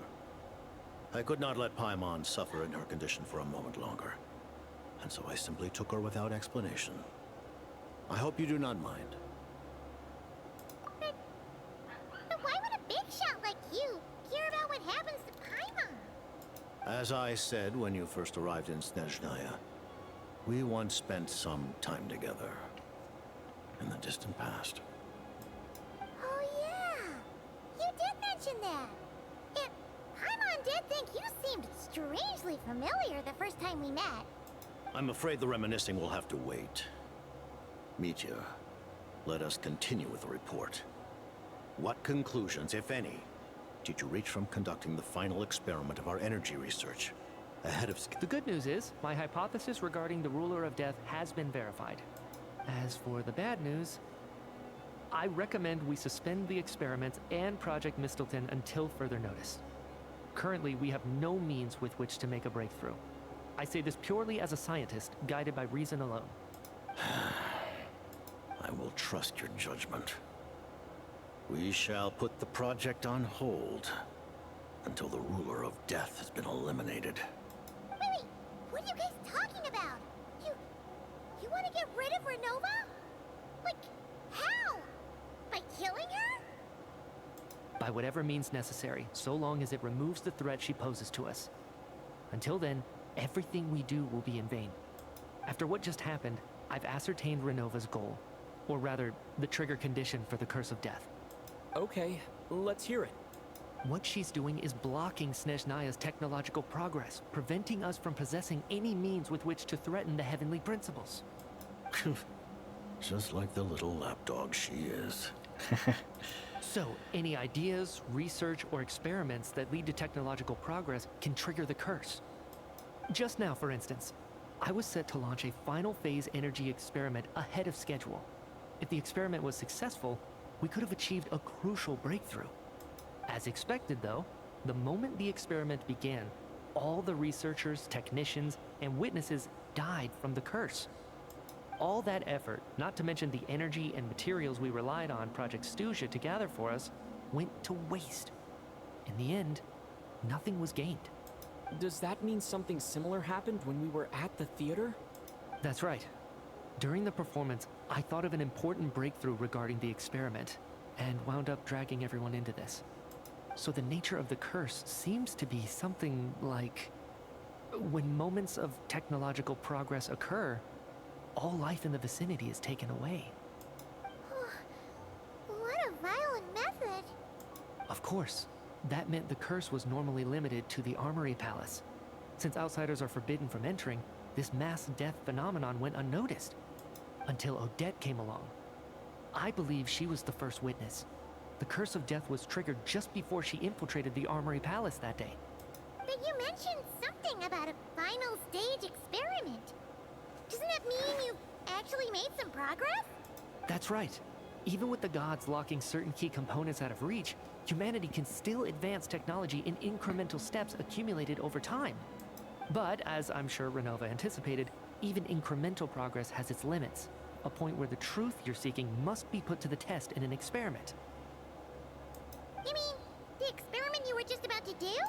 Yes, we were at a critical juncture, a moment where the quantitative was about to translate into fundamental qualitative change. With this single experiment, we could have brought everything we've worked for to fruition. But now, after already being forced to fumble around in the dark all this time, it feels like we've truly hit an impenetrable wall. As long as Renova's curse of death persists, we won't be able to advance the experiment or obtain any results. And with Project Snezhnaya having been in effect all this time, at our nation's current strength, repeated trial and error is simply unsustainable. Only by eliminating Renova first will it be possible to continue advancing our plans. She's the ruler of death! She can just kill whoever she wants, right? That's gotta be the scariest power ever! Is it even possible to beat her? We'll see. But one thing's for sure. She definitely can't just do whatever she wants.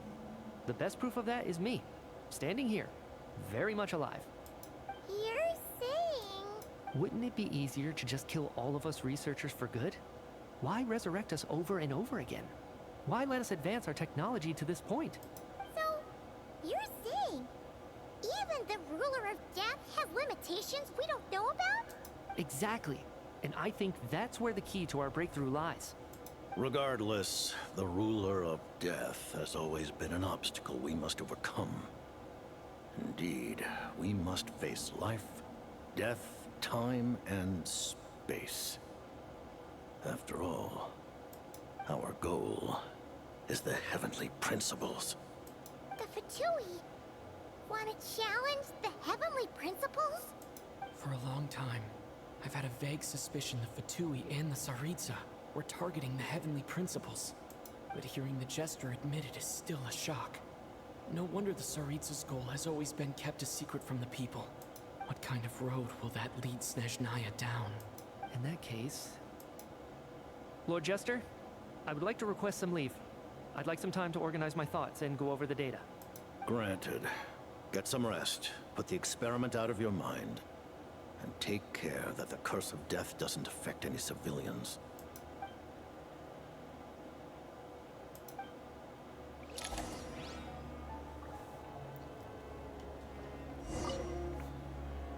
While there is yet time, allow me to offer you my hospitality, honored guest of Snezhnaya. Is there anything you wish to know?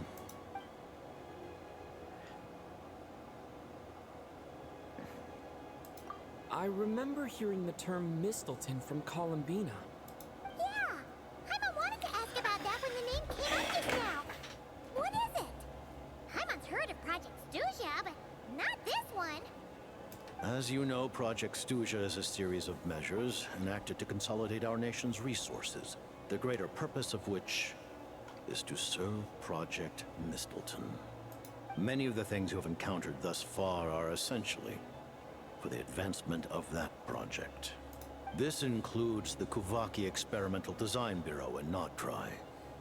Researching Kuvaki was merely a facade. Its core objective was to use local resources and research findings to build Mistleton itself.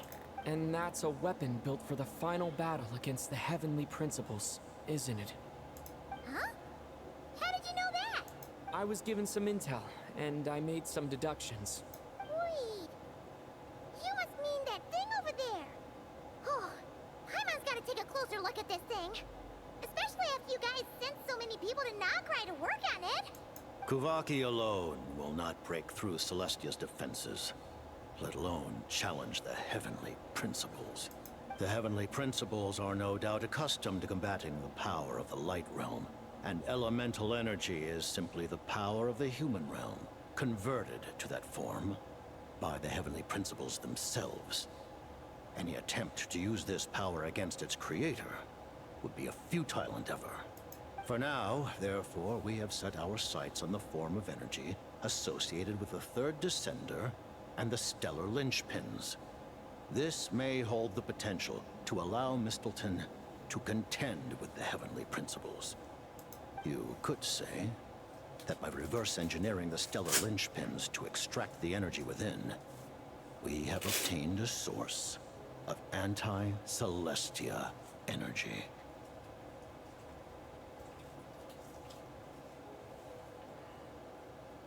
So that's why it hurts Paimon, because she's a celestial being. The Kulagi Experimental Design Bureau, Project Stusia, and the new energy experiments. Huh. So, Project Mistleton is what ties it all together. And it looks like your plan is almost complete. No wonder the ruler of death came after you.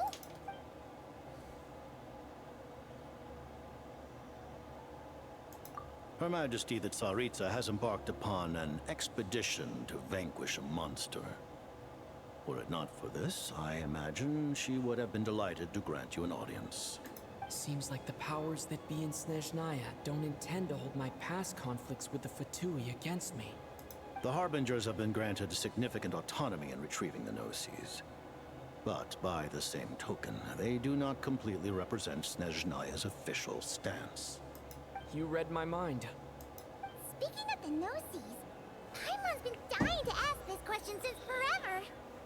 What exactly does the Tsaritsa want to collect them? Is it something to do with the fight against the Heavenly Principles? The Gnosis will undoubtedly serve as a key bargaining chip when she confronts the Heavenly Principles. Beyond that, you had best ask the Tsaritsa herself. I am not sure if this information is mine to disclose. What do you mean? Not sure. Don't you make the rules? You're the highest-ranking Harbinger. Ugh. Never mind. Taking on the Heavenly Principles is something most people wouldn't even entertain in their wildest fantasies. Why is the Tsaritsa so fixated on this? Into that today, civilization is nothing but an illusion. Something whose very existence can be negated at any moment. Our civilization may very well be destroyed in the struggle, but as things stand, the Heavenly Principles could choose to negate our existence on a passing whim. And we must not sit back and accept that fate. Only by changing the state of affairs, only by overthrowing the Heavenly Principles, can our civilization truly be said to have taken root. Otherwise, the fate of the people of Conria and Hyperborea is a cycle doomed to repeat itself. Accepting potential destruction in return for getting to control your own fate. Furthermore, perhaps this is still somewhat difficult for you to understand. Are you aware that all the rules of this world are made up of curses? Huh? All of them? Paimon knows about the curse of death you mentioned, and the curse of immortality that you and Dainsleif have. Then the birth of the Hilichurls, the rules of Natlan's Ode of Resurrection. Those are curses too?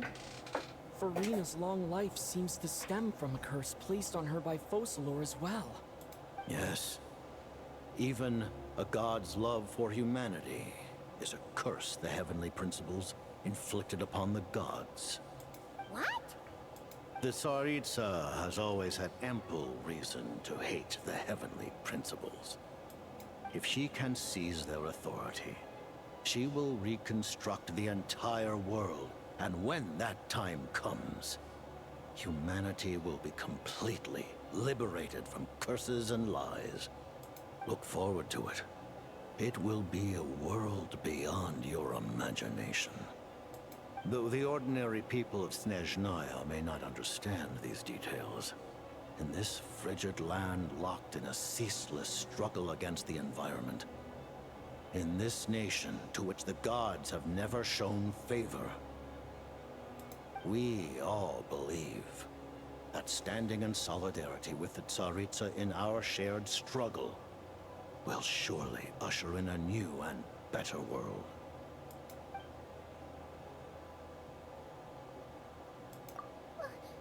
Paimon really doesn't remember. He's basically a stranger. You gotta believe Paimon. Allow me to explain.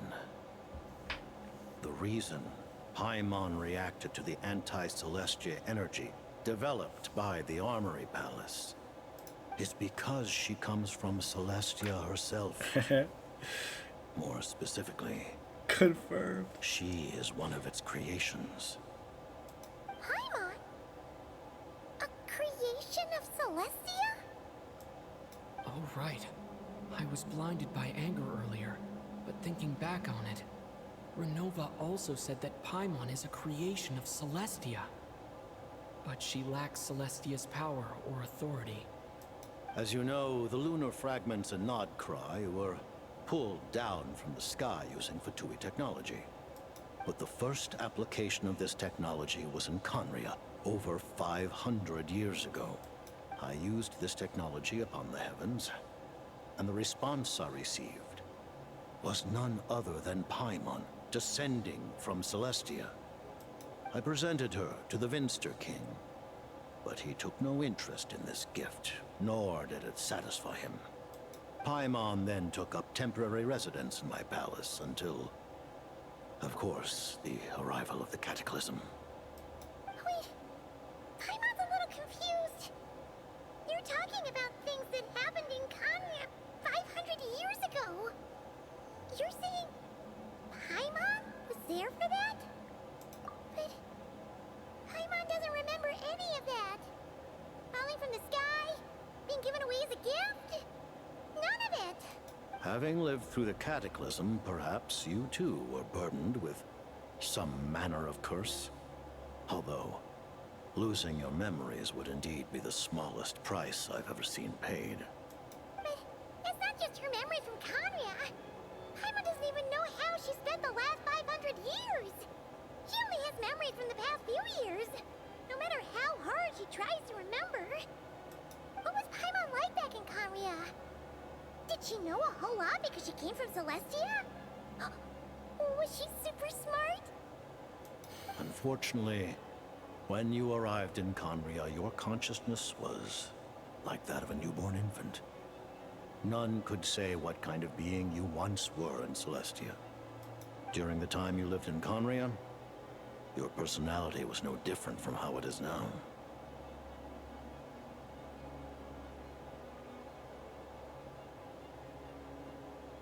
Ah, man!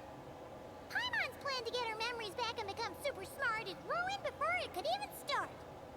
You know, even though Paimon lost her memories, she still feels weirdly close to you for some reason. That must mean you took pretty good care of Paimon back then, huh?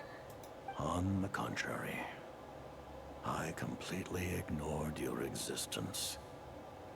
I was entirely focused on my struggle against Thruptatir the Wise.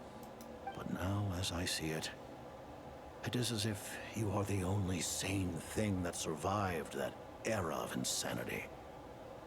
And thus, are worthy of protection. Noted. Man, Paimon's gotta stop projecting friendship on everyone she meets. But, Traveler? Even though you know Paimon's some creation of Celestia now, As long as you're not want having her, the right? principles, we're good. You're not going to abandon her? Oh boy. Oh, phew! That's a relief. Paimon's just learning about this too. She's barely even processed it.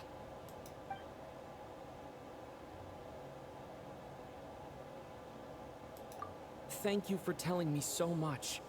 I'm a bit surprised, honestly. I didn't expect you to be quite so transparent with me.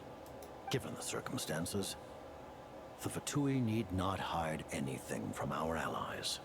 Allies? To advance Project Mistleton, we must first resolve our issue with the Ruler of Death. And if I presume correctly, you have no intention of letting her actions go unpunished either, do you?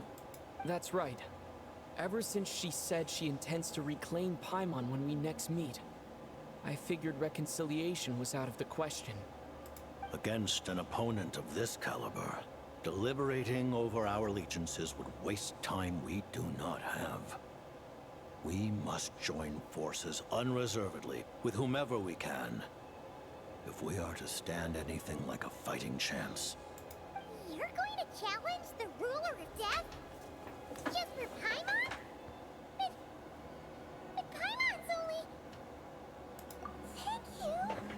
Oh, thank you. Oh, gee. Now Paimon doesn't even know what to say. Anyway, Paimon's super touched. The Tsaritsa will return in triumph in short order, and the Fatui shall hold internal discussions regarding the enemy. The time for us to meet again will come very soon. Got it. Thanks for your help with Paimon. I'll be sure to look after her for you. There was just one other thing. Well, it's just a request, really. Paimon really wants to see what this Mistelton thingy you're gonna use against the Heavenly Principles looks like. Of course, Paimon knows it's top secret and stuff, but she just had to ask. It's okay if the answer's no. Certainly you may. Oh, for real? Actually, maybe it's best not to. What if her Nova suddenly pops up again? She might take this chance to...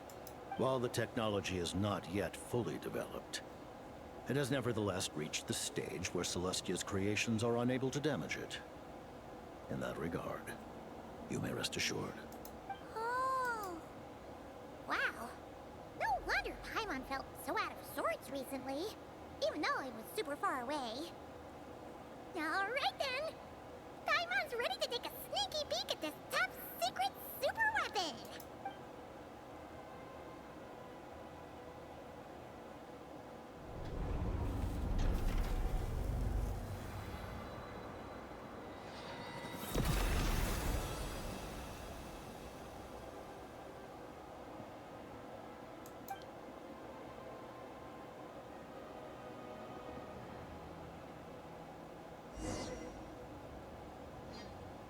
It's the weapon from the trailer.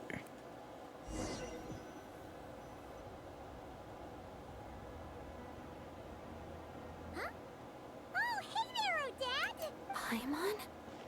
You're okay. Thank goodness. You look well. Have you recovered? Long story short, yep, Paimon's all better. What are you doing here? Were you waiting for us? That's right. When I woke up, I wanted to go in after you, but the guards had woken up as well. It would have been tough to take them on alone, and there was no easy way to sneak past them. So I returned the way I came and waited for you here. It was thanks to you that my soul found its way back to my body so quickly. Thank you. Huh. That actually worked? Nice. I just figured I'd try my luck when that ominous feeling struck me. Really, you should be thanking this thing instead. Anyway, and now that things here are all taken care of, I have other things I should get back to.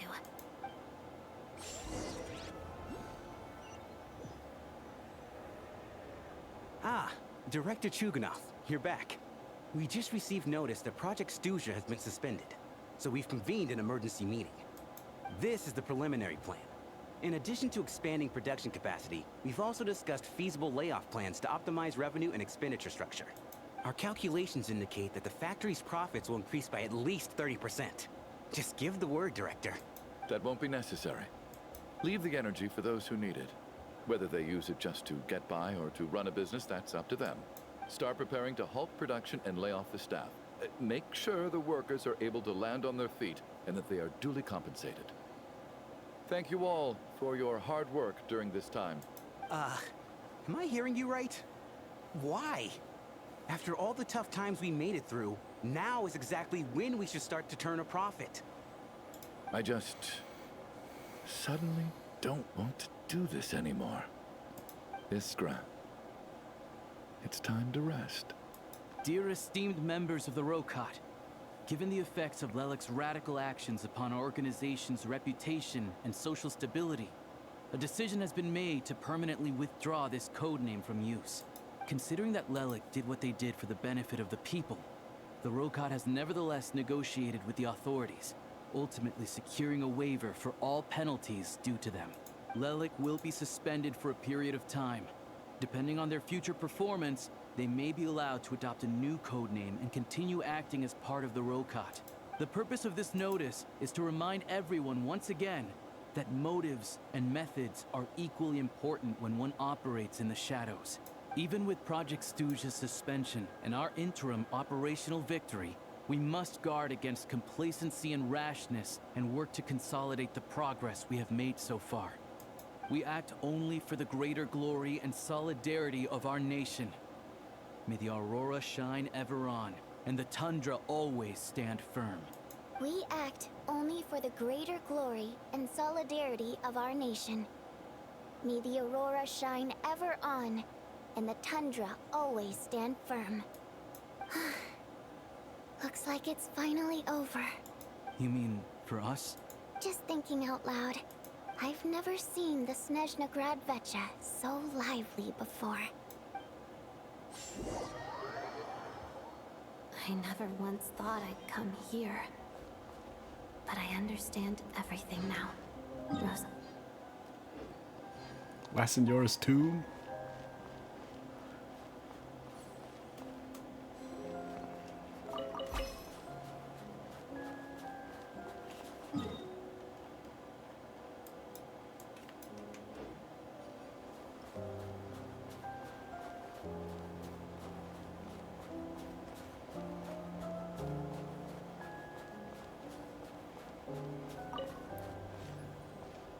I've seen Spirit Seeker performed many times, including by your mother.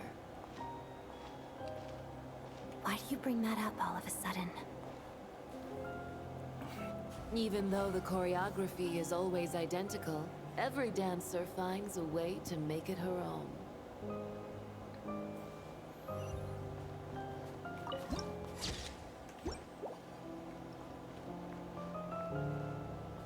So you actually want to talk to me about ballet? I just think it would be a pity if the dance was lost to history. She didn't teach it to you, did she? That was an unusually subtle taunt for you.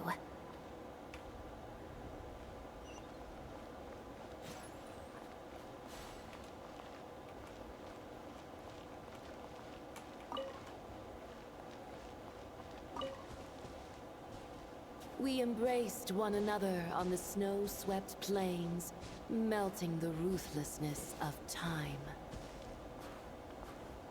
But when our bodies, in pieces, are cast to the winds, what of our love will remain behind?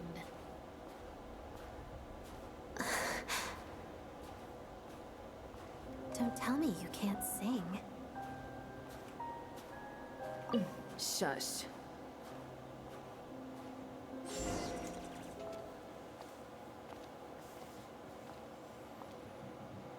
I understand her hatred. The Fatui robbed her of the life she should have had. I never opposed her dancing. Yet still I became an enemy of her ballet. I'll just keep my distance. Many despise me. I'm used to it. You're certainly not one to shy away from confrontation. But children, they need a different approach. I'm hardly the most maternal figure. Yet, she is a child. In my experience, while a father commands authority, he must still yield to love. You should tell her what you think about her dancing.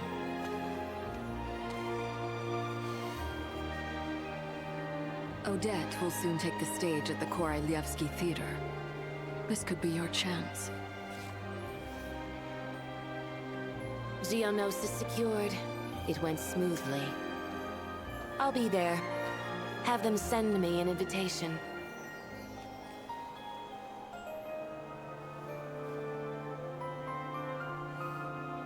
Sadly, things didn't work out. Her final words are inside that block of ice. This? Aren't these for monitoring her subordinates? Not yours. This one isn't her witch's flame, But my two worlds' flames... the two worlds' flames can burn away memories. It was my parting gift to Rosaline.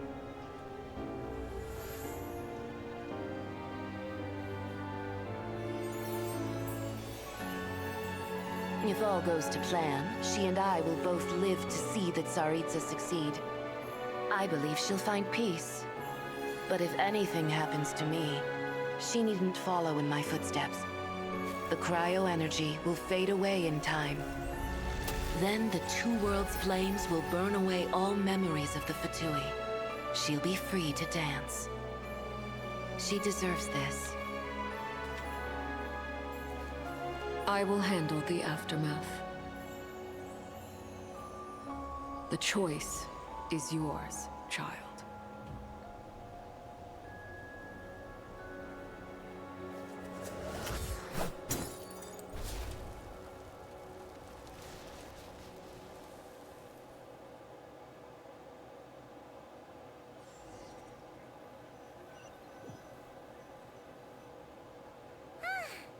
Fresh air at last! Paimon's head isn't spinning anymore, and the fever's all gone. Paimon's finally free to fly again! Oh, it's nice to finally know where Paimon came from, too. It did make Paimon a little nervous at first, but it's such a relief now. Like, who cares if Paimon's a creation of Celestia? She's probably not anyone that important. Probably just the fairy of food and fun or something. And like you said, this doesn't have to change anything between us. You're not gonna just... Hey! Hurry up! Why are you walking so slowly? You've spent the last few days lying in bed and stuffing your face. I didn't think you'd be able to fly this fast. Says who? Paimon's as agile as ever. They don't call her White Floaty for nothing. Paimon originally wanted to check out the bookstores in Snezhnaya, but she's more in the mood for flying around right now, so let's save that for later. Wait, they've got light novels from Yai Publishing House here too. Huh? And this is Paimon's favorite mystery story from Fontaine. Wow, it got a sequel. The local Snezhnaya books look pretty interesting too, but also kind of heavy. Not the easiest things to look around. I thought you were in the mood for flying around. Paimon can read while she flies. Hey, look at these two dolls. Which do you like better? All right, boss, we'll take both. Paimon will have the other one. Oh, I thought we were only getting one. All right, fine. I'll pay. There you are. Thanks for visiting. Paimon will grab this and then... Huh? Huh?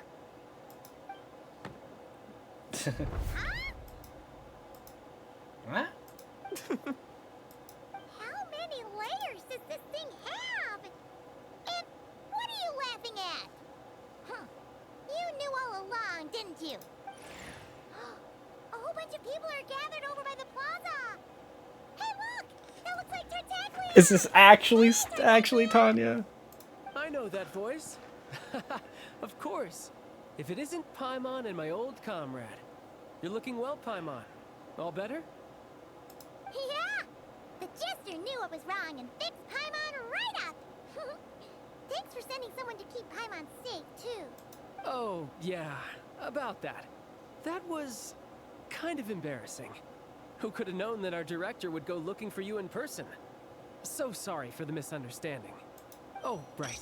Let me introduce you. This is my little sister, Tonya.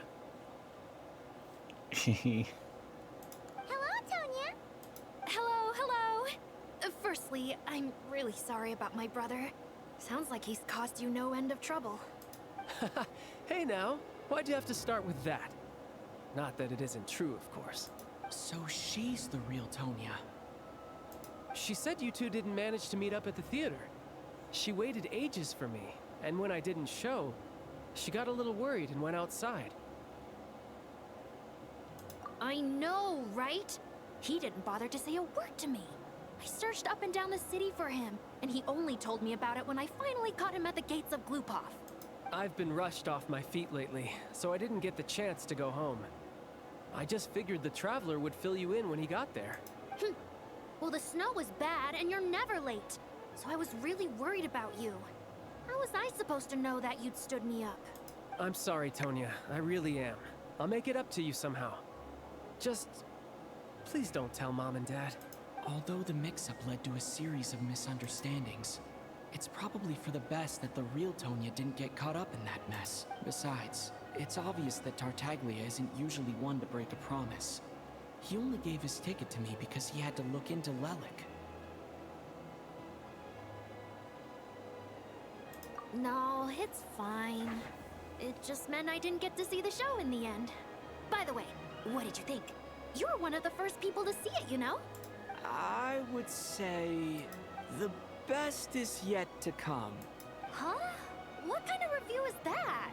Hey, look!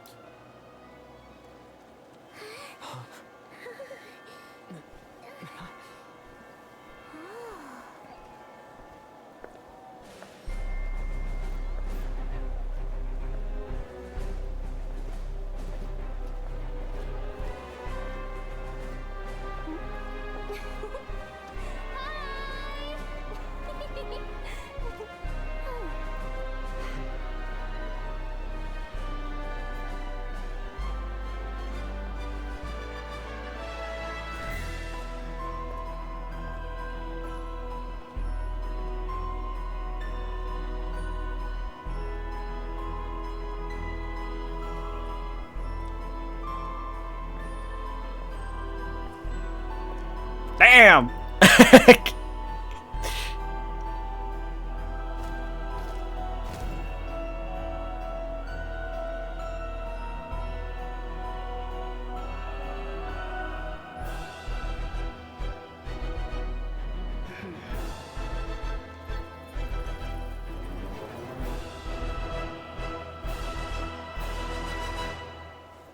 Wow.